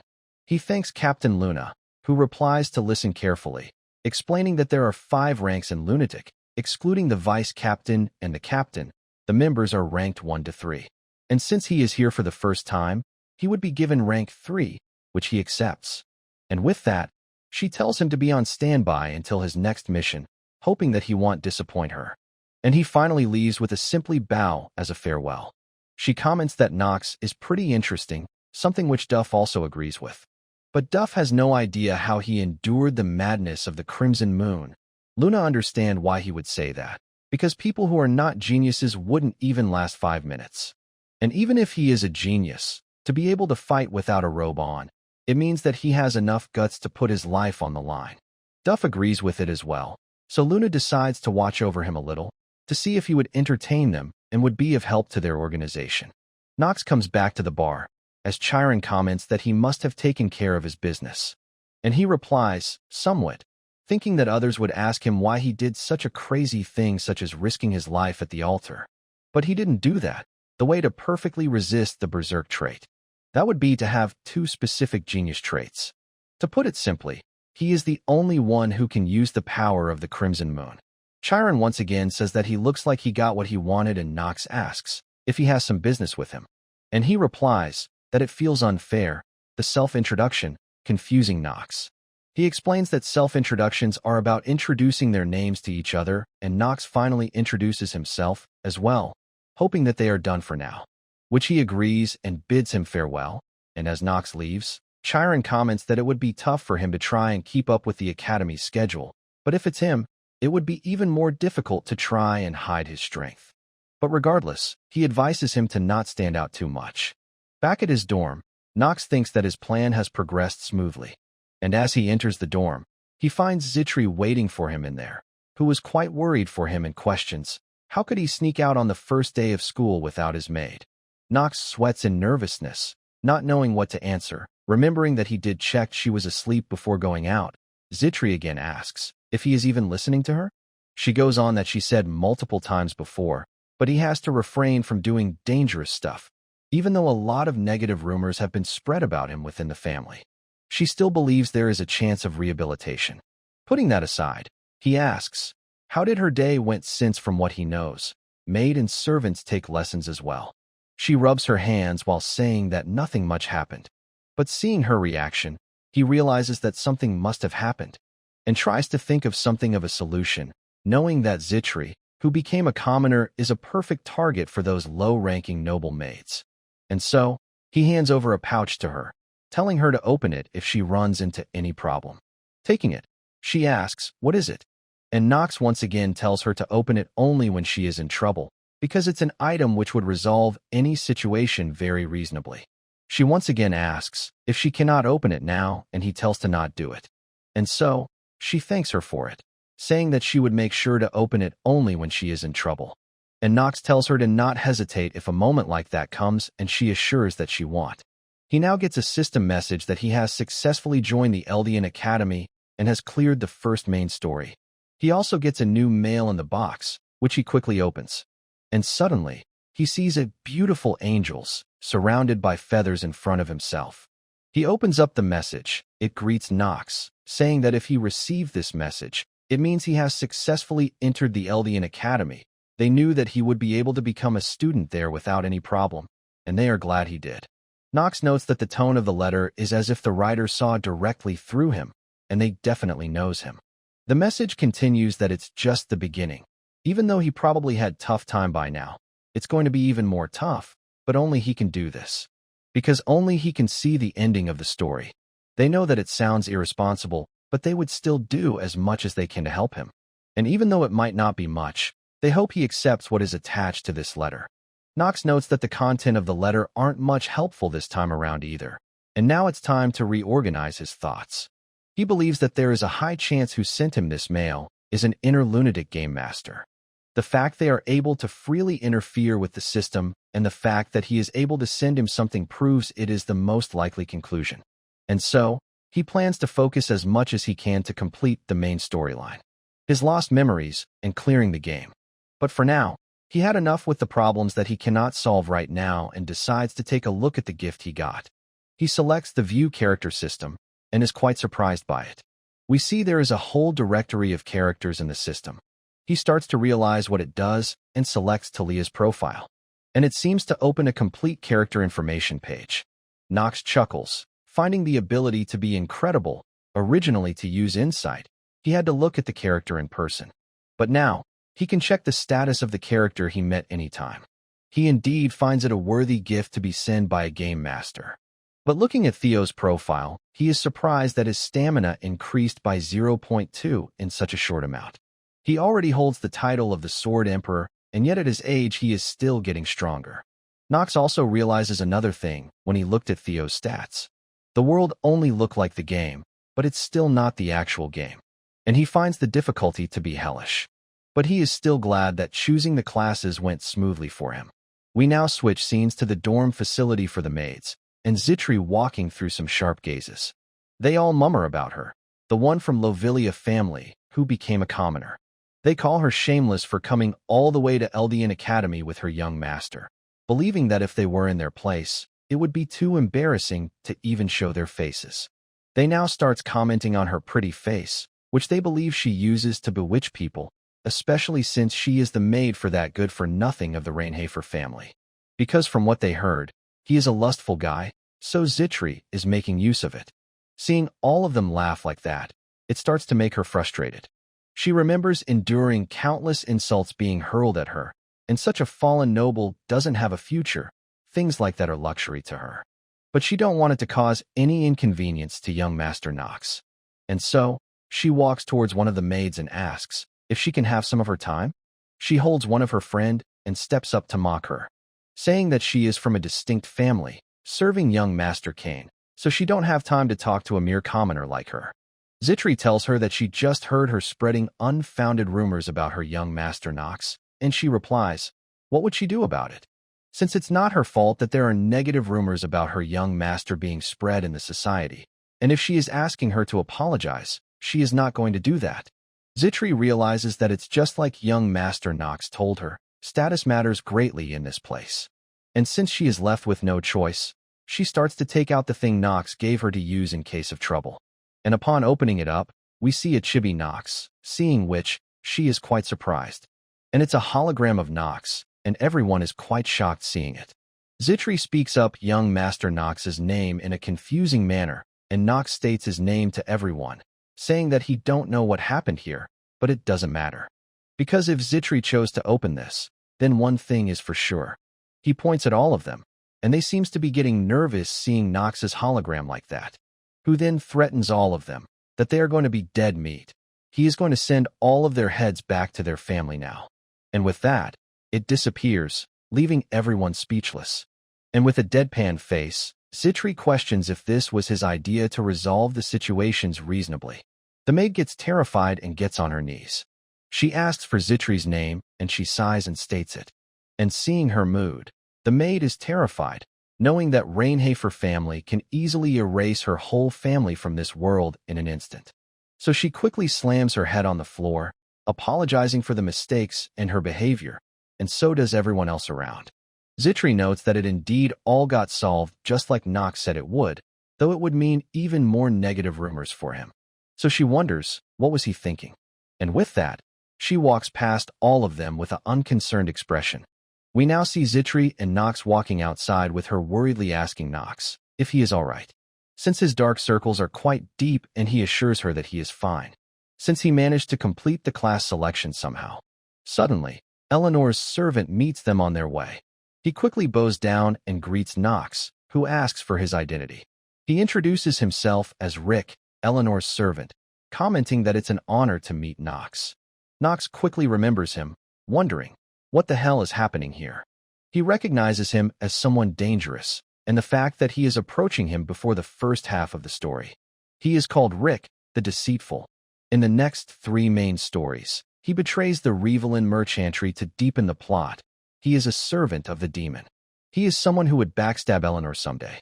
He finds the saying that enemy of your enemy is a friend to be complete bullshit in this game. Rick is the worst kind of trash, so getting involved with him would do more harm than good. He takes something out, something which Eleanor sent him as a present to him. But Nox straight tells him to get lost.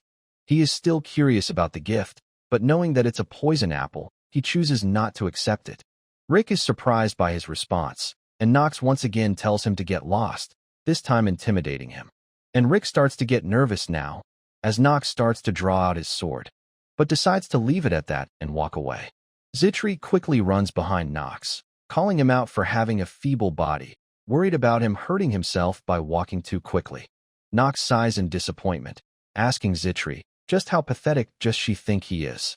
She calls him out quickly. He recently got chills, flu, and cold hands and feet at the same time.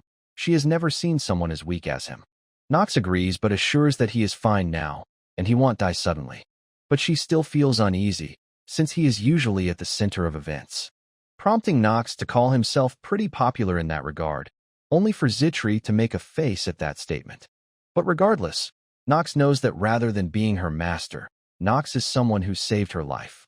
And her trait, singe-minded, they would be very worried when they are apart from their master. She then asks about Rick, and why did Nox acted that way with him now, since he seemed more emotional than usual. Nox tells her to listen carefully, that no matter what happens, having him around herself is never a good idea. It makes her wonder if it's due to Nox's problem with Eleanor, but he is also not someone who would act that way without a good reason. So, she agrees in making sure to keep a good distance with him, causing him to commend her for following. Knowing what would happen in the future, he also wants to keep his distance with Eleanor, otherwise he would attract lots of attention.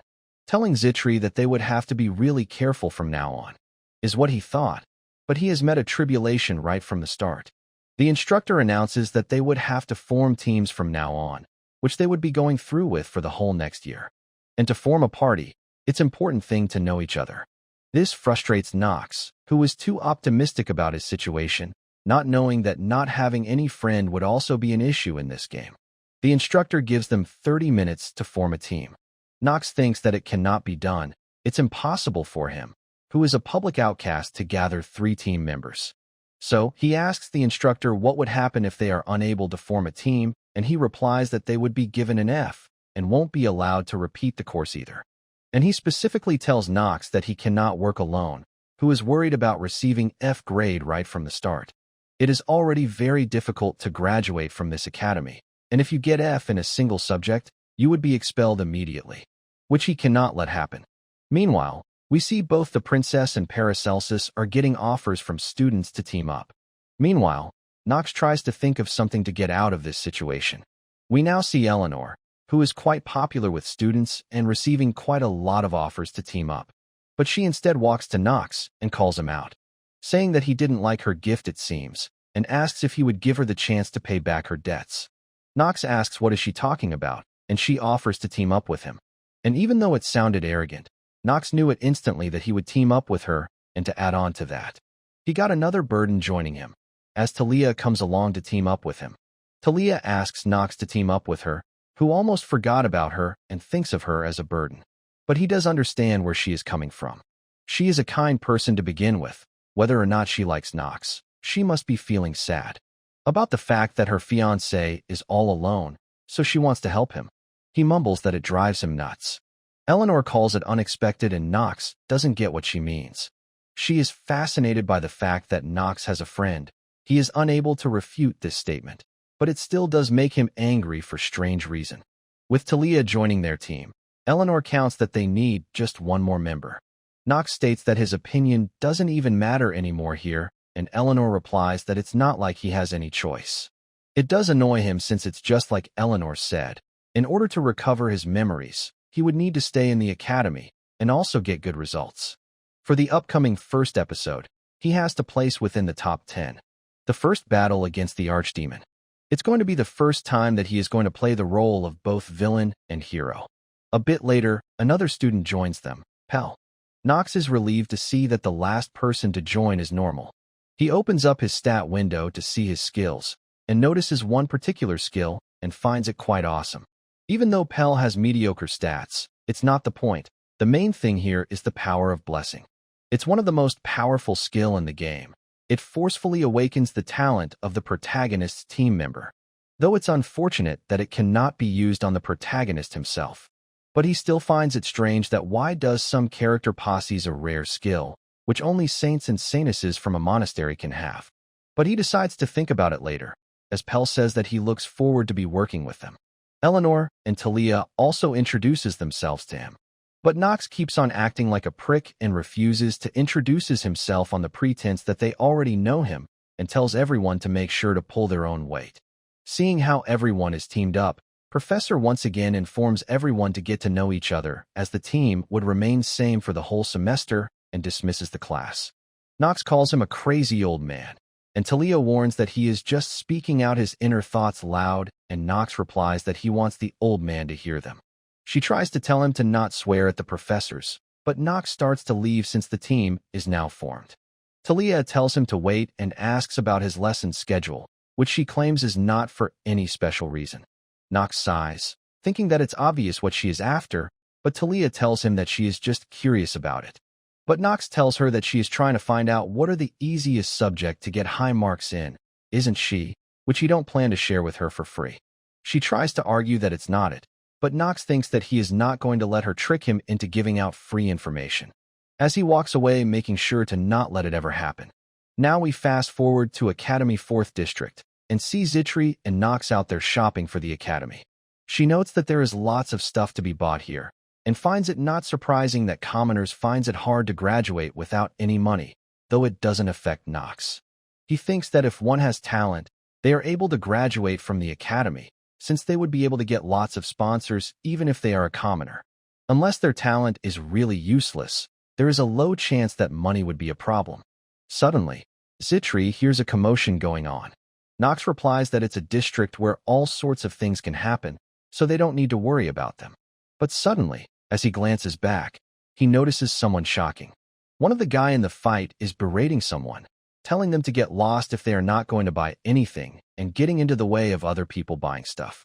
Knox notes that he is the son of top 3 Dark family, the young patriarch of the Marvas family, Leon von Marvas, who is probably poor right now due to his family went broke. But Knox knows that he is a kind person, so he hopes that he would get past this. Leon apologizes and tells the guy that he is trying to make a reasonable purchase, who replies that he is just lifting and weighing the same items, calling Eldian to have dropped their standards for them to take in a beggar.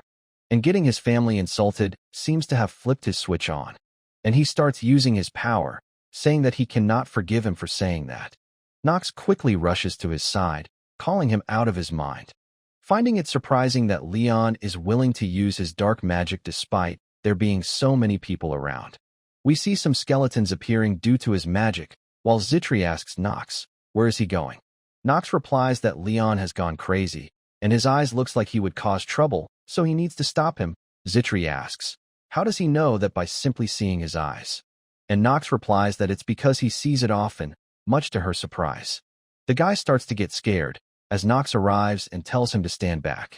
He stands in between Leon and him, telling the guy to get out of here. But the guy starts acting up again, flaunting to Nox that if he even knows who he is, and how dare he climb over his head, Nox calls it ridiculous, and removes his cloak, questioning the guy if he needs to tell him who he is. We switch scenes to Emma and Talia, who is explaining her problem on how Nox isn't letting her know what her class schedule is like despite being in the same team. She hopes that it's because Nox is going through puberty and being shy, and tries to confirm it with Emma. Seeing her make a baby face, Emma gets nervous before answering, and replies that there is no way she knows what Nox is thinking and tells Talia to calm down. Talia tried to be as mature as she could. She tried to not judge people easily, and even to not hold Nox back. Yet he is still like that, and Emma gets anxious seeing her like this. She knows that Talia would stay dejected for days at this rate, and if she knew of it, she wouldn't have spoken of Nox so nicely to her. We see Talia asking Emma on why is Nox so cold towards her, and she replies that it's because he is going through puberty. Talia doesn't get what she means, and she explains that it's how boys usually act at this age. They grumble all the time and act coldly towards others. It was actually the time when Talia really started to develop more feelings for Nox. At that time, Emma didn't thought that it would become a problem, and wonders if she should have been more careful with her advice. And now she is sure of it, that Talia really does like Nox. And since it has turned out like this, she once again tells Talia that it's not how Nox really feels, and Talia asks, what does she mean? Emma explains that since he is her fiancé, he might be acting like that to keep a clear line between personal life and her life in the academy. This seems to have convinced Talia, who gets happy and commends her on her knowledge on dating. To her, Emma sounds like a pro at dating, and plans to keep on asking her for advice whenever she has concerns. Meanwhile, Emma apologizes to Talia in her mind, because she has actually never dated anyone before. Suddenly, they get a knock on their door. Emma introduces herself and asks the person what they are here for. It turns out to be Eleanor, who also introduces herself as Talia's teammate and wants to talk to her for a short while.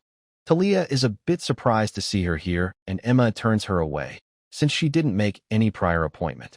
But Eleanor smiles and takes Nox's name in front of them, and that she is here to talk about him, prompting Talia to quickly open the door. Seeing her, Eleanor says that it's nice to meet her, and that they are meeting for the second time today. Back to Nox, his purple eyes and white hair are recognized by everyone around.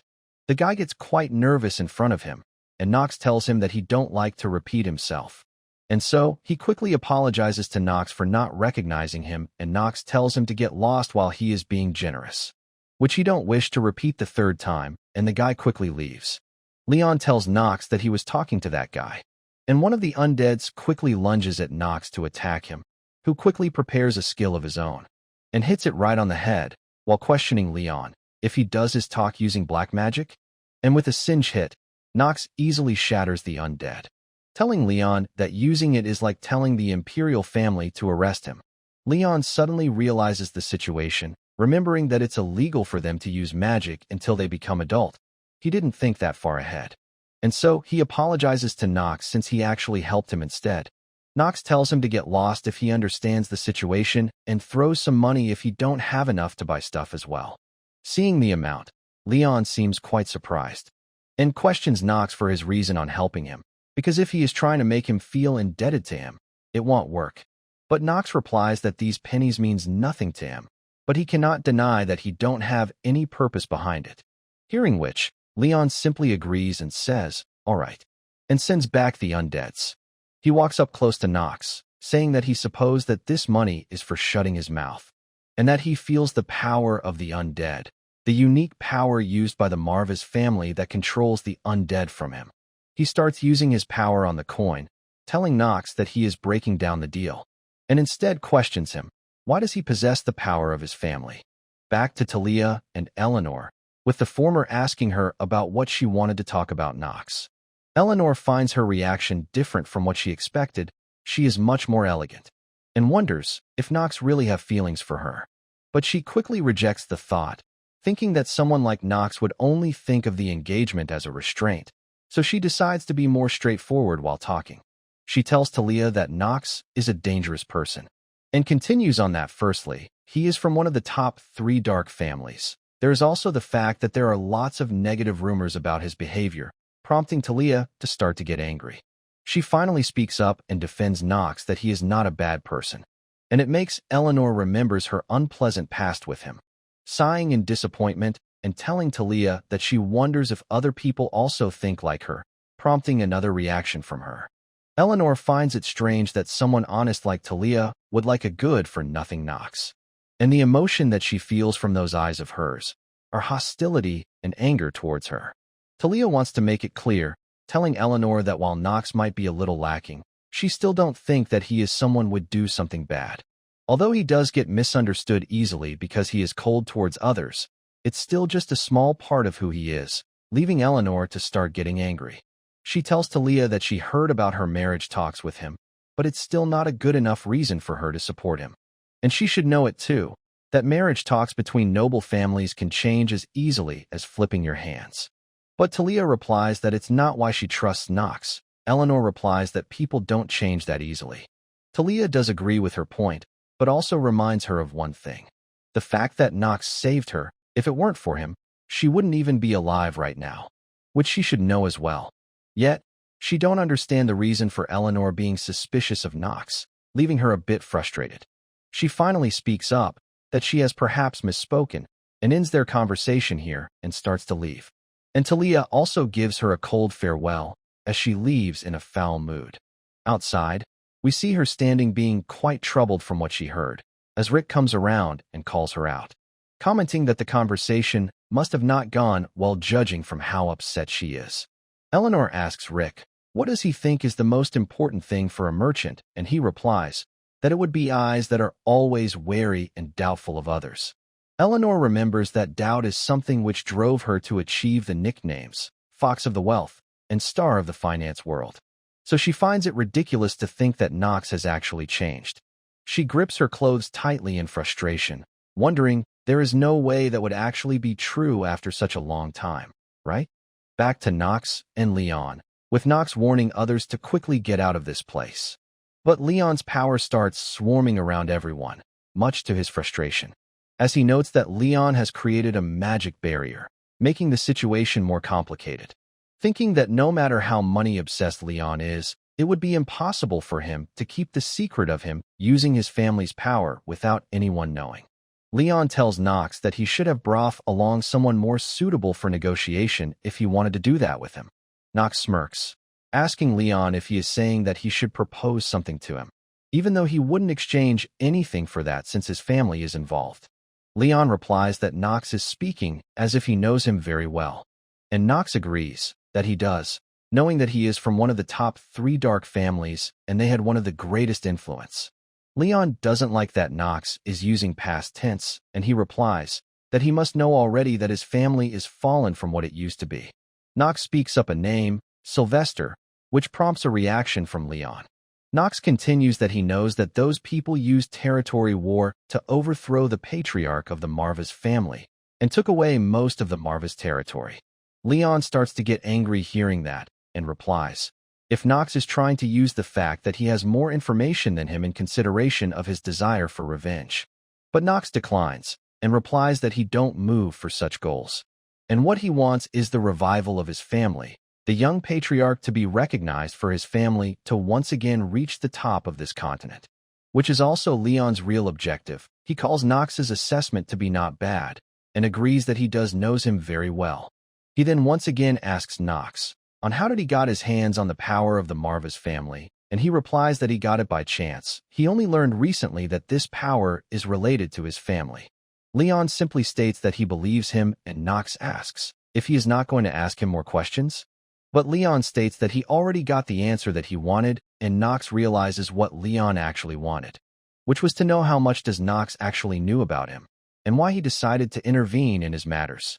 And so, Leon dispels the barrier while Nox is glad that Leon got his answer.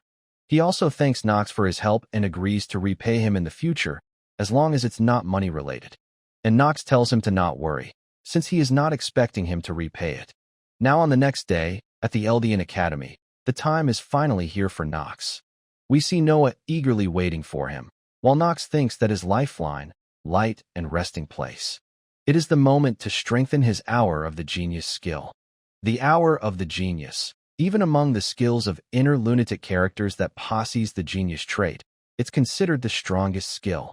It was kind of DLC for inner lunatic. When he became the first person to complete the game 10 times, he was given the active skill, Hour of the Genius.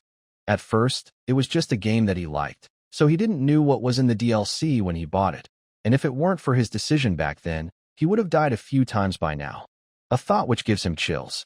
Noah commends Nox for doing great on the test, and calls out his family for raising such a monster. But Nox tells Noah that she is going a little too far for calling him a monster, but Noah argues that she didn't say anything wrong. Otherwise, how else could they explain him being able to fight the ice troll so calmly? Why would someone as skilled as him would be a good for nothing? She cannot warp her head around it no matter what. And there is no chance that it's because Theo von Reinhafer has a bad judgment of character. Nox gets nervous knowing that she is suspicious of him, but he expected it since the original Nox was a good for nothing. But that is no longer the case.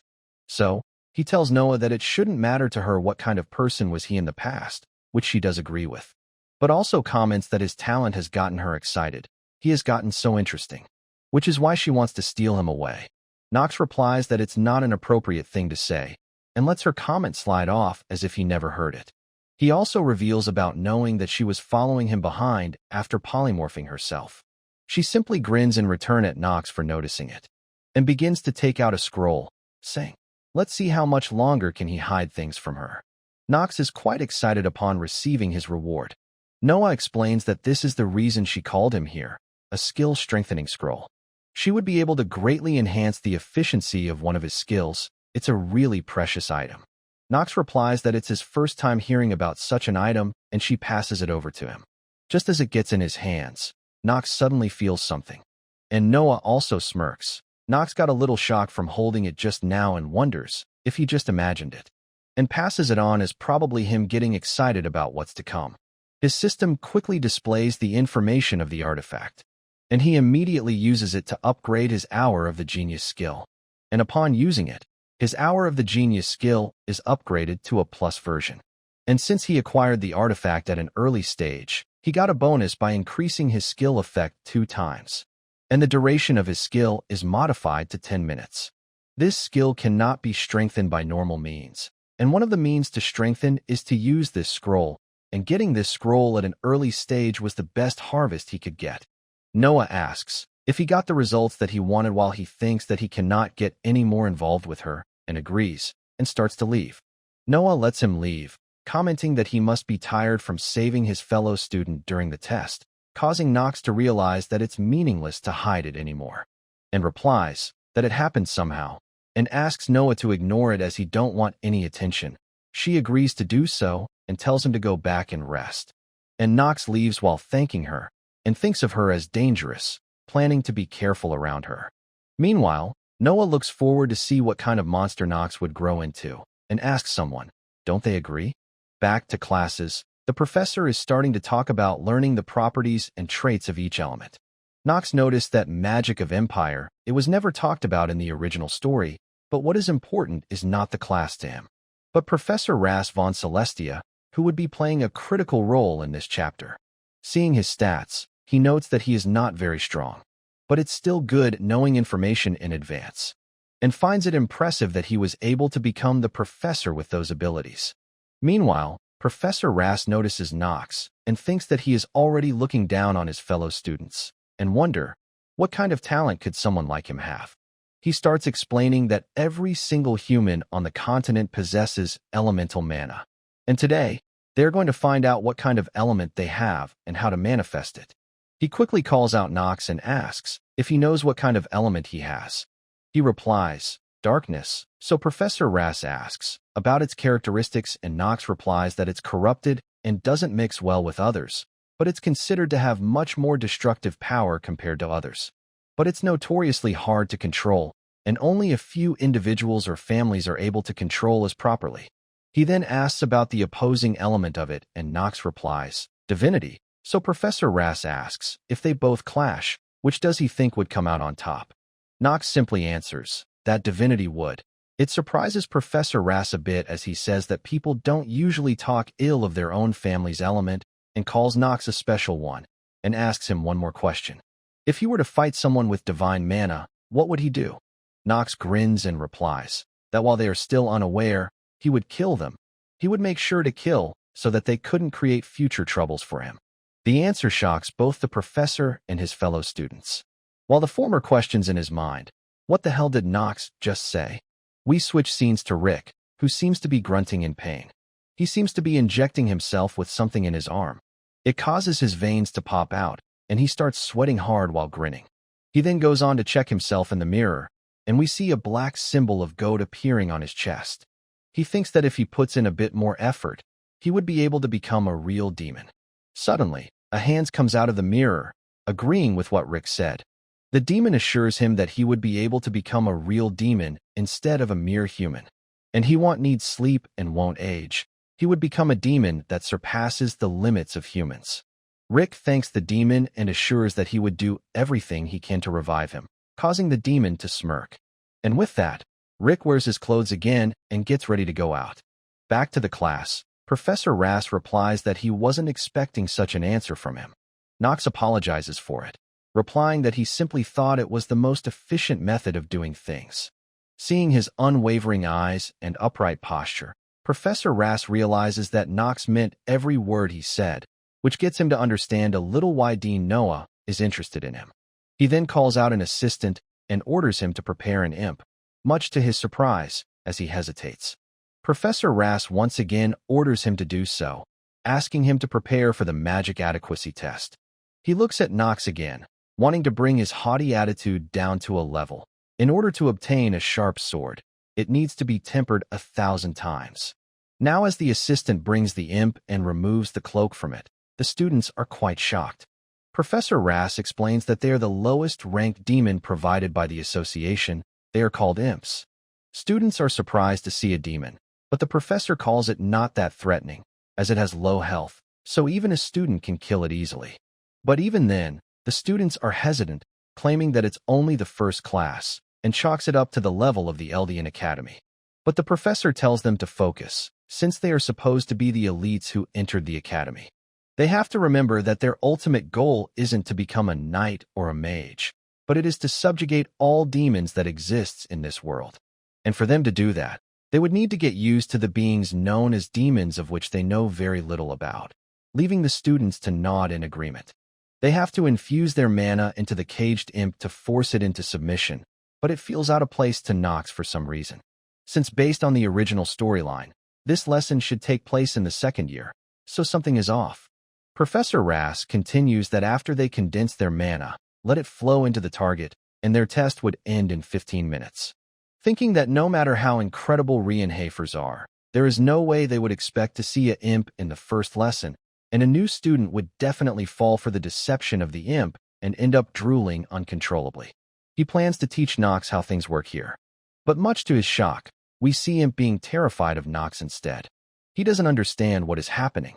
He tries to look at others, and everyone is indeed fallen for the imp's deception.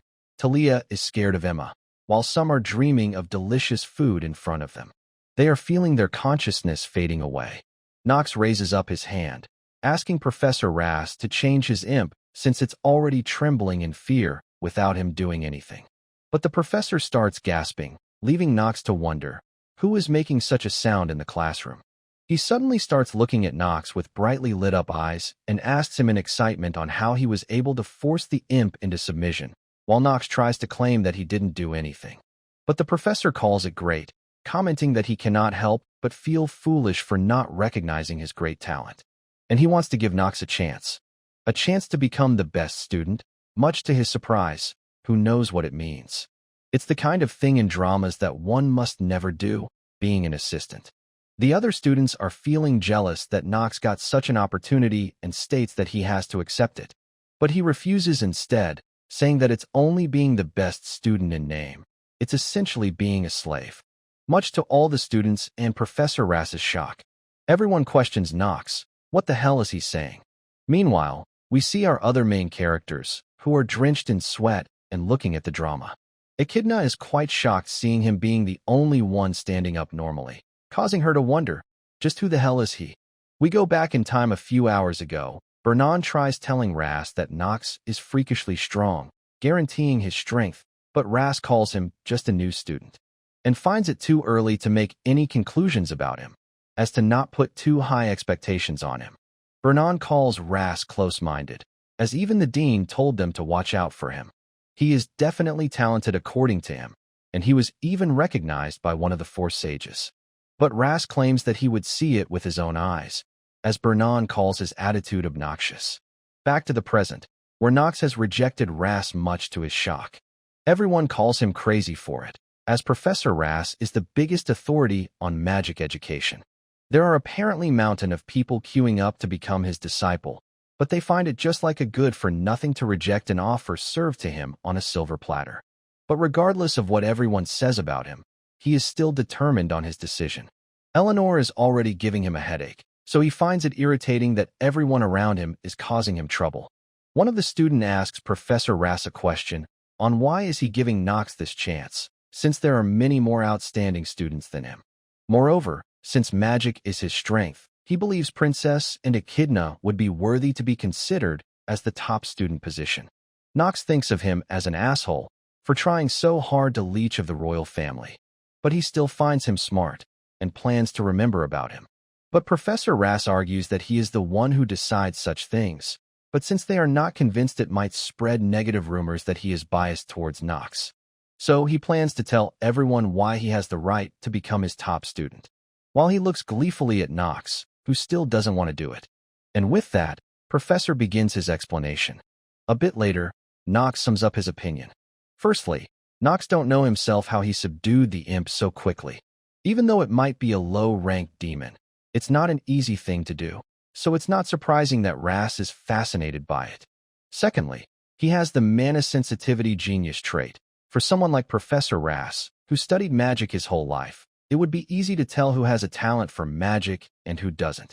Professor Rass finishes his explanation while looking at Nox and saying that it's only fair he get to become his top student, but Nox once again rejects his offer.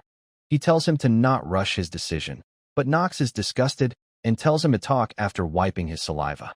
He also argues that there is a better candidate than him here for it, so he would be grateful if he gave up on him. And as he leaves, Professor Rass tries to call out his name to stop him, while we see our other characters simply watching him go. Princess Penelope comments that he is different from the rumors, leaving Echidna to apologize for her lacking ability in information gathering, but Penelope tells her that it's all right. She only just got a little curious about him, whether he would be a light to the imperial family or a dark cloud that hovers over them. Back to Nox, he is confused at Rass's behavior towards him. He is frustrated for not finding any normal characters in this game and hopes that he would be able to live in peace since he managed to get him off of him. Back at his room, Nox is stumped as Zitri asks him if something happened in the academy. Nox replies, something horrifying, as we see Professor Rass followed him around everywhere to convince him to become his top student. And worst of all was in the toilet. He once again asked him to become his top student. This time Nox calls him a bastard to make him stop, but Rass only likes his rough tone even more. He once again calls him a bastard in front of Zitri, who replies that it's a term which shouldn't be associated with a professor. She then confirms if he is talking about Professor Rass, who is considered to be the best in magic theory, and he agrees. Zitri calls it strange, since he remembers him being a good professor, so why would he do something like that? Nox knows that as well, but he also knows that he has an obsessive trait in his character. Now we switch scenes to the Rainhafer family mansion, where the guards are trying to stop someone. And we see it's Nox's eldest brother, Garen. The patriarch has ordered the guard to not let him in his room. Garen calls it quite harsh and easily moves past the guards, commenting that it's not how a father should treat his son. We see him finally entering Theodore's room with the bodies of the guards laying behind him. Roderick feels immense pressure from him that he cannot even move, noticing that Garen has gotten even stronger in that short time. Theo tells Garen that he never thought he would be coming back to the Reinhafer again, and he replies that he don't need a reason to come back to his own home, causing Theodore to angrily asks if it is his home. Garen simply reminds him of what he told him before. It's time to give up, citing there is not much time left, but Theodore tells him that it's none of his business. Garen continues that the demon is lurking around him. When Theo would become weak, it would rise and devour everything in sight. Theodore replies that it sounds as if he wants it to happen, but Garen says that his business is simple, and asks, where did he hide that sword? Hearing which seems to anger Theodore.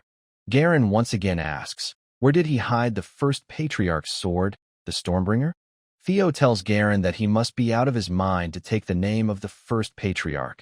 But what Garen finds even more important right now is getting stronger and building a stronger force. But Theo claims that he don't know what matters, leaving Garen to question. If he knew that, then why did he leave that woman to die? Hearing which makes Roderick nervous, as that woman must not be brought up in front of Theo, who tells Garen that he is disrespecting his mother with that, but Garen claims that his only mother is Priscilla von Orl, while that woman was his mistake, and she was nothing more than a guest in the Reinhafer family. This causes Theo to get angry, as he tells Garen to get out. He tries to speak again, but Theo once again tells him to get out, stating that he do not wish to cut off his own son's head. So, Garen starts to leave while threatening them that they would regret this, and how soon they would understand that everything Reinhafer has prepared is for his sake. Roderick asks Theo if he is all right, who apologizes for showing an unsightly behavior. But Roderick calls it all right since he has swore eternal loyalty to the Reinhafer family. But if the word got out that Garen is working with a demon, it would be dangerous.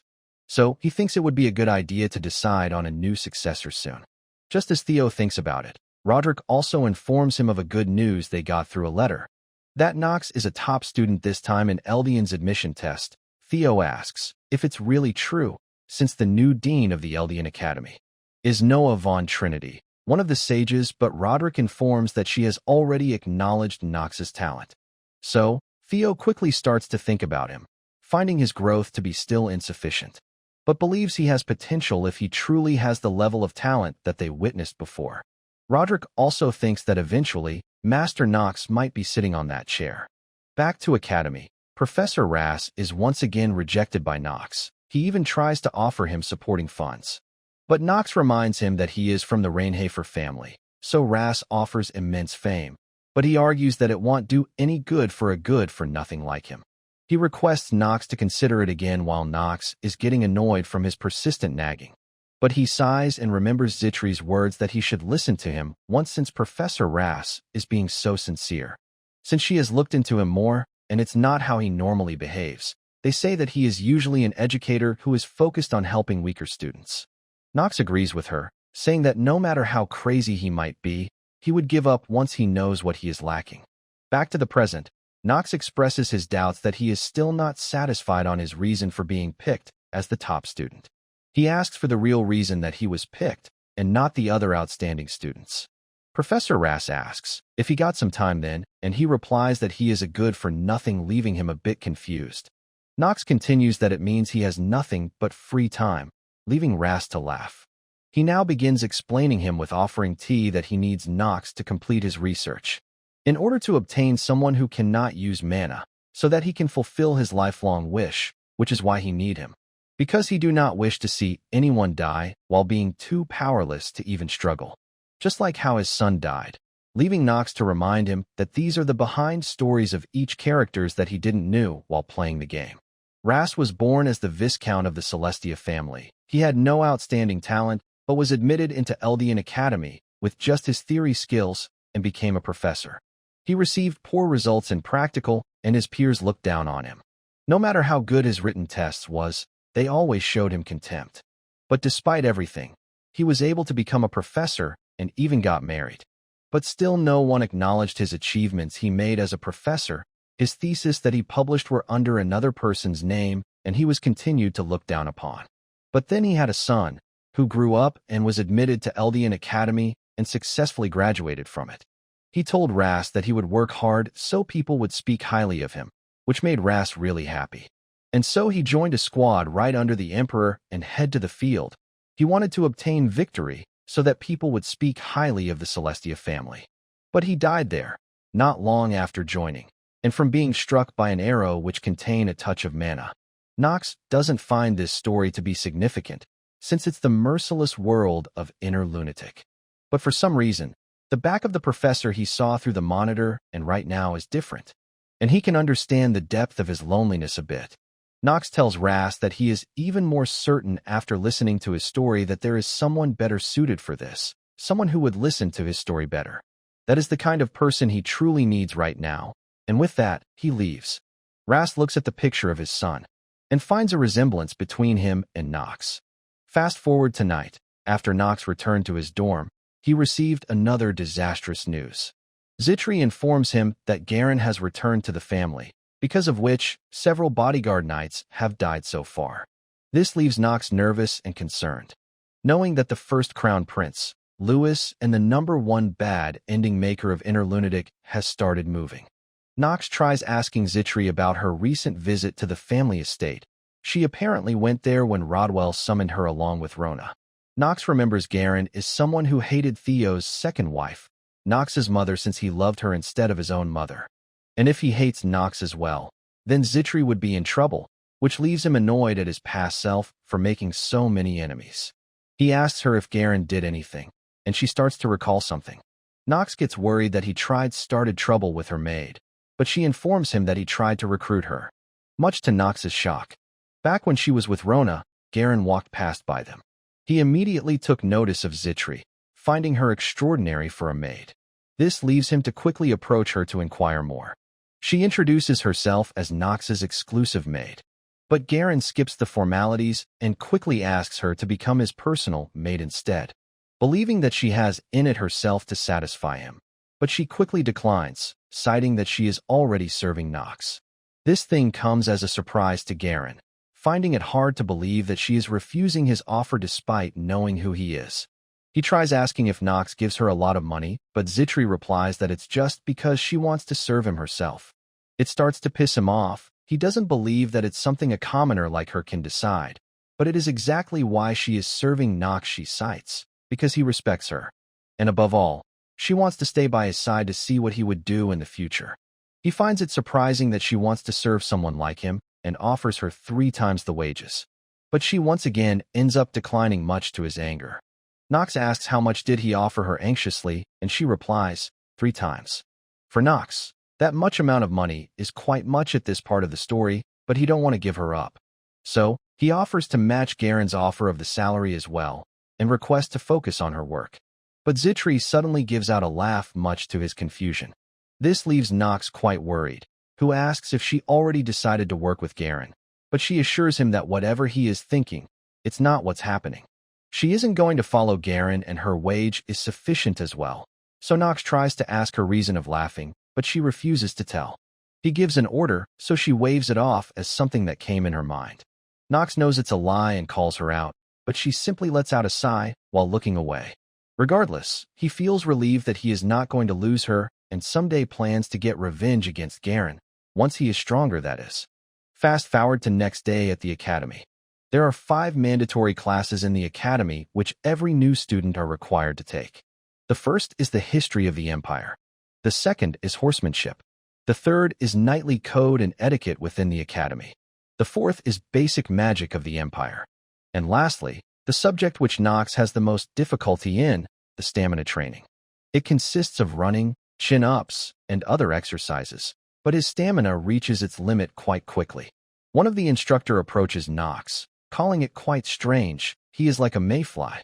Nox asks the meaning of that, and he replies that while he is exceptional when it comes to short-term results, he feels quite troubled when it comes to stamina, as if he is blocked by a large wall that he cannot overcome. Nox finds it impressive that his instructor was able to figure this much out. It's indeed due to the terminally ill trait that he has. His stamina is stuck at 15, which is half of maximum possible. He calls out the instructor for using discouraging words, and he quickly apologizes but suggests to take heed to what he said, because if he keeps on moving recklessly, he would end up shortening his life. Not knowing that our boy has a countdown stuck on his ass, so he is taking heed quite better.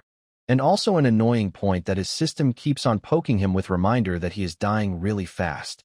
Paracelsus, who is watching everything from the back, finds it hard to figure out Nox since he showed such ability during test, and is now acting all frail, which he feels is Nox acting like a good-for-nothing. Nox notices Paracelsus staring at him, and calls him an annoying bastard whom he will give it good next time they fight. Fast forward to some market, we see Nox roaming around in a cloak. He is suddenly approached by Rick once again, who asks, what is he doing here? Nox is surprised seeing him here, and wonders why the freaking game destroyer is here. Rick, his real name is Hochschultz de Nefer. He is also the worst ending maker along with the first prince. Nox quickly opens his status window to check his information. Later on, Rick also ends up betraying Eleanor, making him the #1 person to avoid right now. He once again asks Rick, what business does he have with him? Who simply replies that he just saw a high noble from Rainhafer family going around without a steward, which was surprising, but Nox tells him that it's none of his business.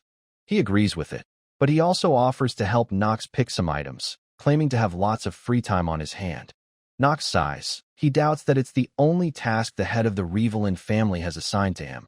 But Rick replies that great nobles doesn't pay much attention to servants who deviate a little from their work. For Nox, he finds it important to know what he is scheming and the reason that he approached him. So, he appoints him for a bit with the saying that he don't like people who talk too much, and Rick quickly takes heed to his words. We switch scenes to Eleanor, who seems to have requested some documents. The documents are all about Nox. She still wants to know the reason for which he saved her, because there was nothing in it for him. The Rainhafer family in fact has no interaction with her family, and if he wanted to gain something, he would have accepted Professor Bernon's proposal. The Nox she knew from back then didn't have that kind of personality. And another thing she noticed is that he started acting different after clearing the forest of missing children, though she don't know the reason for the change. And there is one more thing in her mind. It's Rick, whose movements seem suspicious to her now, and he is also gathering people within the merchantry. Though, she don't believe he could accomplish much anyways. Deep in her thoughts, she gets up and goes by the window, remembering how her father yelled at her to give Nox everything she had if it was needed. And the day of her mother's death, she remembers that vividly as well, remembering which made her cry and shiver in the present. Back to Nox and Rick, who is giving him tips on buying items for the academy, and how he can receive free items that he don't need to buy even. The stores here are also connected to the Revelin merchantry, so he can get a good discount as well. While Nox doesn't want to admit it, he knows that Rick's talent is very much real.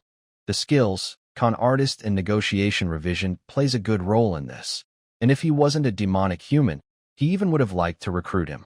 Rick asks if he purchased everything he needed, and Nox replies that it's all sufficient, and again raises the question as to why Rick was looking for him. Running out of patience, he grabs him by the collar and pins him to the wall. Questioning the reason for why he approached him, Rick tries to feign ignorance until the end, but Nox warns him that time isn't in his favor. Rick agrees, replying that the conversation with Nox is going to be a quick one. He gets straight to the point and releases a dark red magic from himself. Nox notices that it's a barrier, one that blocks sound. Rick asks Nox to betray the Rainhafer family and become a servant of the first prince. While he grips his arm tightly, Nox pulls his shirt, and a dark black spot is revealed to be on his chest. Nox quickly figures out and reveals to him that he knows that the one he serves isn't the first prince, but a demon. Rick's expression changes, saying that Nox sure knows a lot of information. His nerve starts to creep up on his face, leaving Nox slightly anxious. Rick feels that his master is not going to like Nox knowing this much about them. Nox calls out the demon by its real name, questioning Rick if he truly believes that his master would grant his wish, which he does. Nox breaks free, wishing to Rick that he don't end up regretting anything. Though, if he dares to insult him or his family again, Nox threatens to kill him in that case, leaving him quite perplexed and flinched by his threat. Fast forward to the classes, everyone quickly recognizes Instructor Bernon with his shining bald head. But one of the nerd tries to educate them to not call him a bald head in a very strange manner. Vernon starts getting pissed by all this, though he cannot just crush them just because of his hair. And so, he goes on to instead tell them about the class for today. Right now, they are in the Clariel Plains. It's famous within the academy and has lots of amazing plants and trees. And they will be learning basics of horse riding here. He instructs them to quickly mount their assigned horses or the one they brought themselves. Everyone has a different set of reaction. Some are surprised by the sudden instruction, while others are surprised about students already having their own horses. Meanwhile, Knox simply calls out to Carl, who appears silently. He also notices Paracelsus, whom he believes must be good at riding horse since he lived in the East for so long already. Everyone is quick at noticing Carl, finding it hard to believe a good-for-nothing like Knox has an obsidian horse. Knox agrees with their statement that Carl is indeed a fine horse, though it's one of the benefit he got as a veteran player. Some of the students have gotten on their horses, so Vernon instructs them to get close to them slowly. And now it's time for the main race. Students are surprised to hear that since there are some of them who are having their first time today with a horse. While everyone is afraid, one of the nerd believes that Vernon is perhaps angry that they called him bald. And he is immediately hit on his head with a chop after that statement. The rules are apparently simply, they have to ride their horse and turn around the corner, which is located at the end of the forest, and return to this place. The first to return would also get additional points. Knox finds the rules to be simple as Vernon's hair.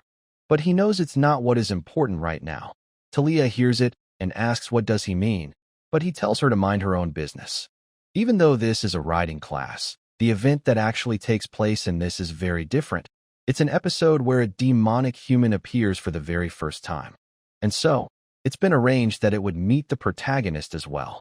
Roger, the demonic human that appears in this episode, causes all the students to be stuck in the nameless forest. The protagonist then overwhelms him along with other academy cadets, which is the basic sequence of this episode. But there is no protagonist here, so he wonders how will things turn out here where there are so many strong personalities here with the absence of a leader. Talia then approaches Knox, asking if he would like to go with her. It's only in case something happens, since the forest is full of dangers.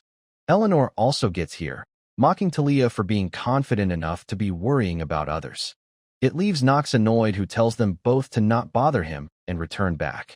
Talia also agrees, knowing that it's a race, so it's better to be back as quickly as possible. She asks Knox to go ahead first since she is not good at riding a horse, but Knox replies that it's not what is important. Before Talia could ask anything further, Knox leaves, leaving her wondering, if the race is not important, then what is? Vernon commences the race, and everyone marches forward. Racing in excitement, some of the students starts noticing something strange as they are racing forward. Carl also notices something and tries to stop, but Knox assures him that he knows it already. Using the mana sensitivity genius, Knox notices the circle, which appears right beneath them all. Everyone is quite surprised by it, but Knox informs them to stay still as it's a teleportation circle. Unless they all want to die here. And with that, all of them disappears. We see the demonic human making its appearing, who seems quite excited to be able to finally get the opportunity for his revenge. Before they are teleported, Knox sends Carl away with some plan. Next scene, we see all of them are transported to some part of the forest.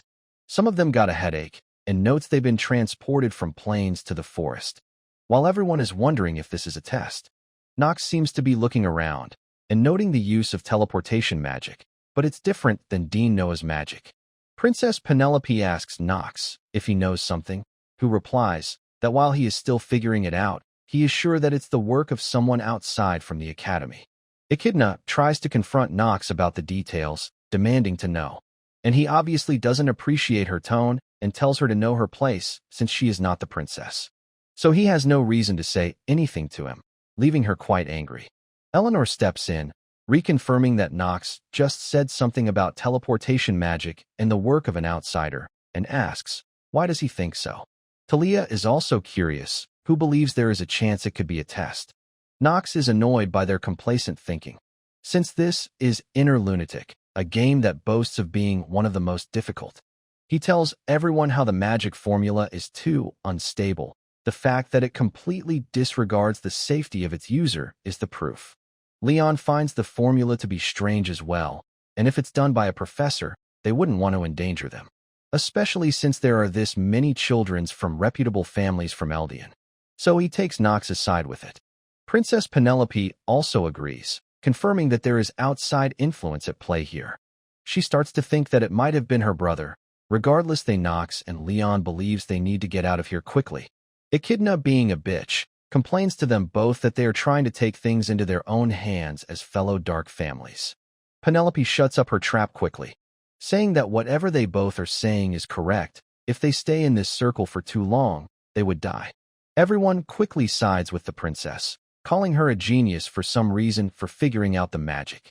Paracelsus notices something and quickly draws his sword, much to once again Echidna's surprise. He calls her out for not being able to smell the blood, noting there is a monster of intermediate rank or above here. Nox says it's right above them, and we see a giant bird-like monster overhead.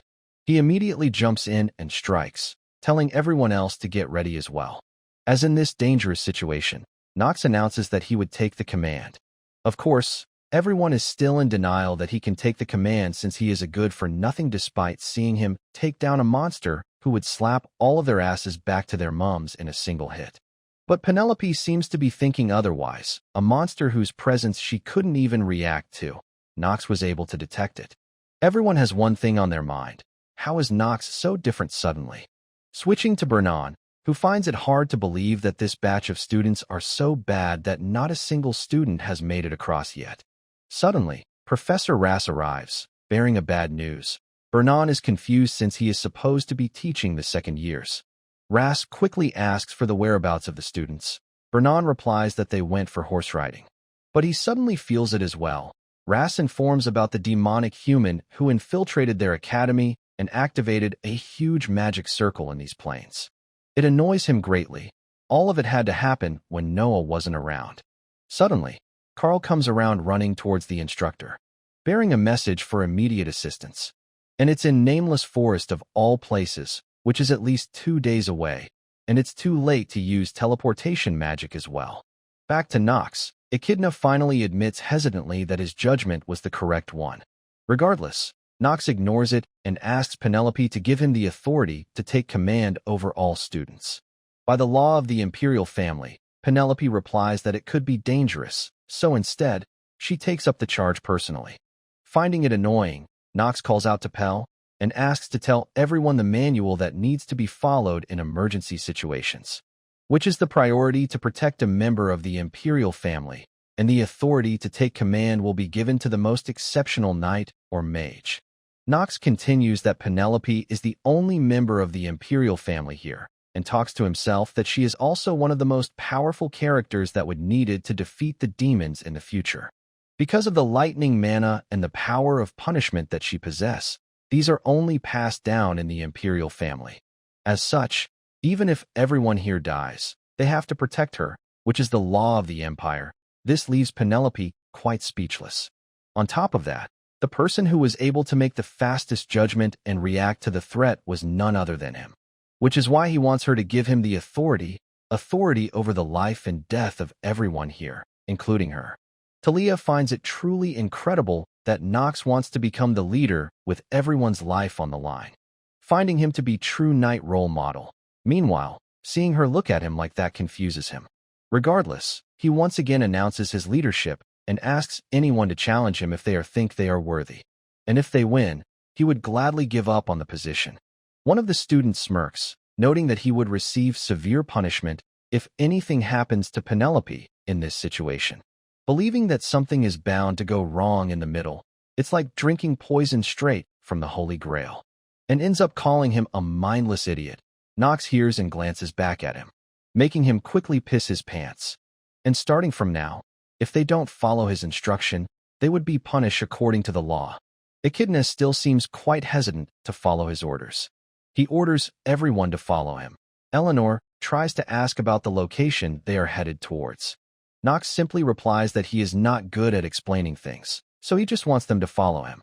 And if they were to know how much he has played this game, they would be horrified. Meanwhile, in some cave, we see someone is watching them. It's the demonic human, Rudger.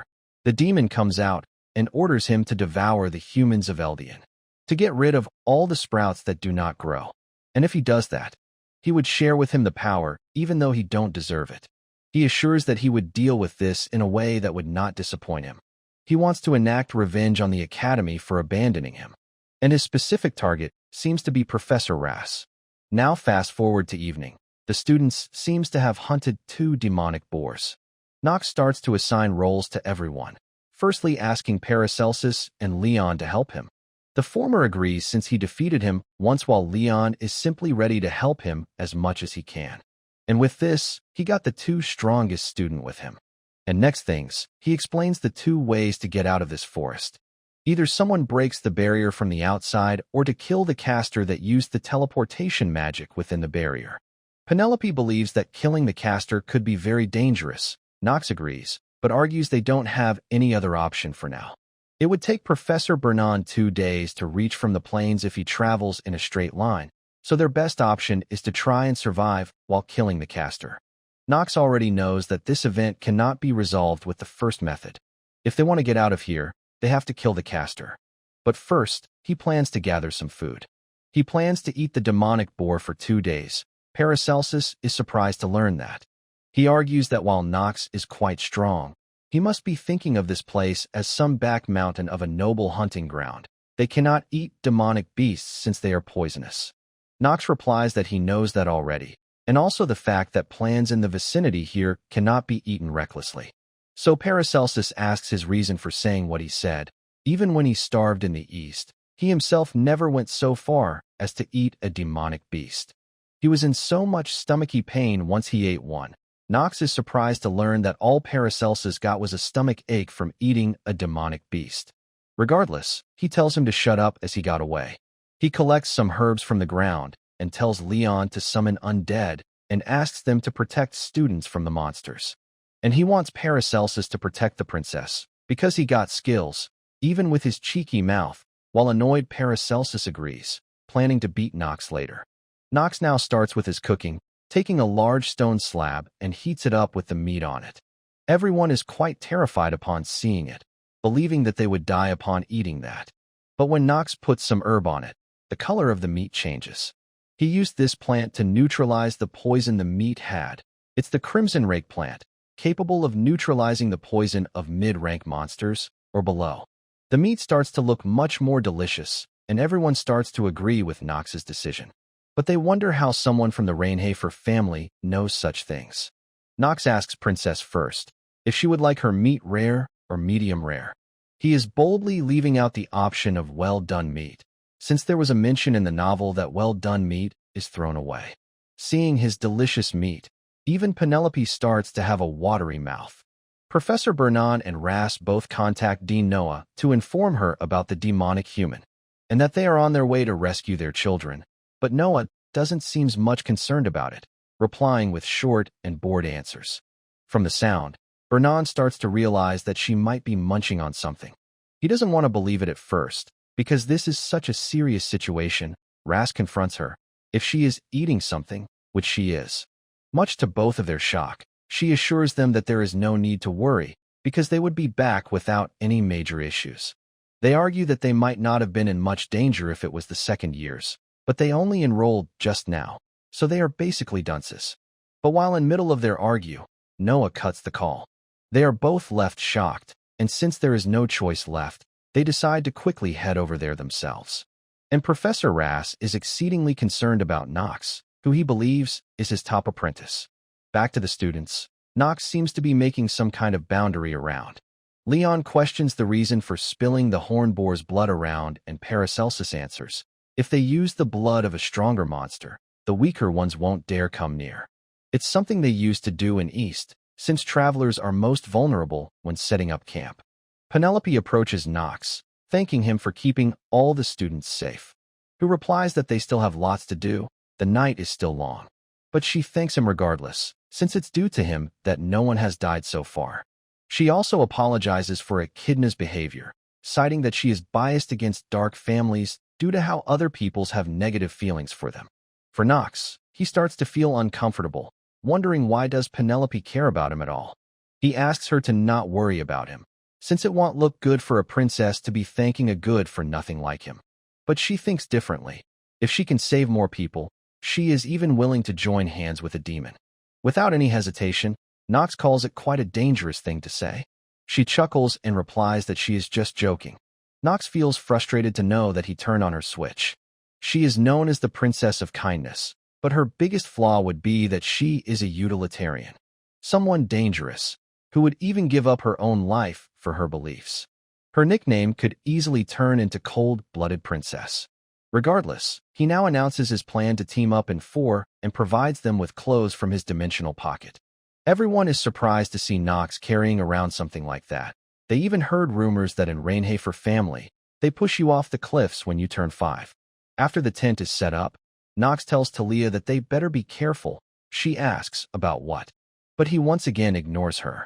Now he tells everyone to decide on their night guard duty, while he plans to get started with his things as well. A problem exists in this scenario. If they don't kill the mage who set up the barrier quickly, it would become impossible to clear this scenario. Which means that if no one kills the mage, they won't be able to complete the story. One of the students wakes up upon noticing something surprising. He wakes up everyone, including the princess. He has noticed a huge number of creatures with mana gathering near here. They all feel the mana, and Echidna quickly tells Penelope to get behind her. Paracelsus gets ready as well, noting that the monster blood won't do anything OT a stronger monster. He looks back, seemingly calling out to Nox on what he intends to do, but they find him gone. But Leon steps in, saying that Nox has gone elsewhere and has left the battlefield to him for the time. Echidna once again bitches about the fact that Nox has gone somewhere despite raving about protecting the princess. Leon clarifies that he didn't ran away. She argues, how would he know that, and that there are too many monsters here to deal with. Eleanor agrees that there are too many monsters to deal with, but Leon assures them that it's all right.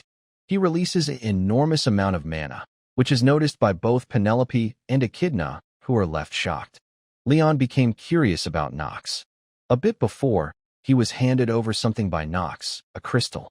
Leon became curious about the kind of person he is and why did he give him such responsibility.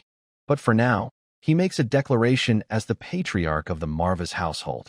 A undead appears, slashing away at the monster with a single strike. Along with it, a bunch of other undeads are summoned as well. While Leon declares that the fate of this battle will solely be decided by him alone. Meanwhile, we see Nox stepping into the magic circle, but his skill easily neutralizes the restraining magic. He notices Roger quickly, who finds it quite interesting. The fact that a mere academy student figured out his location, that is, and is also bold enough to fight him. Nox's acting genius activates, and he replies that he should only use those words when he is worthy enough for them. This leaves him quite angered, and he immediately rushes on to attack Nox. But he easily blocks and pushes him back. Roger is surprised by his strength and questions his identity, which Nox don't plan on telling him. It pisses him off even more, and he once again rushes into attack. But he easily slices off his arm, without him even realizing what happened. He didn't even need to use any of his skills. Not with the difference in their level.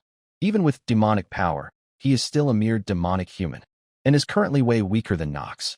He causally parries his long-ass arm, and gets all up close to land a critical hit, and then uses his compressed dark mana to render his whole arm useless, calling his attack completely useless, not worthy of even being used. Roger realizes finally that he should have been careful of the good-for-nothing of Rainhafer, because now he ended up foiling his plans. He tries to threaten Nox for humiliating someone with the blood of the Archduke, but he don't give a damn and is about to kill him. But he is stopped right on time by Professor Rass, who reveals Roger to be his old apprentice, much to Nox's surprise. He apologizes Nox for everything he had to go through because of him, while Roger finds it laughable that Rass is calling him his apprentice, after all that he done to him. He was apparently abandoned by Rass when he lost his arm in one of the Battle of the Empire and drove him out of the academy. Rass clears up that while he did abandon him, it wasn't due to what he think, it was because he was worried about him. He didn't want what happened to his son happened to him as well. His only choice was to expel him from the academy, since he was so determined to go to the war. But Roger believes they would decide the path they would take. But Rass conceded, and the whole continent became aware on how he was abandoned as the trash of the academy. While Rass doesn't know what happened to him, he still asks if this is what the magic he desired so much looks like. Is this what they both wanted? Roger simply smirks, knowing that it's too late for him already, and pushes away Nox to rush towards Ras, planning to take him down along with himself. But Nox intervenes, saying that things that he himself has done cannot be changed. He has some of those things as well in his life. His speed suddenly increases as his rate of synchronization with the character increases. While the feelings about those things, he calls them a really inelegant emotion for himself. But as the sync rate increases, he also gets a warning that he might lose his mind. Thought he still takes care of Roger quickly, splitting him clean in half. Professor Ras seems deeply shocked by this incident, and with a deep emotional tone, he calls out to Nox, asking him about what should he do. He doesn't understand what Ras is talking about, who reminds him about his research, which he said existed only for the weak. But now he is not sure if there is any meaning to his research, since he wasn't even able to protect his apprentice. He lost his direction in life. Nox with a slight stutter replies that he don't know how he was related to that demonic human. He knows that supporting Ras would be lesser evil. He would need his research so that artifact creation and strengthening system can be unlocked within the game. He has to continue his research for that, but he is not sure if that is really all. He tries to say something, to the point that his emotions starts to interfere with the character of Nox himself. His acting genius skill starts to waver. He tells Ras that him being related to a demonic human isn't important to him. He previously believed that making use of Professor Ras was the best decision. Yet now he is wavering, as he consoles Ras that his research is not worthless. But he replies that he should have seen how powerless he is, and Nox agrees that he looks pathetic. He also realizes why he is acting like that. Professor Ras ended up getting inside of his fence. Every word of him starts affecting Nox. He goes on to tell Ras that he is lazy by nature, so he shouldn't ask too many questions. He also doesn't like tea, but coffee. He don't need money either. He also don't like things such as fame. Ras doesn't understand where is Nox getting at, but he continues on, saying that Ras's research is different, and it's of value. He can guarantee of that. Inside, he believes that perhaps a game addict like him is envious of him, as someone who contributes love in this world. And with that all, he agrees to become his #1 apprentice. Ras is surprised to hear that. For Nox, nothing has changed. The back of the Professor Ras that he has seen countless times via the Montir. There is only him and Nox, an unorthodox thinker. He offers to be at the height of his back, while he cries inside talking about his son. We switch scenes to everyone else, who seems to have finished defeating the monsters. Paracelsus is surprised to know that Nox is not the only lunatic in this academy, finding the undeads he saw quite shocking. They are on a completely different level than normal undead, feeling fundamentally different. Even the princess is finding it hard to believe that there is an army of undead with this level of strength. It's hard to truly see the true capabilities of a dark families. Even though she don't want to admit it, the rumors that she heard that Marva's household is back is the truth, and she plans on remembering his name. Echidna agrees to pay attention to his activities. Leon received the highest grade mana crystal. If it weren't for it, he couldn't guarantee that he could have won, almost as if Nox has seen the future. And finally, Professor Bernan arrives at the scene, asking if everyone is all right. Paracelsus replies, somewhat. He then asks if there is anyone dead. The princess replies declines, but informs that there is someone who left the battlefield. And immediately upon seeing her, Bernan gives his greetings and asks, who left? She replies that it's Nox. But she also doesn't believe that he is in any danger, and also that they all could only survive this long thanks to him. Bernan asks if this is truth. Leon agrees, informing about the crystal that he gave him. Paracelsus replies that he also got ration for us, basically doing everything. And now people are started to change about him, believe that he is not that trash as they thought about him, though they still find him problematic when it comes to women's. And again like this, a chain of rumors start about him about many things. Bernan realizes that it's the white-haired brat again, and also the fact that the barrier has disappeared. He previously did confirm that the large-scale transportation circle of the demonic human can only be broken from the inside. He is confused on what is happening, since there is not enough time have passed that the weakling Ras could have resolved this issue, which could only mean one thing.